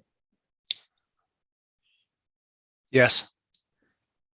And I just want to note, so this is July 2021. You're aware that the London Plan 2021 have been adopted back in March, yeah? Yes. And we'd had the intent to publish version for a long time before that, hadn't we? Well, yes. Yeah. Yeah. I mean, I'm just noting that even here, Cud-Bentley, even in July 2021, were failing to address the B-C run of the hierarchy, weren't they? Yes, they were. And in fact, it wasn't until your rebuttal that they actually finally did it. Correct. Yeah. Okay. Now, turning from Cud-Bentley to CPW. In which one? In CD 122. Okay. Yeah. So yeah, CD 122 again. And could we have a look, please, at electronic page 5? And I want to pick up this text. The applicant, Healy Development Solutions Broadway Limited, has secured resolution to grant full planning permission, gives the reference, it's the 2018 application, for the conversion of the existing tower from office to residential use, including undergoing stage 2 referral to the GLA. The final section 106 of the scheme is still under negotiation. However, this aspect of the proposals within this application has been considered acceptable by the council. And my emphasis now, Mr. Stanley, therefore, the proposed energy and sustainability approach shall remain. And the energy statement produced by Cud-Bentley Consulting Limited, dated May 2019, which form part of the planning application, shall be referred to in this document and contained within the appendices. Now, as I say, my emphasis, therefore, the proposed energy and sustainability approach shall remain. Now, what this is telling us, isn't it, is that the reason that Cud-Bentley's approach, and we know it's a gas-led approach with some air source heat pumps, yeah? Yes. The reason that quotes shall remain is because the proposals had been considered acceptable by the council, correct? That's suggesting that that's the reason we've appended it, yes?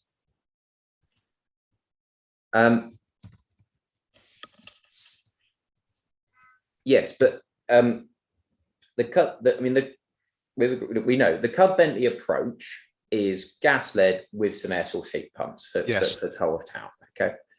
And that's the proposed energy and sustainability approach. Yes, it's referred to. And the reason that shall remain the approach is this has already been considered acceptable by the council. It's what that's what CPW are telling us, isn't it? Yes. Yeah.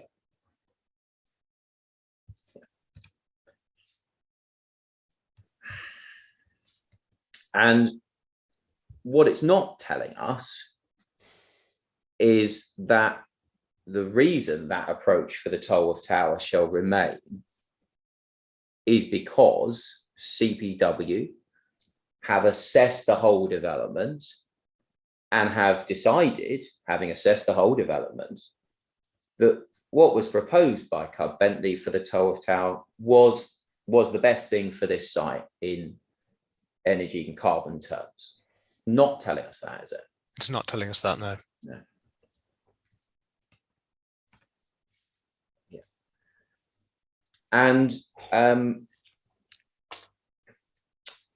so, I mean, it's clear the approach that's taken is your Cub Bentley proposal for Tolworth Tower, that remains, and CPW are not assessing on a site-wide basis, correct? Yes. Yeah.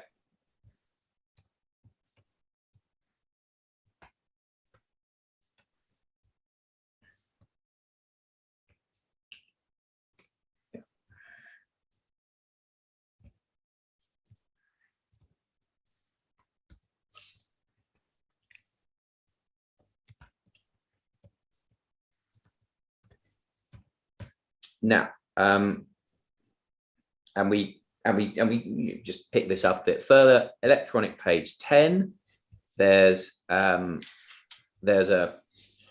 note that's very much flagged up for attention. It says the following sections of this report focus on the requirements of the new build elements only. For further details on the refurbishment of the existing 22-story Tolworth Tower, please refer to the appended statement. Yeah. And then just at the bottom of that page, Mr. Stanley, you see the proposed site layout drawing. Yes. It's got separate purple and red lines, hasn't it? Yep.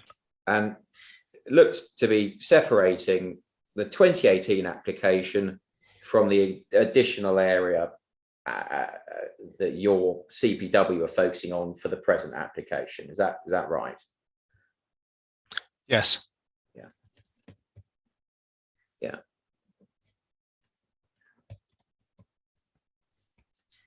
And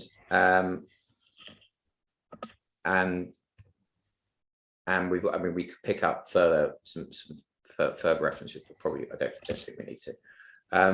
So CPW are, as they're telling us in this energy statement, they're only assessing T2 and T3, correct? Yes. Yeah. And then, and of course, that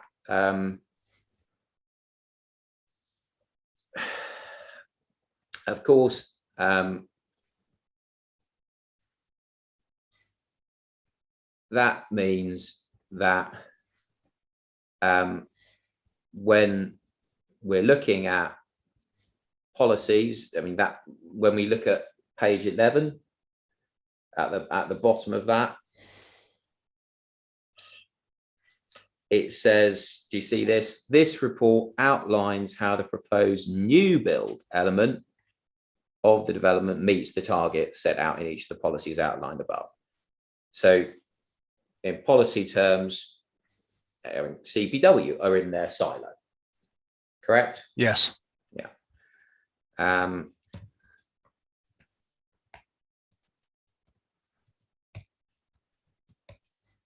And so if anyone were expecting the CPW energy statement to consider a site-wide system for the development, well, clearly it doesn't, correct? Yes.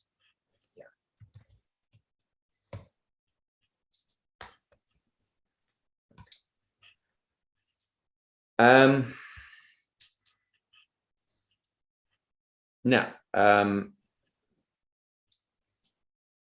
there is, I think there's one comment I want to pick up at page 22, please, Mr. Stanley. Obviously, CPW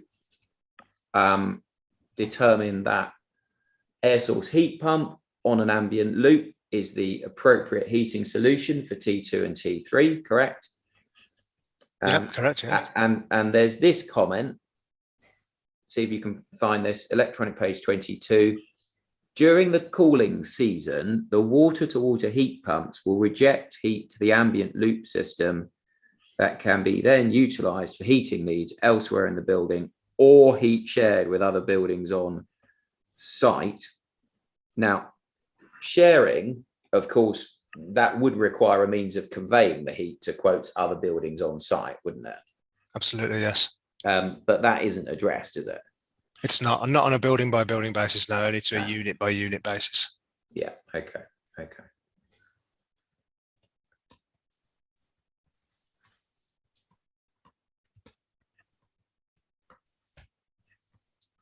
Now, over the page, please, to electronic page 23, and we've got a picture of some heat pumps there, haven't we? Yeah. And these are, excuse my non-technical term, big ones.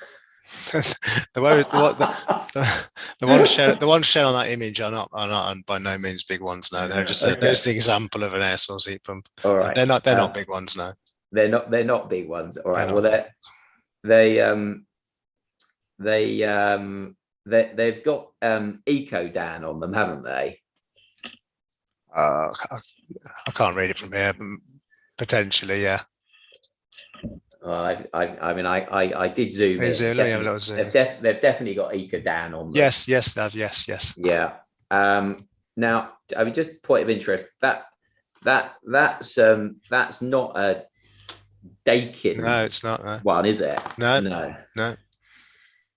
Do you know the manufacturer? I wouldn't be hung up on it. Yeah, it's I think it's a Mitsubishi unit, actually. Yeah. Mitsubishi. Yeah. Yeah. Yeah.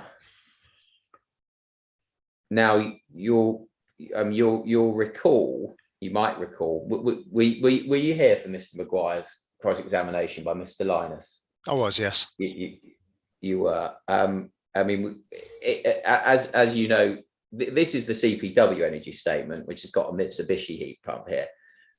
The Cud Bentley energy statement, I don't know if we need to go to it, but you recall that's got a load of product specs for some Mitsubishi heat pumps to it, hasn't it? Yes, it does.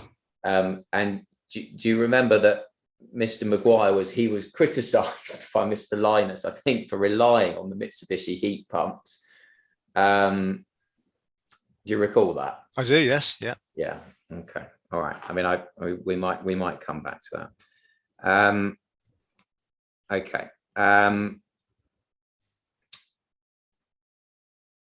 Now, the when one is dealing with, well, engineering services design generally, one will tend to have more than one manufacturer producing a product that can do something broadly similar, correct? Yes. Yeah. And I mean, just in terms of what we are discussing here, which is heat pumps to serve an ambient loop, it's not the case that there's only one manufacturer that can provide the kit, is it? No, there's not. Yeah. Albeit it should be noted that although a Google image appears on this statement, which is fairly misleading, Mitsubishi do not provide a water-to-water heat pump that's compatible with their external air source heat pump unit. So the Mitsubishi unit shouldn't be used in context of a site-wide or even the new build ambient loop system. Well, what I'm not, you'll notice, Mr. Stanley, that what I'm not doing and what the council hasn't done very deliberately is anything more than see what CPW and Cub Bentley are telling us, okay, and try to understand it. And you know, if CPW put in a picture of a Mitsubishi heat pump and Cub Bentley put in a load of spec about Mitsubishi heat pumps, well, that's what we respond to, obviously. Okay. You understand? I understand that, yes. Yeah, okay. But we've agreed the principle, though, that I mean, not to say the principle, sorry, this is a matter of fact. You agree there's not only one manufacturer that can provide the kit for air source heat pump ambient loop system. You agree? I agree. Good. Yeah. Good. Now, as I recall, what Mr. Linus actually put to Mr. Maguire was that Dakin had been specified. I think. I mean, I think that's what he said. I don't know if you recall that. Dakin is the manufacturer that we have based our stage 2+ design on, and included within the calculations to determine the improvement on building regulations as part of the hierarchy. Right. We're not at a point yet whereby we would be specifying outright that equipment. That would be part of the future development of the design through stages 3 and 4. Okay, so I should expect, presumably, that is somewhere in the energy statement. Dakin will not be in the energy statement. The figures that we've used in our calculations would have arose from their literature and their input.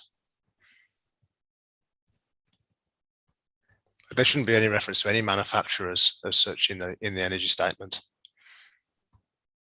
Right. Okay. Sorry, does that mean that Cub Bentley were doing very much the wrong thing, including all of that Mitsubishi literature? But they chose to include the literature. They may have been at a different part of the design. I'm suggesting that as part of the new build, we weren't in a position to specify a particular manufacturer. Right. So, okay. So what you've done, because I was going to ask you about it. So in your calculations, you've used one manufacturer, which is Dakin. Yes. But there's not only one manufacturer that can do this kit. It is an emerging technology. We tend to only use Dakin because we know of their credibility and their high performance. But you're quite right. There are other manufacturers that produce this equipment. Yeah. Okay.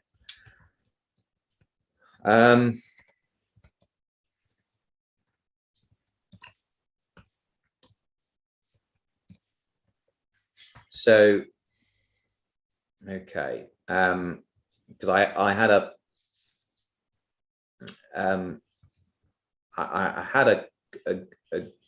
good look through, but I mean this point you're making, you're only at, what did you, stage 2, so it would be wrong to have actually selected, is this right? It'd be wrong to have actually selected a manufacturer at stage 2, or well, sorry, I don't want to get tied down into read the stages, but the calculations that we submit as part of a carbon emission sensitivity analysis has to use something. Yeah. But we're not at a point where we're specifying equipment to be tendered. No, indeed.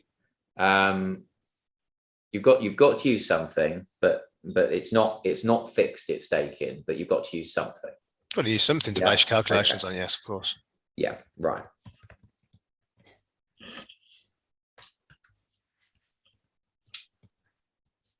Okay. Now I'm not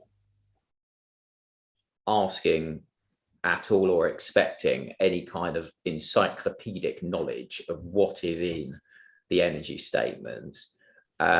When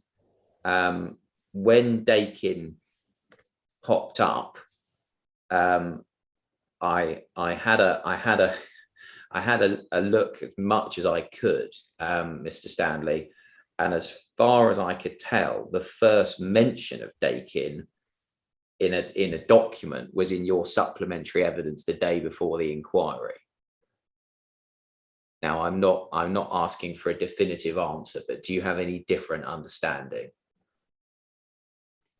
I haven't got an encyclopedic knowledge of all the rebuttal and proof, so I don't know. I don't know is the honest answer to that, where the first mention of Dakin was. That's fine.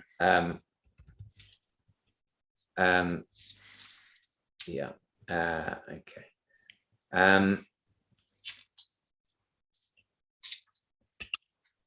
So just if we pick back up in the document, if we move now to electronic page 24, you should be at section 8.0. CD 122. Yeah. Sorry, repeat the page again, please. Electronic page 24. Oh, yeah. Okay, we're already on there. Yeah. Yeah. Yeah. Oh, sorry. Right. Section 8.0, and you see there's an explanation that there'll be thermal storage vessels on the roof of T2 and T3 and 180 litres of storage in each apartment. Yes. Yeah. Okay, so I just want to note that. Albeit there is a slight difference there in that the thermal storage associated with the air source heat pumps is on the primary side of the system, and the 180 litres of hot water storage within the utility cupboard is on the secondary side. That's actually domestic hot water that comes out of a tap. Now, both are sources of energy storage, albeit one's related to heating and one's related to hot water. Yeah. Okay.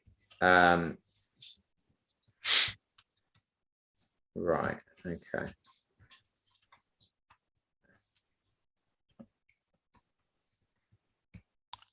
It's quite fundamental because there's a small water to water heat pump that's located in the dwelling. Serves that, it feeds that that hot water store, that 180 litre hot water store. Yeah, but I mean, it's performing a similar function though, isn't it?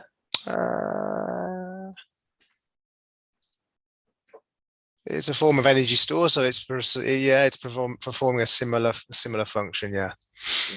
It's all about there's obviously a big difference between a heat interface unit and a water to water heat pump. The load profiles are totally different, but in essence, it's an energy store. Yeah. Well, I mean, I mean, my very rudimentary understanding is that these energy stores, they allow plant to run, don't they? I mean, is that? Yeah, and and both these they're both doing that, aren't they? Yeah, because the water to water heat pump's got such a low output, it's continually charging the hot water for at times when there's a peak demand. So let's say when people come home from work and they have a shower, that's considered a peak demand. So the hot water is available for them to use. And then the little heat pump just continues to recover that load after those peak periods. Yeah.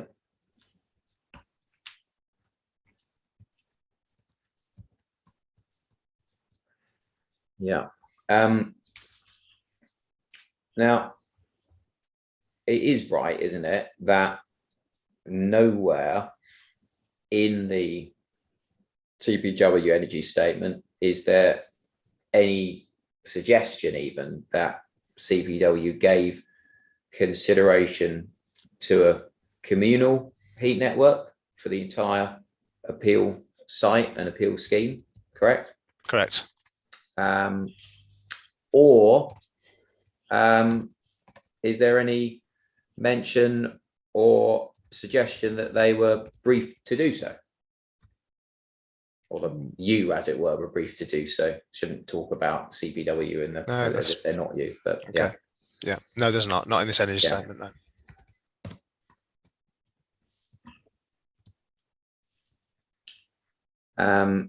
And in fact, we've been through it as discussed. It's the opposite because everyone's in their silos, correct? That's what's presented here in this statement, yes. Yeah. Okay.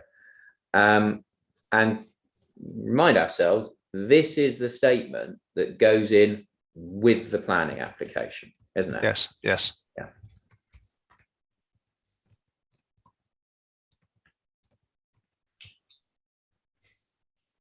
And if we just remind ourselves clearly, what went in with the planning application was not only not a single energy statement for the entire scheme. We've discussed that. It didn't consider a communal heat network for the entire scheme. I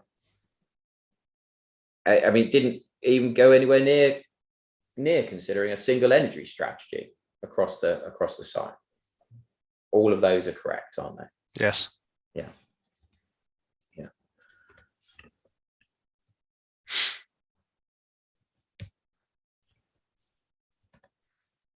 And there's nothing, as discussed in here, to suggest anything about a briefing that you do so. Not within that document, no. Yeah. Now, you seem to suggest, if I had this right, Mr. Stanley, that having a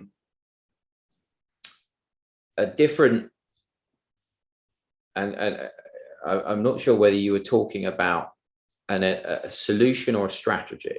I think you said that having two separate energy strategies was justified because of different policy requirements. And you refer to thermal performance standards for refurb and new build. Did I understand you correctly or not? No, I suggested that the baseline thermal performance would be different for two, because for a new build development, you're compliant with the new build Part L 1A, and for a refurbishment, the baseline is different. The baseline is what's there at the time, and then you reduce upon that. Yeah, well, I've got that. So sorry, yeah, baseline performance. Look, do we agree then that in terms of the policy aim, the fundamental policy aim, that's to drive carbon down, whether it's new build or refurb? Oh, of course, yes. Yeah, yeah, yeah. Okay.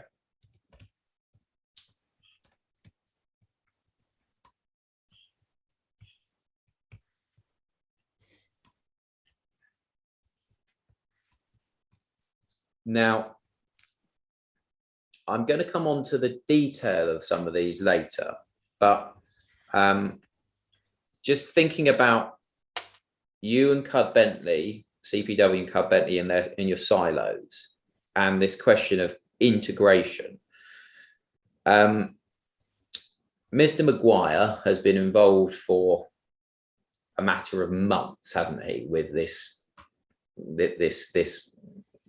project, whatever one wants to call it. Yeah. Yes. And I think, and I'm not quizzing you about this, but I think he had a helpful chat with you and Cud Bentley at some time in August. Is that right? Yes. Yeah. Okay. Now, in that relatively short time that he has been involved, would you agree that his involvement has led to reconsideration of more than one point that Cud Bentley had relied on as what I'm referring to as technical barriers to air source heat pumps in the Tolworth Tower? I'll give you a couple of examples. One, circulation temperature needed, which they were saying needed to be 70 degrees, but you now say actually that can be 55. And the other is external wall U values, thermal performance, which have improved. Now, I'm suggesting to you that both of those things have happened, though recognitions essentially have happened because of Mr. Maguire pushing? They've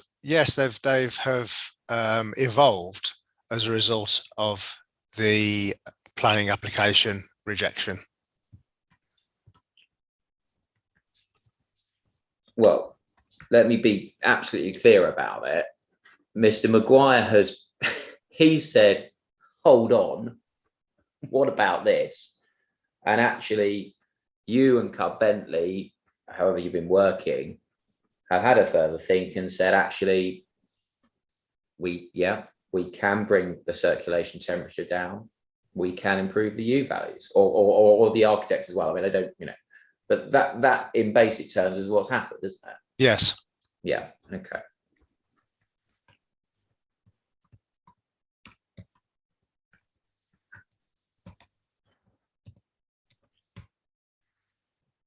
Now, one reason that has happened, I suggest to you, is that whereas you and Cub Bentley, as we've discussed, you started this process at the application in your silos, Mr. Maguire has come in and he has thought holistically about the whole development. That's fair, isn't it? He has, yeah, but we didn't apply those. Whilst we acknowledged the reasons that he made for enhancing fabric performance and reducing temperatures, they're not strictly related to combining the two elements of the project. But yes, he has looked at it holistically. Mm.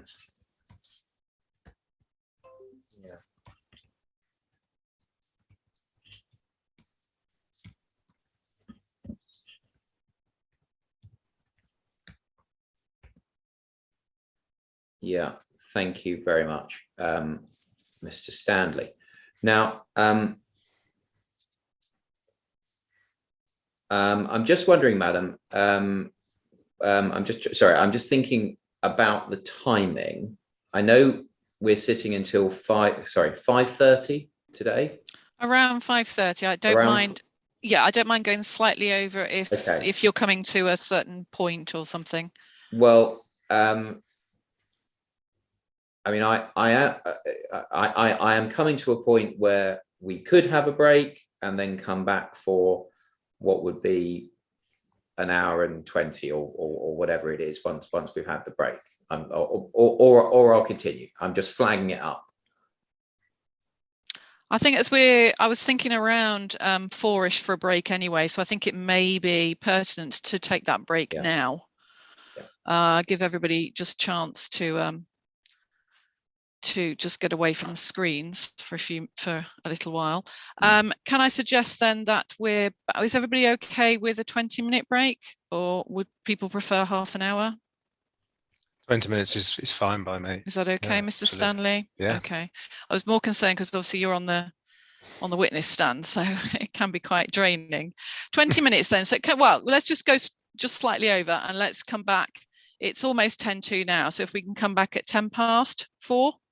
Thank you, madam. Okay, I'll adjourn for now then. Back at 4:10. Thank you.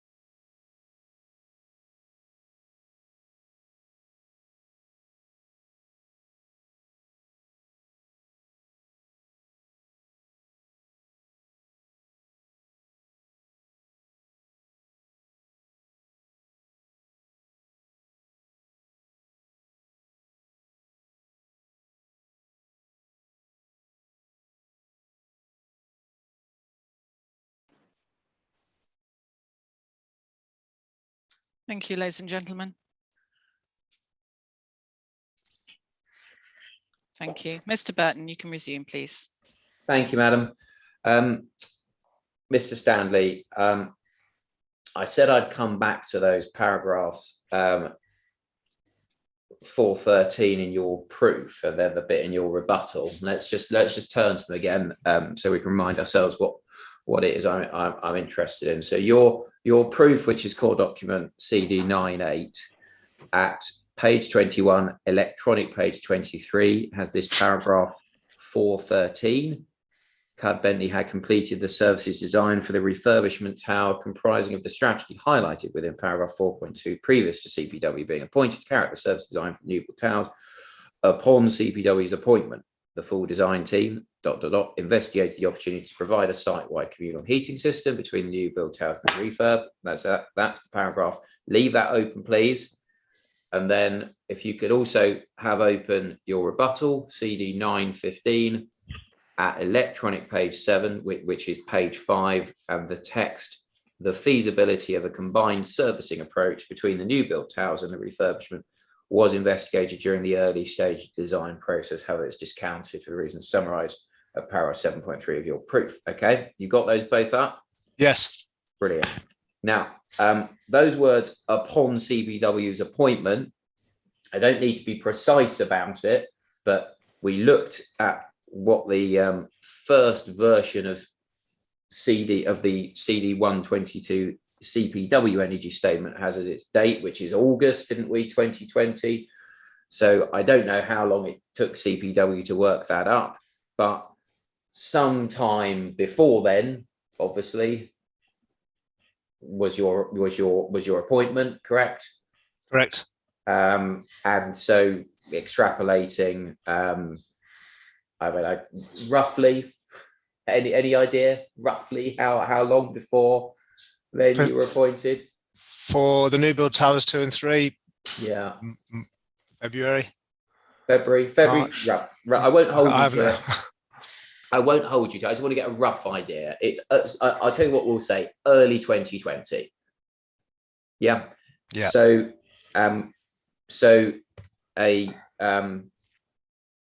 yeah, I mean, we would be many months before the planning application obviously went in, correct? Correct. Yeah.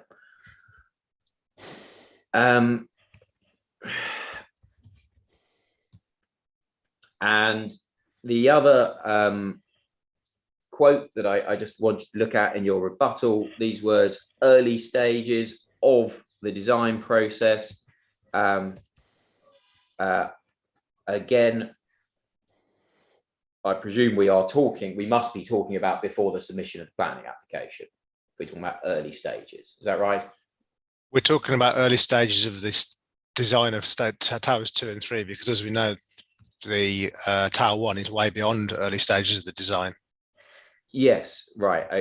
Okay, but okay. I mean, but we are talking about a point in time.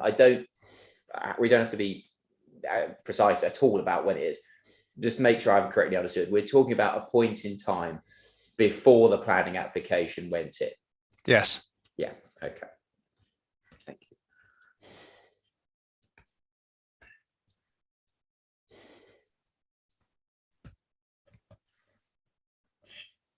And as we've already discussed and explored, there is nothing in either of the energy statements that went in with the planning application about either the opportunity to provide a site-wide communal heating system, that's the first quote, or a combined servicing approach between the new build towers and the refurb. Yeah. Yeah. Yeah. And just put this in its policy and guidance context and what we have agreed, because we have agreed that the guidance made a communal heat network a priority, and that someone or someone's ought to have explored it and explained it in the energy assessment. Okay. We've agreed those things, haven't we? Well, when we discussed what should be in the energy assessment, we didn't suggest that anything should be discounted. I didn't agree that elements should be discounted. It should just be the final proposal. And there's two elements to our appointments. Our first appointment was to undertake Tower 2 and 3 new build design, and our second appointment was to consider a combined application and prepare a energy assessment on that basis. Okay, let's roll back. We agree guidance makes a communal heat network a priority. Yes. We agree someone or someone's needed to explore that, and that things need to be integrated as well, didn't we? Yeah. Yeah. And we agreed that the energy assessment needs to demonstrate it's hit upon the most carbon efficient, whatever it is.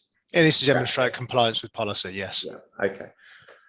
Now, yes, you said you don't have to set out what you've discounted, but you're telling me in your proof and your rebuttal that there was investigation, is the word used, of communal opportunity for communal heating system. And I think you're saying essentially a communal heating system when you say a combined servicing approach, aren't you, between the new build towers and the refurbishment? Yes. Yeah, and you're talking about the same thing. Yes. Now, I mean, I hope we're not going to disagree about this, but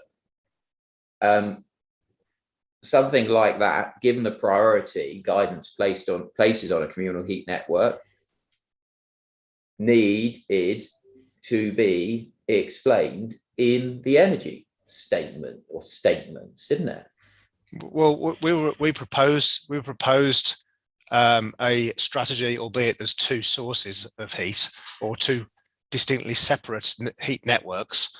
But when we were appointed to combine the two elements, we unraveled the design and understood the history and the process of the design of Tower 1, along with our intrinsic investigations as part of Towers 2 and 3, and were satisfied that it could bolster our energy statement. And I guess in my opinion, that didn't need to be explained in the energy statement itself because both elements were policy compliant. Well, I don't want to go back over the old ground, but you'll recall we went over what your CPW energy statement says about why it is you've stuck with the Cud Bentley proposals for T1. You recall? Yes. Yeah. Okay. So we're not going to go back over that old ground.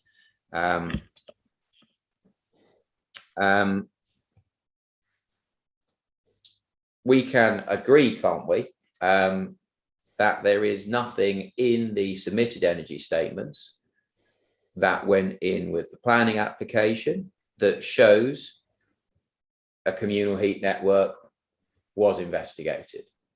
I agree on that. Yes. Yeah. And to bring things up to date, because through your proof and rebuttal, we've got yet further and latest, as it were, iterations of these energy statements. Now, I cannot find, but they're not my documents, I cannot find in them anything about investigating a communal heat network. Have I missed something? No.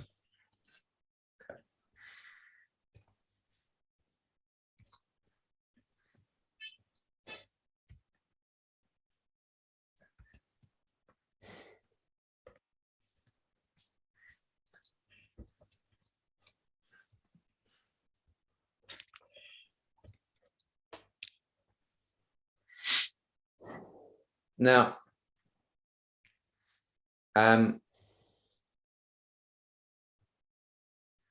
I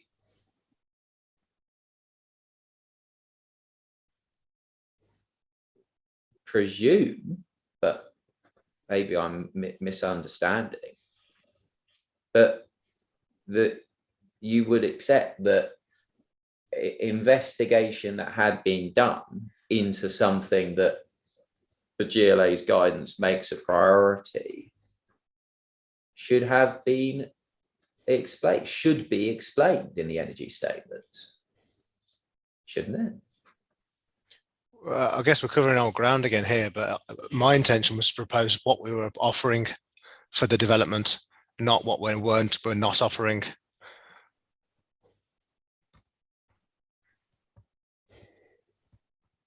You see, I mean, it's interesting, isn't it, that, you know, we've got Cud Bentley's energy statement telling us, let's not forget, that they've looked at a CHP system. Remember? But yes, yeah, for the Tolworth Tower. But so they're telling us about that, but they're not telling us anything about having looked at a communal heat network site-wide, are they? As we've discussed, both of the energy statements are related to their own individual elements.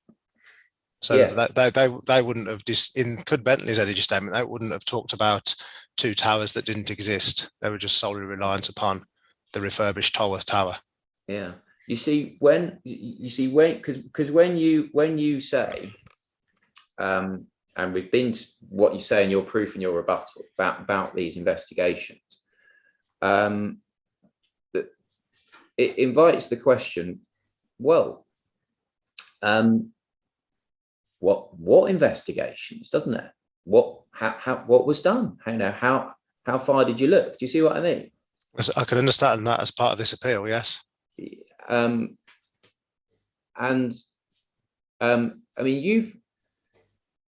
can we just, you know, do you accept that under the energy hierarchy, under the be clean bit, which is, I think, the bit that all of this question about communal heat networks and so on is all under, you've got to justify your approach, haven't you? And SI3, are we talking?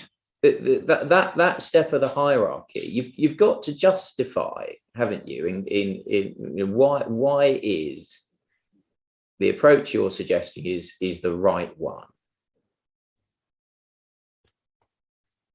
Yes. Yeah. I mean, I'm really interested, Mr. Stanley. Is there anything contemporaneous? And we have literally thousands. I think we have thousands of pages now on energy from the appellant side.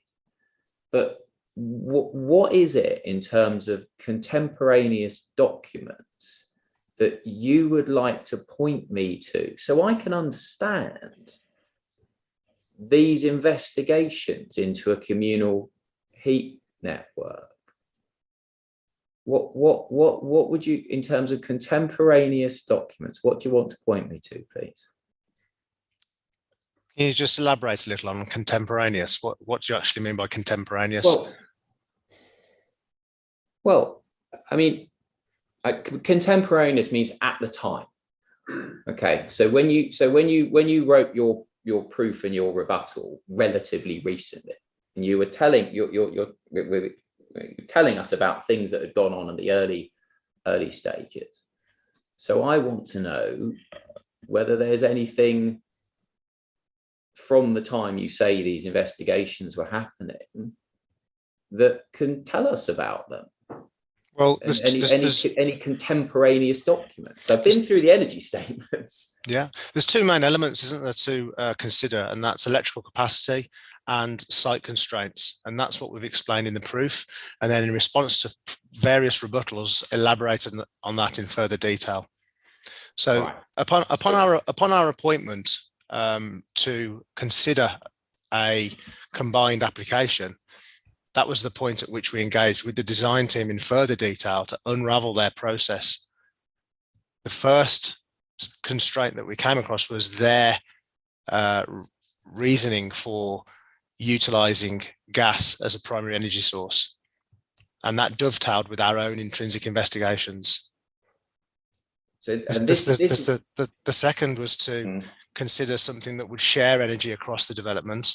And that was in the form of this hybrid solution that's been batted backwards and forwards between ourselves and the council. And with that approach brings other considerable constraints and challenges. And as I've said before, the result of that gave us the confidence to submit the application in its form that we've been discussing. Now, right. So in terms of contemporaneous documents, have I understood correctly? You are pointing me to whatever it is we have, and I promise we'll come into it, about the capacity in the high voltage network. One, yeah, correct? Yes. And when you talk about a hybrid solution, am I right that you are talking about the gas-led site-wide solution that is something that's used for the purposes of carbon comparison in Appendix I to your proof, the Energy Pro document? Yes. Yes. Okay. That Energy Pro document, which we'll come to, is a September 2021 document, isn't it? Yes. Right. Okay. Okay. Is there anything else? And I should say, Mr. Stanley, obviously, I don't accept for a moment that September 2021 is contemporaneous with what you're describing as something that took place before the planning application was submitted. You understand that? Yes, yes. Yeah, okay. So we'll come to the emails about the high voltage capacity in a moment. And when you said about the reasons that Cub Bentley were using gas, that's Cub Bentley, and we'll come to this paragraph in their energy statement in due course. You quote it in your proof. That's Cub Bentley, who are going for gas-led because of their understanding about the high voltage network, correct? Correct. Right. Okay. Right. Now, let me just, in terms of just scene setting. Okay, so that we've discussed what there is contemporaneously, and you've identified what you have. Now, back in your proof, okay, and just continuing on from the paragraph that we've had sat in front of us for a little while now, paragraph 413.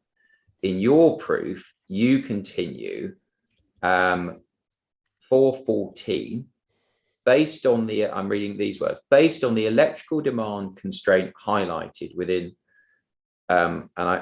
section 418 to 427 of this report, yeah, a full electrical driven system would not be suitable to serve a site-wide heating network. Therefore, a hybrid system consisting of AHPs and a gas-fired boiler was discussed as a potential solution for the site-wide heat network. However, was proven to be unviable based on site constraints within 4.28, 4.32. Okay, right. I should say that I think, Mr. Stanley, that initially there were inaccurate internal paragraph references in there, but they've been picked up and corrected in what's now in the core documents. That, I mean, it doesn't matter. The paragraph numbers all match up now. And paragraphs 14 to 18 of your proof, they begin, don't they, with this quote from the Cub Bentley energy statement, which comes from section 10 of that statement, correct? Yes. Yeah. And then they get into the correspondence with the independent distribution network operators. Okay. Now,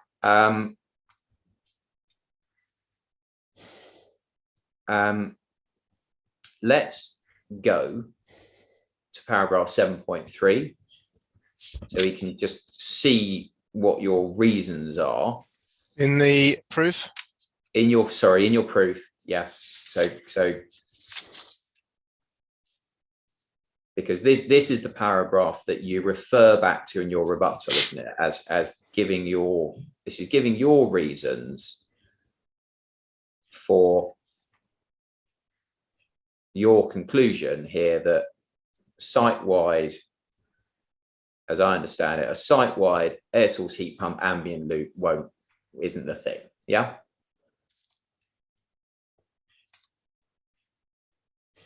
.3.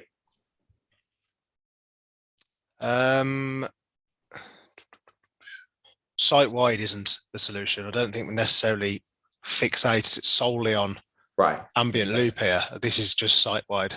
Okay, site-wide. All right. I mean, just can I just pick up that point though?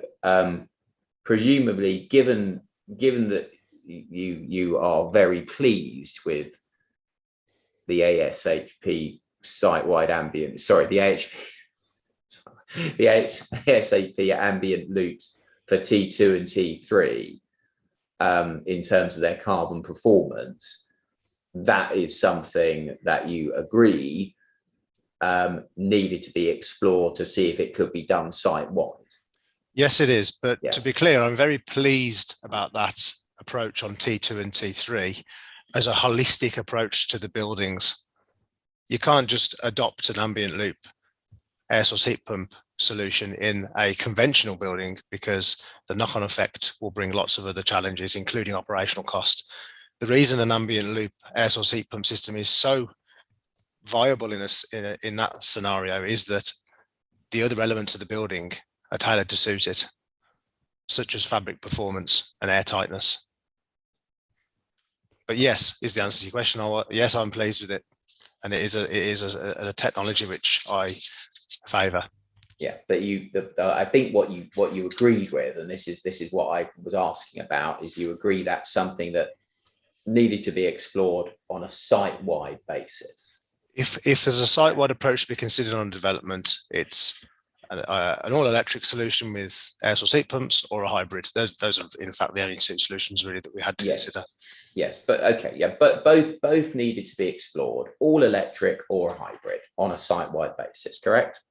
Correct. Yeah, great. Okay.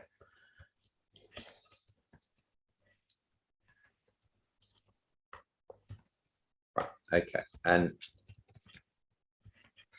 then when we, as I say, look at 7.3. Now these are your reasons for saying no to site-wide. So one, and I'm just going to read the first line of each sub-paragraph. Obviously, Madam Inspector's read the whole. One, insufficient electrical capacity in local high voltage network to provide an electric site-wide heating approach to both the new build towers and refurbishment. So that's one. Two, difference in legislation and planning policies relating to energy carbon reduction criteria between the refurbishment and the new build elements. And we already touched on that, Mr. Stanley, but we will pick it up again. Three, operational cost implication of provision of an electric-driven heating system to the refurbishment in comparison to conventional gas-fired solution are increased by approximately 40%, given the lower performing building fabric in comparison to the new build. And actually, I need to add the other sentence. In addition to this, the cost per kilowatt hour of electricity is far higher than the cost of gas, thereby contributing to the overall increased operational costs. And then four, site constraints, a site-wide energy centre size at 210 square metres and associated external air source heat pump compound of around circa 200 square metres would be required to accommodate central parts over all three towers. And then five, we've got capital cost implications, providing a site-wide energy centre and serving the refurbishment via air source heat pumps. Okay, so these are your five, correct? Correct. Yeah, and obviously Mr. Maguire has addressed them.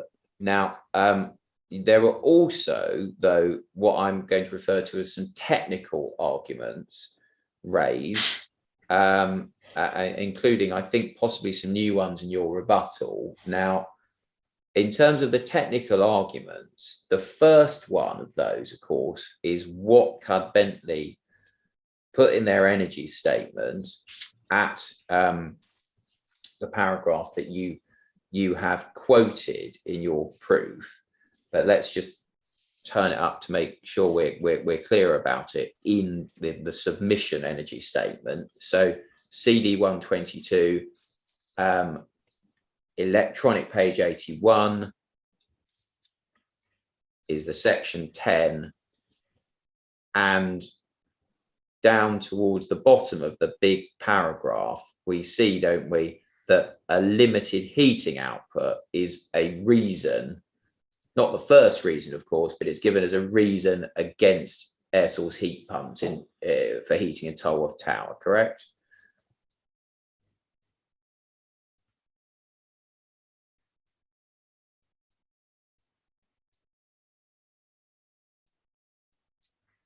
I'm just going to read this paragraph if Yeah. that's okay, Mr. Burton. Of course, yeah.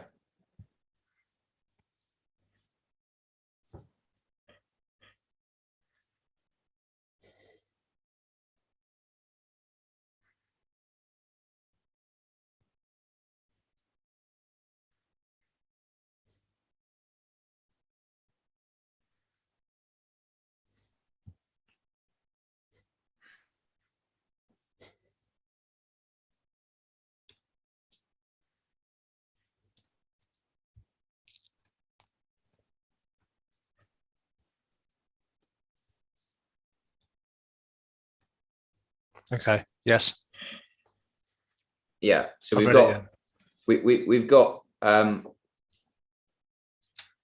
we've got the problem with I mean, it starts off, they can't get the water to sufficient temperatures. Then it goes on to the substations point, the high voltage point. Yeah. Yeah. Yeah.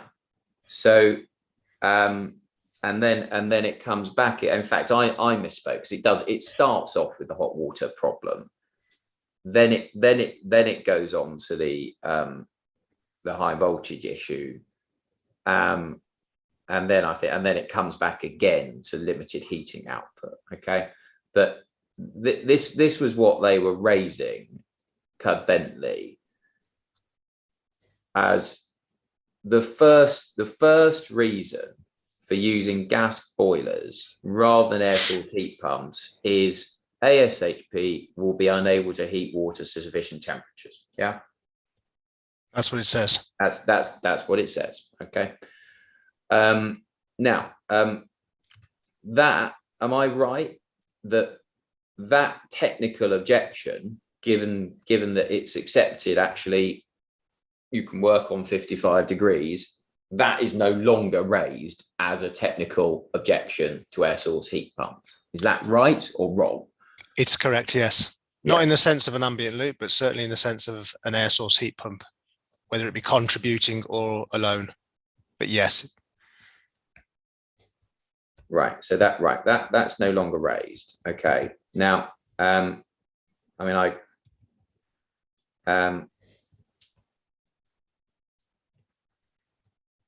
okay. I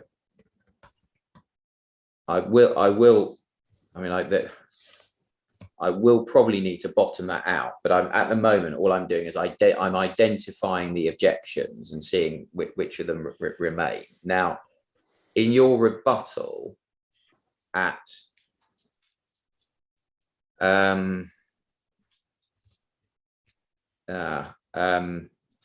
sorry, I think I fear I may have lost a reference here, Mr. Stanley, but in your rebuttal, you've got a couple of others, as I understand it, which I'm calling technical objections. You've got one about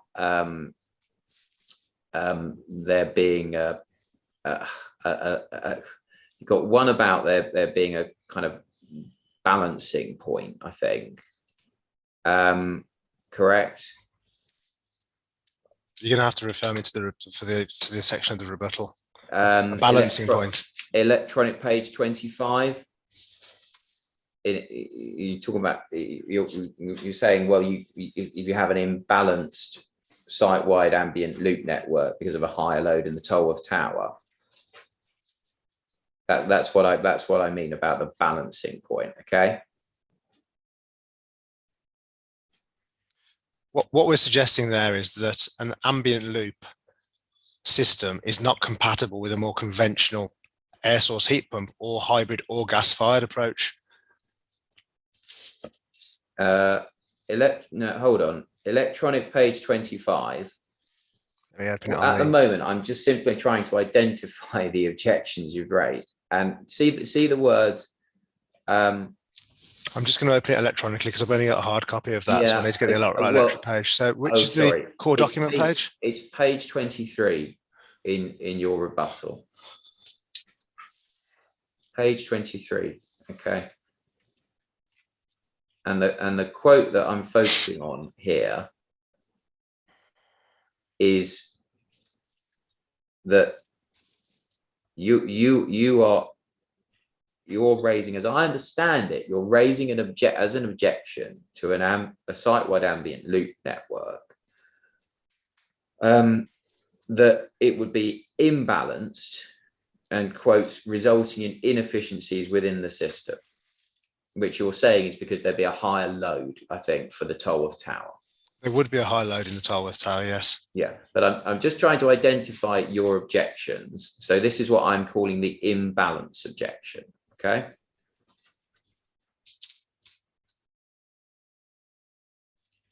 Still trying to find the actual paragraph number. What's the paragraph number on the left-hand side? Oh, hold on. 2.31. Yeah.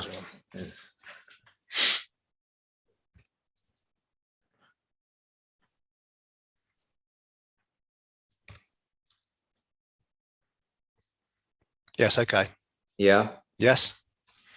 Okay. All right. My biggest concern there is related to the impact. Oh, hold on, Mr. Stanley. I'm trying to identify them, and then we can tackle them. Okay. Okay. Yeah. Apologies. No, it's all right. We need a bit of structure, otherwise we won't make your childcare deadline tomorrow. So the first one I want to tackle. I obviously want to tackle your position that there's inadequate high voltage capacity, but I need to start first of all with some fairly high level principles. Now,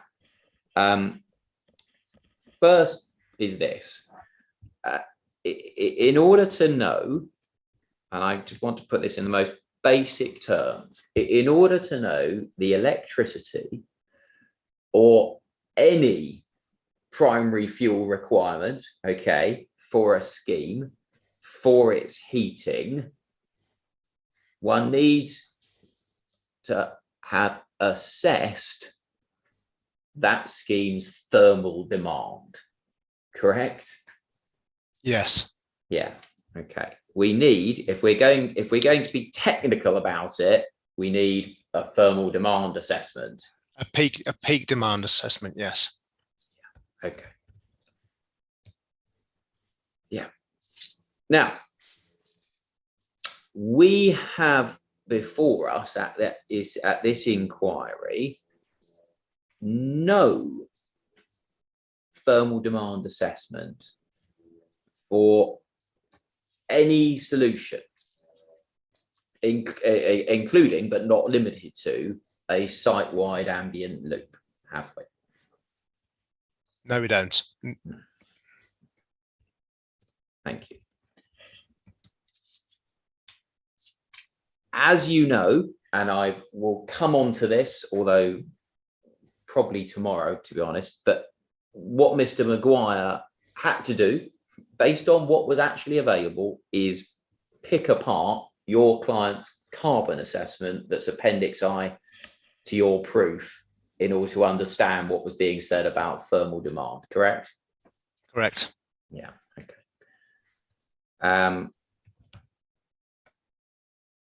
And of course, that is a carbon assessment where there's a comparison between the appeal scheme and the gas-led site-wide, what you're calling the hybrid, and not with a site-wide ambient loop, correct? Correct. Yeah. Okay. So this it's the foundation building block to allow us to know how much electricity is needed is missing, isn't it? The peak plant capacity is what is the foundation building block, yes, because that translates to electrical capacity or electrical maximum demand. Yes. Okay. Yeah.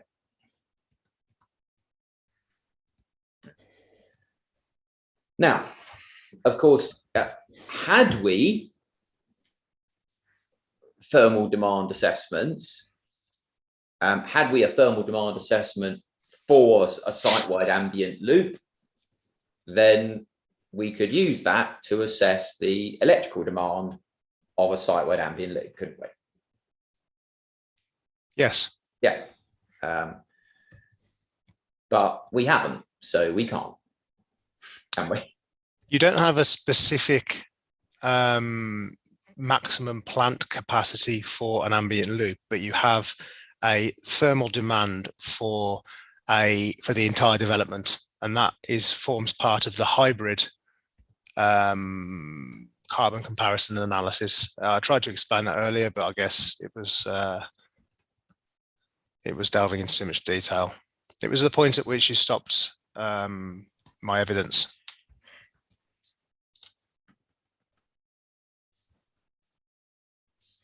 So the site. Mr. Stanley. Sorry, so I stopped your evidence. No. When I was talking about the scenarios that were carried out as part of the carbon emissions comparison, the three scenarios. Do you mean in your evidence in chief? Apologies. Yes. Okay. No, that's fine. I mean, I think I understood that, and I mean, I obviously, given what Mr. Maguire's had to work with, of course. Yeah. I, as you know, I'm going to be saying he did his best with the carbon assessment and saw from that what you were saying the thermal demand for site. Oh no, absolutely, I agree with that. Yes. Yeah. Okay.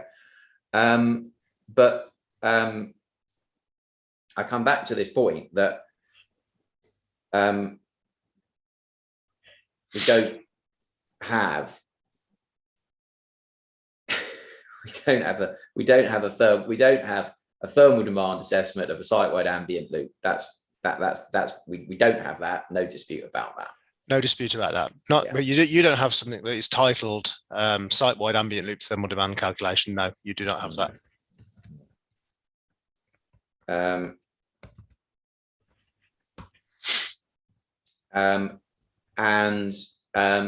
And just to make sure we're clear, we don't have a thermal demand assessment for the appeal proposals either. No. Yeah.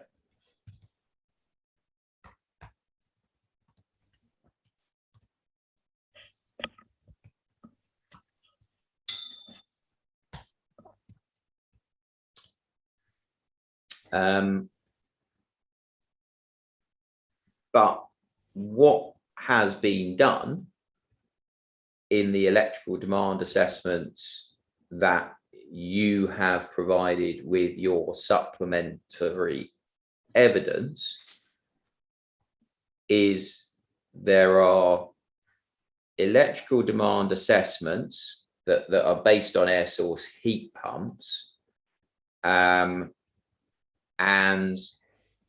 they are done for T2 and T3 by CPW, and for the Tolworth Tower by Cub Bentley separately, correct?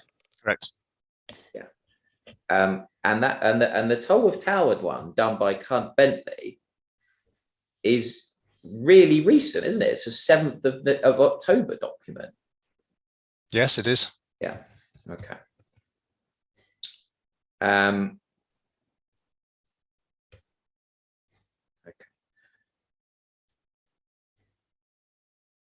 Now, I'm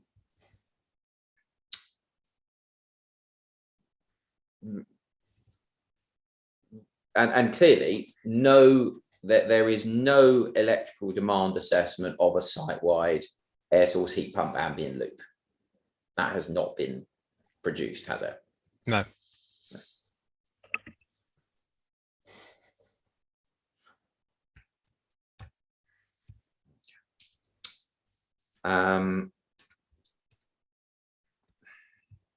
Now, of course, if building blocks,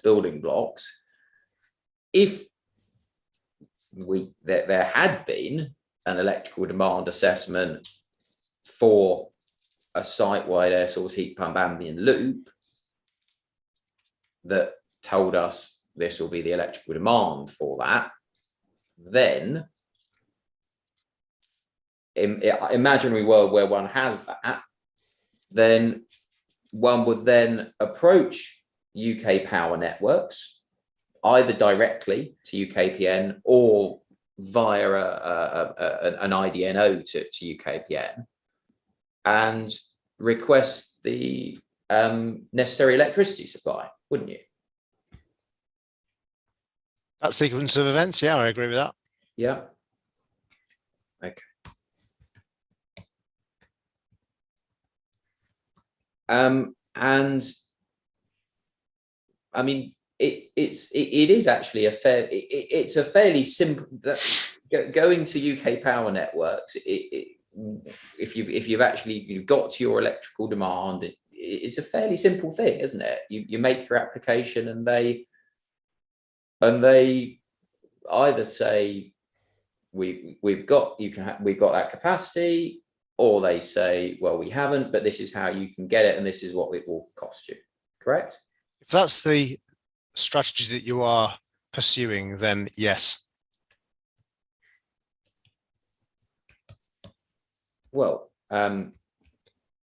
strategy. I mean, I'm a bear of very, very little brain, but if there is an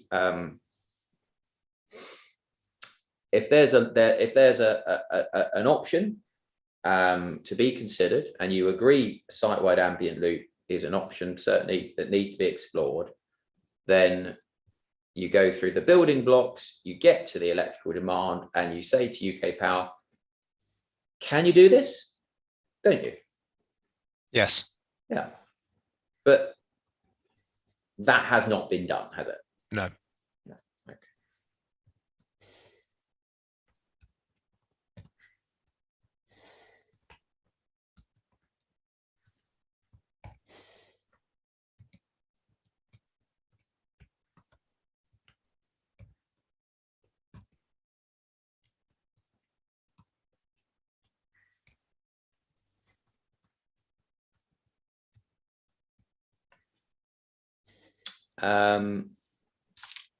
So, I mean, let's look at what has, what you do rely on. So you've relied on, clearly, you've quoted it, what Cub Bentley say in their energy statement, and the quote, let me make sure I get this absolutely right.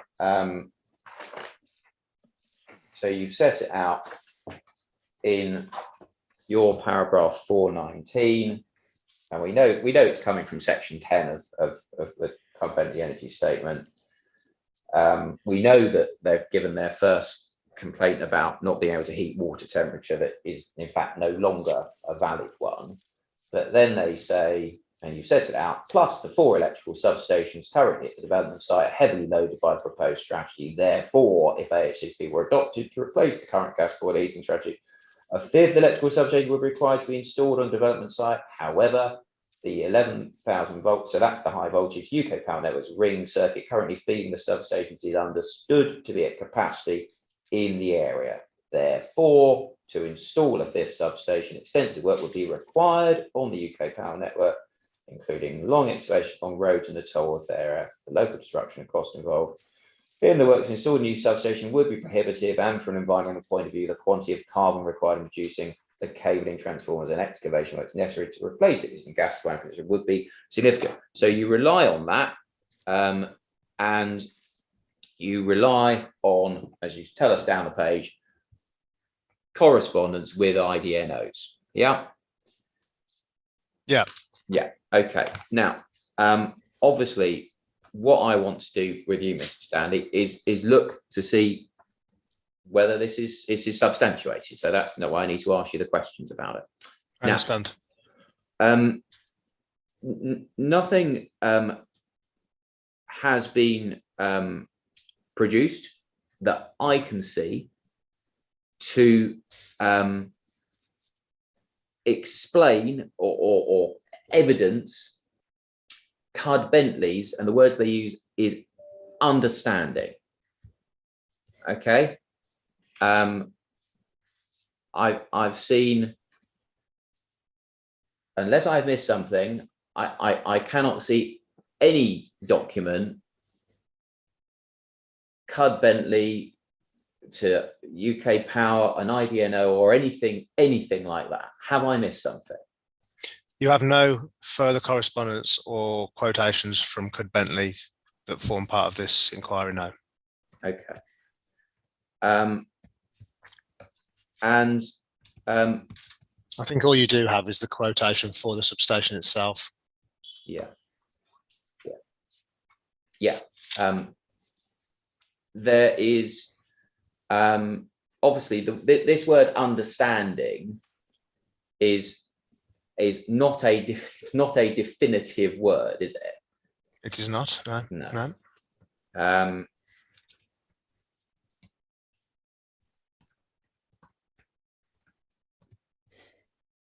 No. And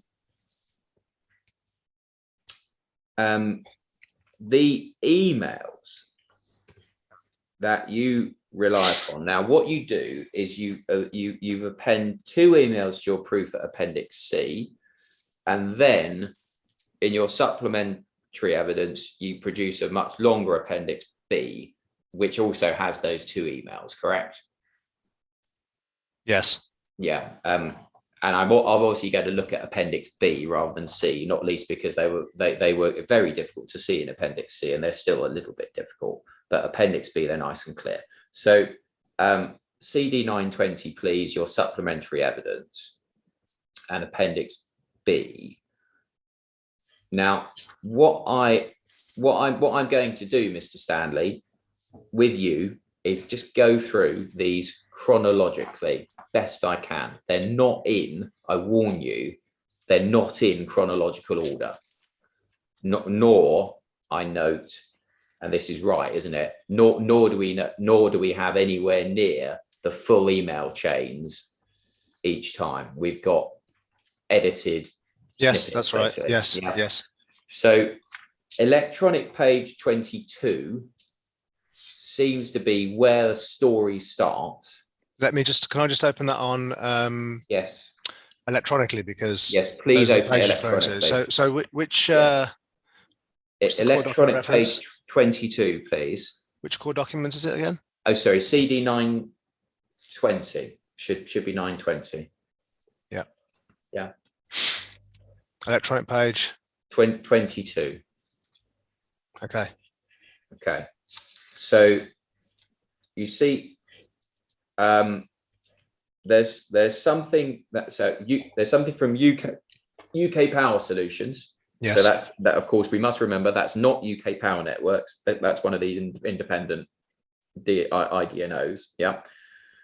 On the 5th of May, UK Power Solutions ask whether there are dedicated substations and whether they'll be disconnected, correct? Yes. Yeah. And then on the 12th of May, also on electronic page 22, CPW confirmed to UK Power Solutions that your firm are seeking supply for phase 2 only, correct? Yeah. and the and it's and we have this also, that whilst there will be a disconnection of a substation for phase one, as it were, then they're asking UK Power Solutions, we don't consider that, correct? Yes. Yeah. Okay. Now, electronic page 21. We have an email of the 12th of May. So we're still on the 12th of May. UK Power Solutions say they've been discussing with UK Power Networks, and of course this email, this is the first of your proof appendix C emails, isn't it? Were you aware of that? Yeah, I'm just getting it up. Yeah, yes, it is. Yeah. So Pablo Ramos, who's UK Power Solutions, writes to CPW, and he said, I've been discussing this with UK Power Networks designer, because the capacity on the area is really tight. If you're able to find out what's going to be disconnected, if any of the existing supplies is going to be disconnected, it would be great, because it's likely that will affect the point of connection location. Now, yes. Okay. Now,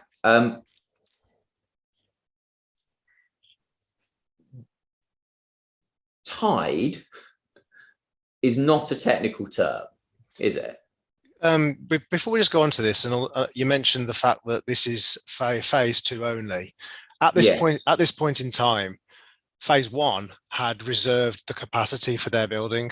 So any investigations into the capacity or to understand whether or not we could take the supply for phase two would bear that consideration in terms of what UK Power Networks feed into the IDNO or provide directly. So the capacity that they require for the refurbishment is reserved. Just wanted to make that point before we go on to talk about Tower 2. But yeah, okay, really tied. Okay. And okay. I mean, I may come back to that, but right, tied, not a technical term, correct? Not a technical term. Yeah.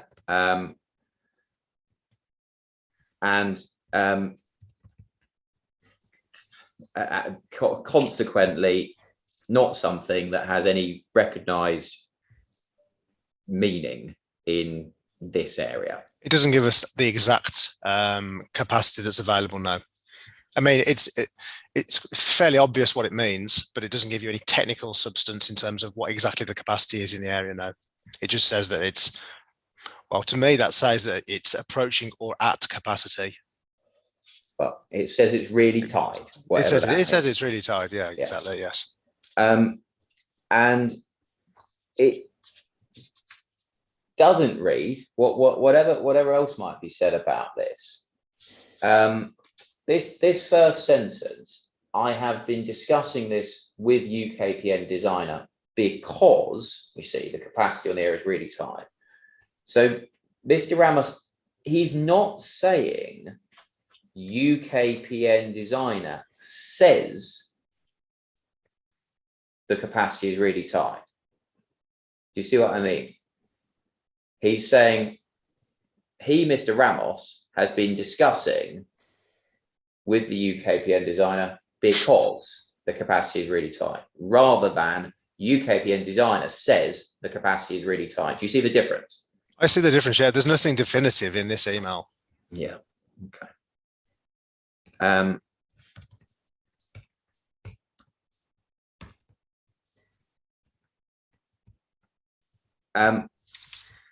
And of course, whatever it's saying, what it's not saying is you have asked us for X capacity.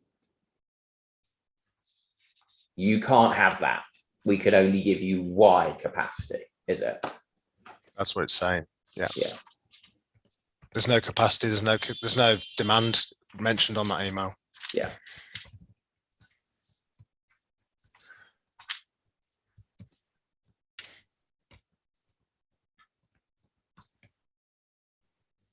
Now, moving on in the chronology, the correspondence appears incomplete, but now at electronic pages 23 and 24, there is an exchange about disconnection of existing retail units that seems to start on the 13th of May, and the need to obtain their MPANs. So that's their unique meter numbers, I think, isn't it?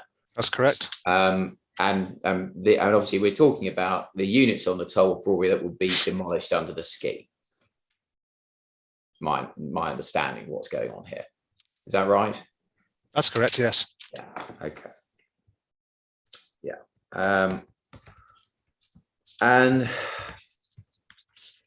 And then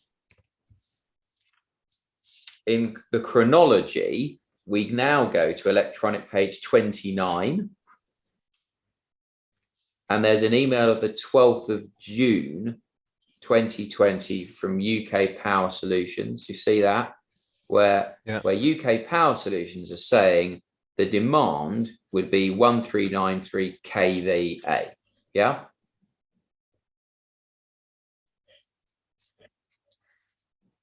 That's what they're saying. Correct? Electronic page 29. Yeah, I'm just reading the entire email just so I can put it into context. Sure. Yes. Yeah. Now, would you agree? It's a little bit odd that UK Power Solutions are telling CPW what the demand would be, not the other way around. I haven't got the entire email to hand. I don't understand what that is in context. I'll have to look. Okay, well, I mean, we certainly haven't the entire email, as you know. Okay. But just okay, bearing in mind you've given us a snippet, not the whole, but you wouldn't be. One would expect the building services engineer or CPW to be telling UK Power Solutions, this is the demand. Can we have it? Wouldn't you? I can only assume. The other way around. I can only assume that Camilla's provided additional demand for another part of the building. I'd have to look into that. Okay. Well.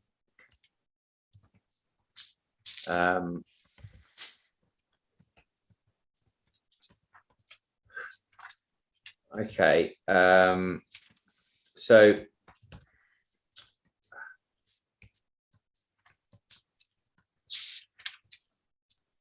Then again, I'm desperately trying to keep this chronological. On the 18th of June, so we're still in electronic 28 and 29. There's some further discussion, seems to be about disconnection of the retail units. You see that? Yes. And then there's another break in the email printout, and we jump past with emails, we don't know what they say, to an email of the 25th of June, so on electronic page 27. Yes. Yeah, where UK Power Solutions now refer to a diversion. See that? Yes. Okay. Now to understand, try to unpick that. If you turn to electronic page 35, there's an email of the 24th of June, and now we have another IDNO in here. There's an email of the 24th of June from CPW to Power On, who are another IDNO. You see, referring to the discovery of a clash between LV, so that's low voltage cabling, and the building. Yeah. Yeah. Okay. So then I'm still trying to keep this chronological. Electronic page 26. On the 25th of June, we have CPW as it were, confirming to UK Power Solutions that it's the spare capacity for the new development that's the priority. You've got that? See that? Yes. Yeah. And then electronic page 30 on the 10th of July 2020, UK Power Solutions, their advice is they've had an offer from UK Power Networks based on disconnection of an existing North Wing Tolworth Tower substation. Okay, and we've got the photograph there. We can actually see, can't we? I presume this is what is meant to be showing us, that substation sits just by Ewell Road.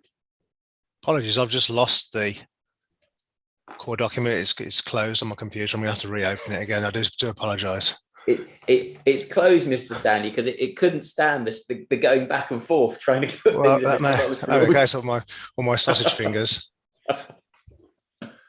Let's go back to the last page. You said 26. Yeah, sorry. Well, you answered about 26. So we're now on electronic page 30, and there's an email of the 10th of July 2020.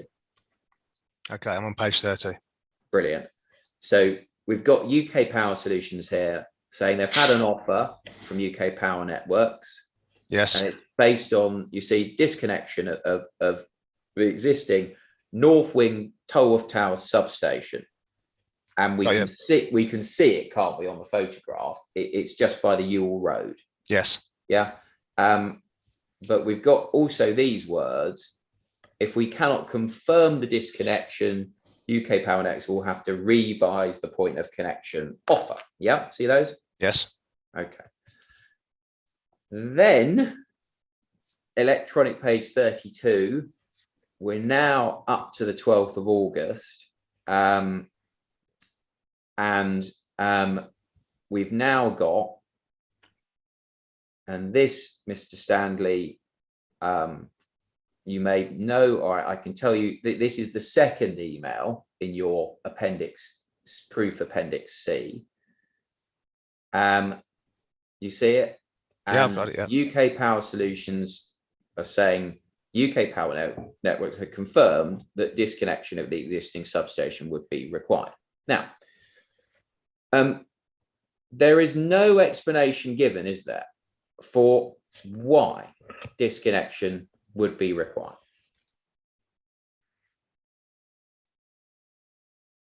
No. No. And for all it could be, based on these emails, it could simply be a rationalization of connections. We don't know, do we?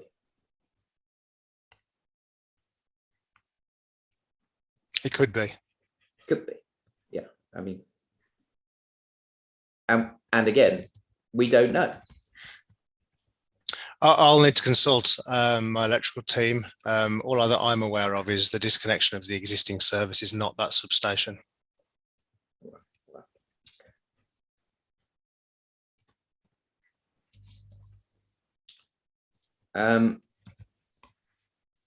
And of course, this email, which is the second, as I say, email that was in your appendix C to your proof, again, it doesn't say anything like, you've asked us for X capacity, sorry, you can only have Y. Does it? This email doesn't say that, no. And just to be clear,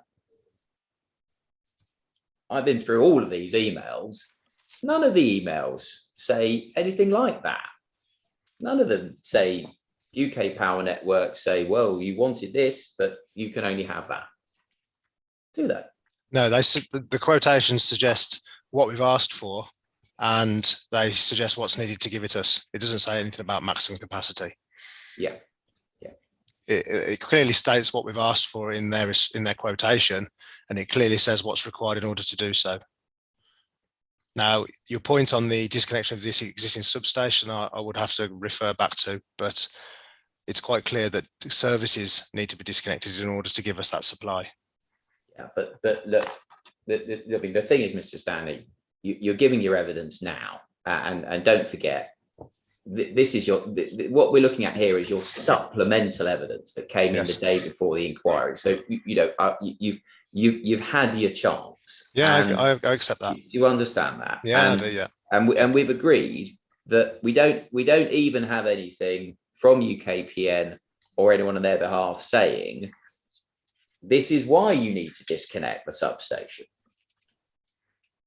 Do we? No. No.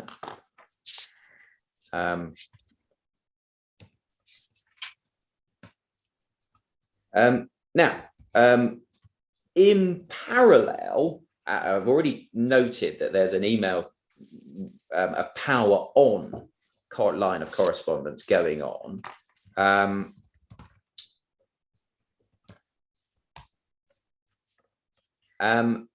So in parallel, CPW had obviously also approached Power On, so not UK Power Solutions, Power On, and we know that Power On had told CPW, and we go to electronic page 38, first of all, and the drawing that's at electronic page 39. Okay, so it looks to me like Power On provide that drawing under an email of the 21st of August that's on electronic page 38. The drawings at electronic page 39. Yeah. Yep. And that drawing is telling CPW that Power On can give you 2 1,000 kilowatt substations, and we can see them in the top left hand of the drawing. Correct? Yeah. And we can see that the power will be brought round from a connection at the northern corner of the site. Yeah. Yeah. Okay. And the actual offer letter, sorry, the actual offer, as it were, is then just immediately following that. There's a letter of the 24th of August, and what we've got, what you've provided us with, Mr. Stanley, are some extracts, because we can see you've given us pages 2 from the scope of works. You've given us pages 2 and 5 of 8 by the looks of things. Yes. So we've got some extracts. First, this is clearly just for T2 and T3, isn't it? Yes, of course. Yes. Yeah. It says now. It says it says it's the client, that must be CPW. It says that the total load for this site is 1,473.6 kVA as advised by the client. You see that? I'm referring to the drawing still, right? Quotation. Oh, sorry, no, I think isn't this in the This is on page 2 of 8. Yes. So yes, the total load for this site is 1.473 MVA or 1,473 kVA. That's where I get that. So that's on the under the heading scope of works on that page. So that's on electronic page 42. Now, this Power On proposal does not include any disconnection of the existing substation, does it? Not of the substation, no. Again, I don't know the entire reason for the disconnection of that substation, but it does not include for that, no. Yeah. So they obviously are able, to offer you 2,000 kilowatt, and I'll just translate that, but 2,000 kilowatt substations. So therefore, 2 MVA in substation without a disconnection. Yeah. No, they're offering us 2. Oh, sorry, have I just misunderstood? they're offering us 2 off-the-shelf transformer substations to go into that room. Yeah. But they're only committing to providing us with the demand that we've asked for. They're not suggesting that they're going to provide us with 2 MVA of demand. They're committing to provide the total load that we've applied for, which is 1.473 All right. Okay. MVA. And okay. they're also suggesting on that drawing that before they energize it, the existing supplies need to be disconnected. Yeah. Okay. Now, forgive me. I've obviously confused KVA and MVAs, but no. So they right. Take it back. They're offering you 2,000 kilowatt substations without disconnection. That we agree. Yeah. Of the existing substation. A transformer, which is contained within a substation, is a box of tricks, for want of a better word. Yeah. It doesn't give you a certain capacity. That comes off the HV network. So although they're giving you something that's got a capacity, it doesn't mean that the connection that you're reserving has that capacity. It means it's just a box of tricks that can accommodate a connection from the high voltage network. What they're committing to in this quotation is a total load, and that total load is 1,473 kVA, not 2. Yeah. They haven't committed anywhere in this that they're providing that load. They've just said they're providing 2 blocks of metal that can accommodate a HV network off the highway. I've got that, Mr. Stanley. Apologies for getting my MVAs and KVAs and all the rest of it muddled. No, it's not about getting MVA and KVA. Yeah, no, I do. I understand. I sure understand. Your point is, I get this.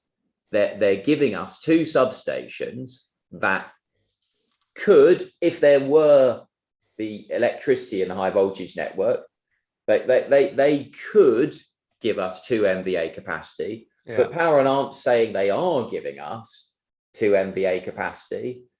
The substations could do that. But what they're saying is they're giving us 1,473 point whatever it is. KVA capacity. Yeah. I've got my understanding is that, and don't quote me on this, that they come in incremental sizes, and I think they're in blocks of 500. So you have either a 500 kVA or a 1 MVA, and then you build it. It's like building blocks. So just because they're giving us those building blocks, it doesn't mean that we've got that capacity. Well, I'm not going to quote you on that, Mr. Stanley, because I think you're quite right not to be quoted on it, because I think you accept that you don't know. I mean, what you would expect, isn't it, of a commercial operator like Power On, is they would not be giving you in the substations more kit, because they want to be price competitive. They wouldn't be giving you more kit if it wasn't actually going to be useful, would they? I'm not able to answer that. They've provided an element of kit, but we haven't asked for that demand. They're only committing to a demand. They're not committing to a capacity. Yeah. Well, and they're only committing to that demand based on removing existing supplies, which we've already touched on. Look, I mean, this is, they're not UK Power Networks. They're someone trying. They're trying to get you to pay them to do something, and they wouldn't be proposing more substation than could actually be used, because that would make no commercial sense, would it? Well, a load of 1.473, it would be right on the cusp of providing 3 500s or 1,000 and a 500. So their view is to provide 2 1 MVA substations. Again, I won't be drawn into the fact that we've got 2 MVA of a capacity available to Tolworth Towers 2 and 3. That's not the case. The case is that the matter of fact is that we've applied for 1.47, and that's what they've committed to. Yeah, a piece of kit doesn't quantify capacity. you'll appreciate, Mr. Stanley, that what I am suggesting here is that firstly, let's see if we take this in stages. It would make no commercial sense for any IDNO to say to you, the client, this is our proposal with substations that are bigger and more expensive than could actually benefit from the high voltage network. That doesn't make commercial sense. Do you agree? I don't know what the uplift would be from 1,500 to 2, and I don't know whether 1,500 could be provided. Well, hold on. I can only go on the information I've got, and that's what we've applied for. All right. So you don't accept that as a commercial proposition, which fine. I'll move on. Could I just also remind you, Mr. Stanley, that you said you don't know what increments the substations come in. So please be careful about saying, oh, they only come in increments of 500. Okay. Yeah. Okay. Yeah. All right. I mean, you may reflect on that, but we need to stick with what is actually known. All right. And even if you're right about it being 500 increments, which is not accepted at all, but even if you are right, then appreciate you don't seem to accept my point about commercial sense, but if you're right, they've provided you with a whole additional increment more than your demand, which is below 1,500. Correct. Yeah. All I know is what we've applied for, and I know what the implications of that are. The two 1 kVA, 1 MVA substations is another matter. Yeah. Okay. Now,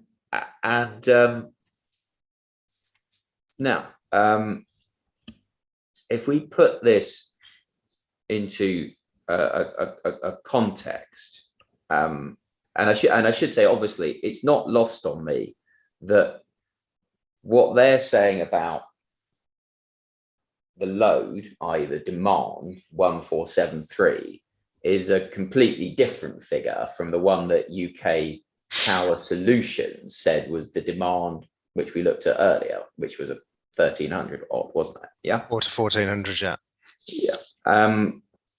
Yeah. Now, if we now pick up what seems to be another chain, which is at electronic page 46 and 47, which is also going on in and around this summer 2020 period, there's an email exchange between Murphy, who are contractors, and UK Power Networks, that then leads to an email from Murphy to UK Power Networks on the 12th of August. So pick it up, please. And they say, as discussed, we've been informed by the client that the existing substations on site would not be disconnected whilst the new 1456 kVA requested supply goes live. Since the current IDNO PSC offer is based on these being disconnected, can you please reissue with an alternative point of connection and also advise on the timescales for it to be returned? Okay.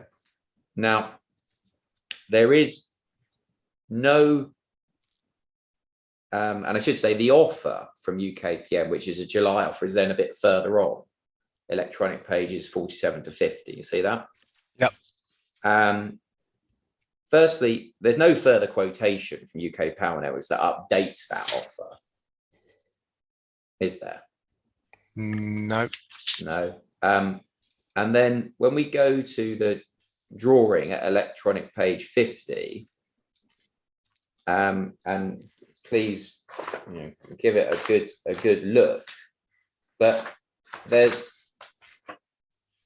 nothing on the drawing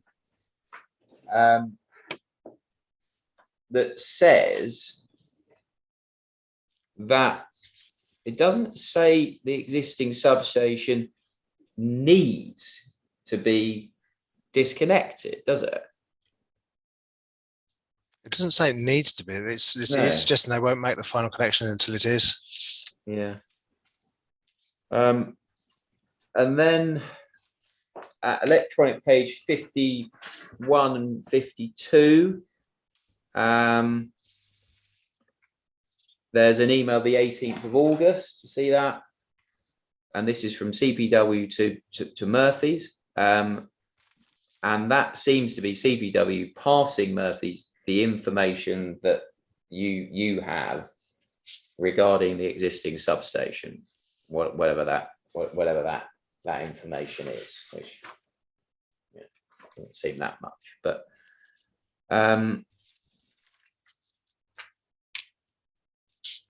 so and I think that brings us to that's the end in chronological terms, trying the best I can to make it chronological. That's the end of this correspondence in Appendix B. Okay. So the end of the correspondence is the email on the 30th of June, whereby we confirm the MPAN numbers once again for those supplies that will be disconnected. That's the last page, isn't it? Oh, sorry, I'm talking chronologically. Yeah. Chronologically. Yeah. Okay. Yes, I mean, yeah, I'm not ignoring that. There's something in there about the MPANs, but on the following correspondence to Murphy utility connections, yes. We're trying to establish what capacity is available when those retail units are disconnected. Yeah. Now, we stand back from all of this, and we stand back from all of it. We don't have, as I say, we don't have anywhere UKPN or IDNO reporting for them saying you have applied for X CPW, sorry, you can only have Y, correct? Yes, correct. Yeah. We don't have anything from UKPN or someone reporting on their behalf saying a substation needs to be disconnected for reasons of capacity, do we? Well, they're suggesting it needs to be disconnected in order to make our final connection, but it doesn't specifically say to release capacity. No, and we've already agreed. Could be to rationalize connections. We don't know. Yeah. Yeah. Yeah.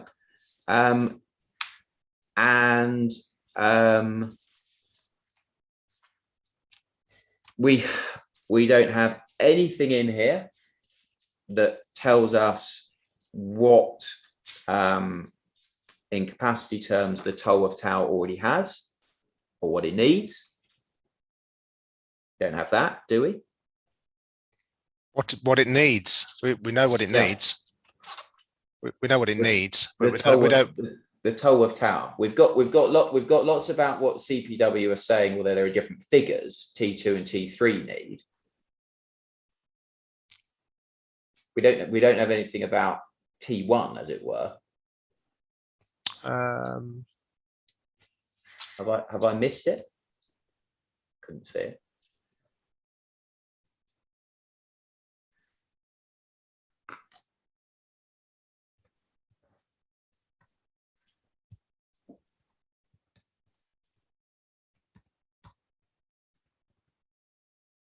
Yeah, that's correct. Yeah.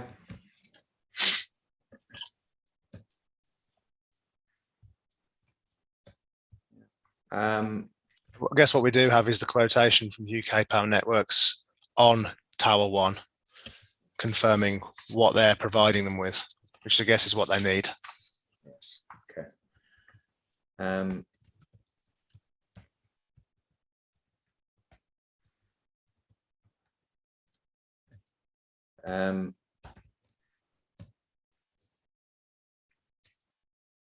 Yeah.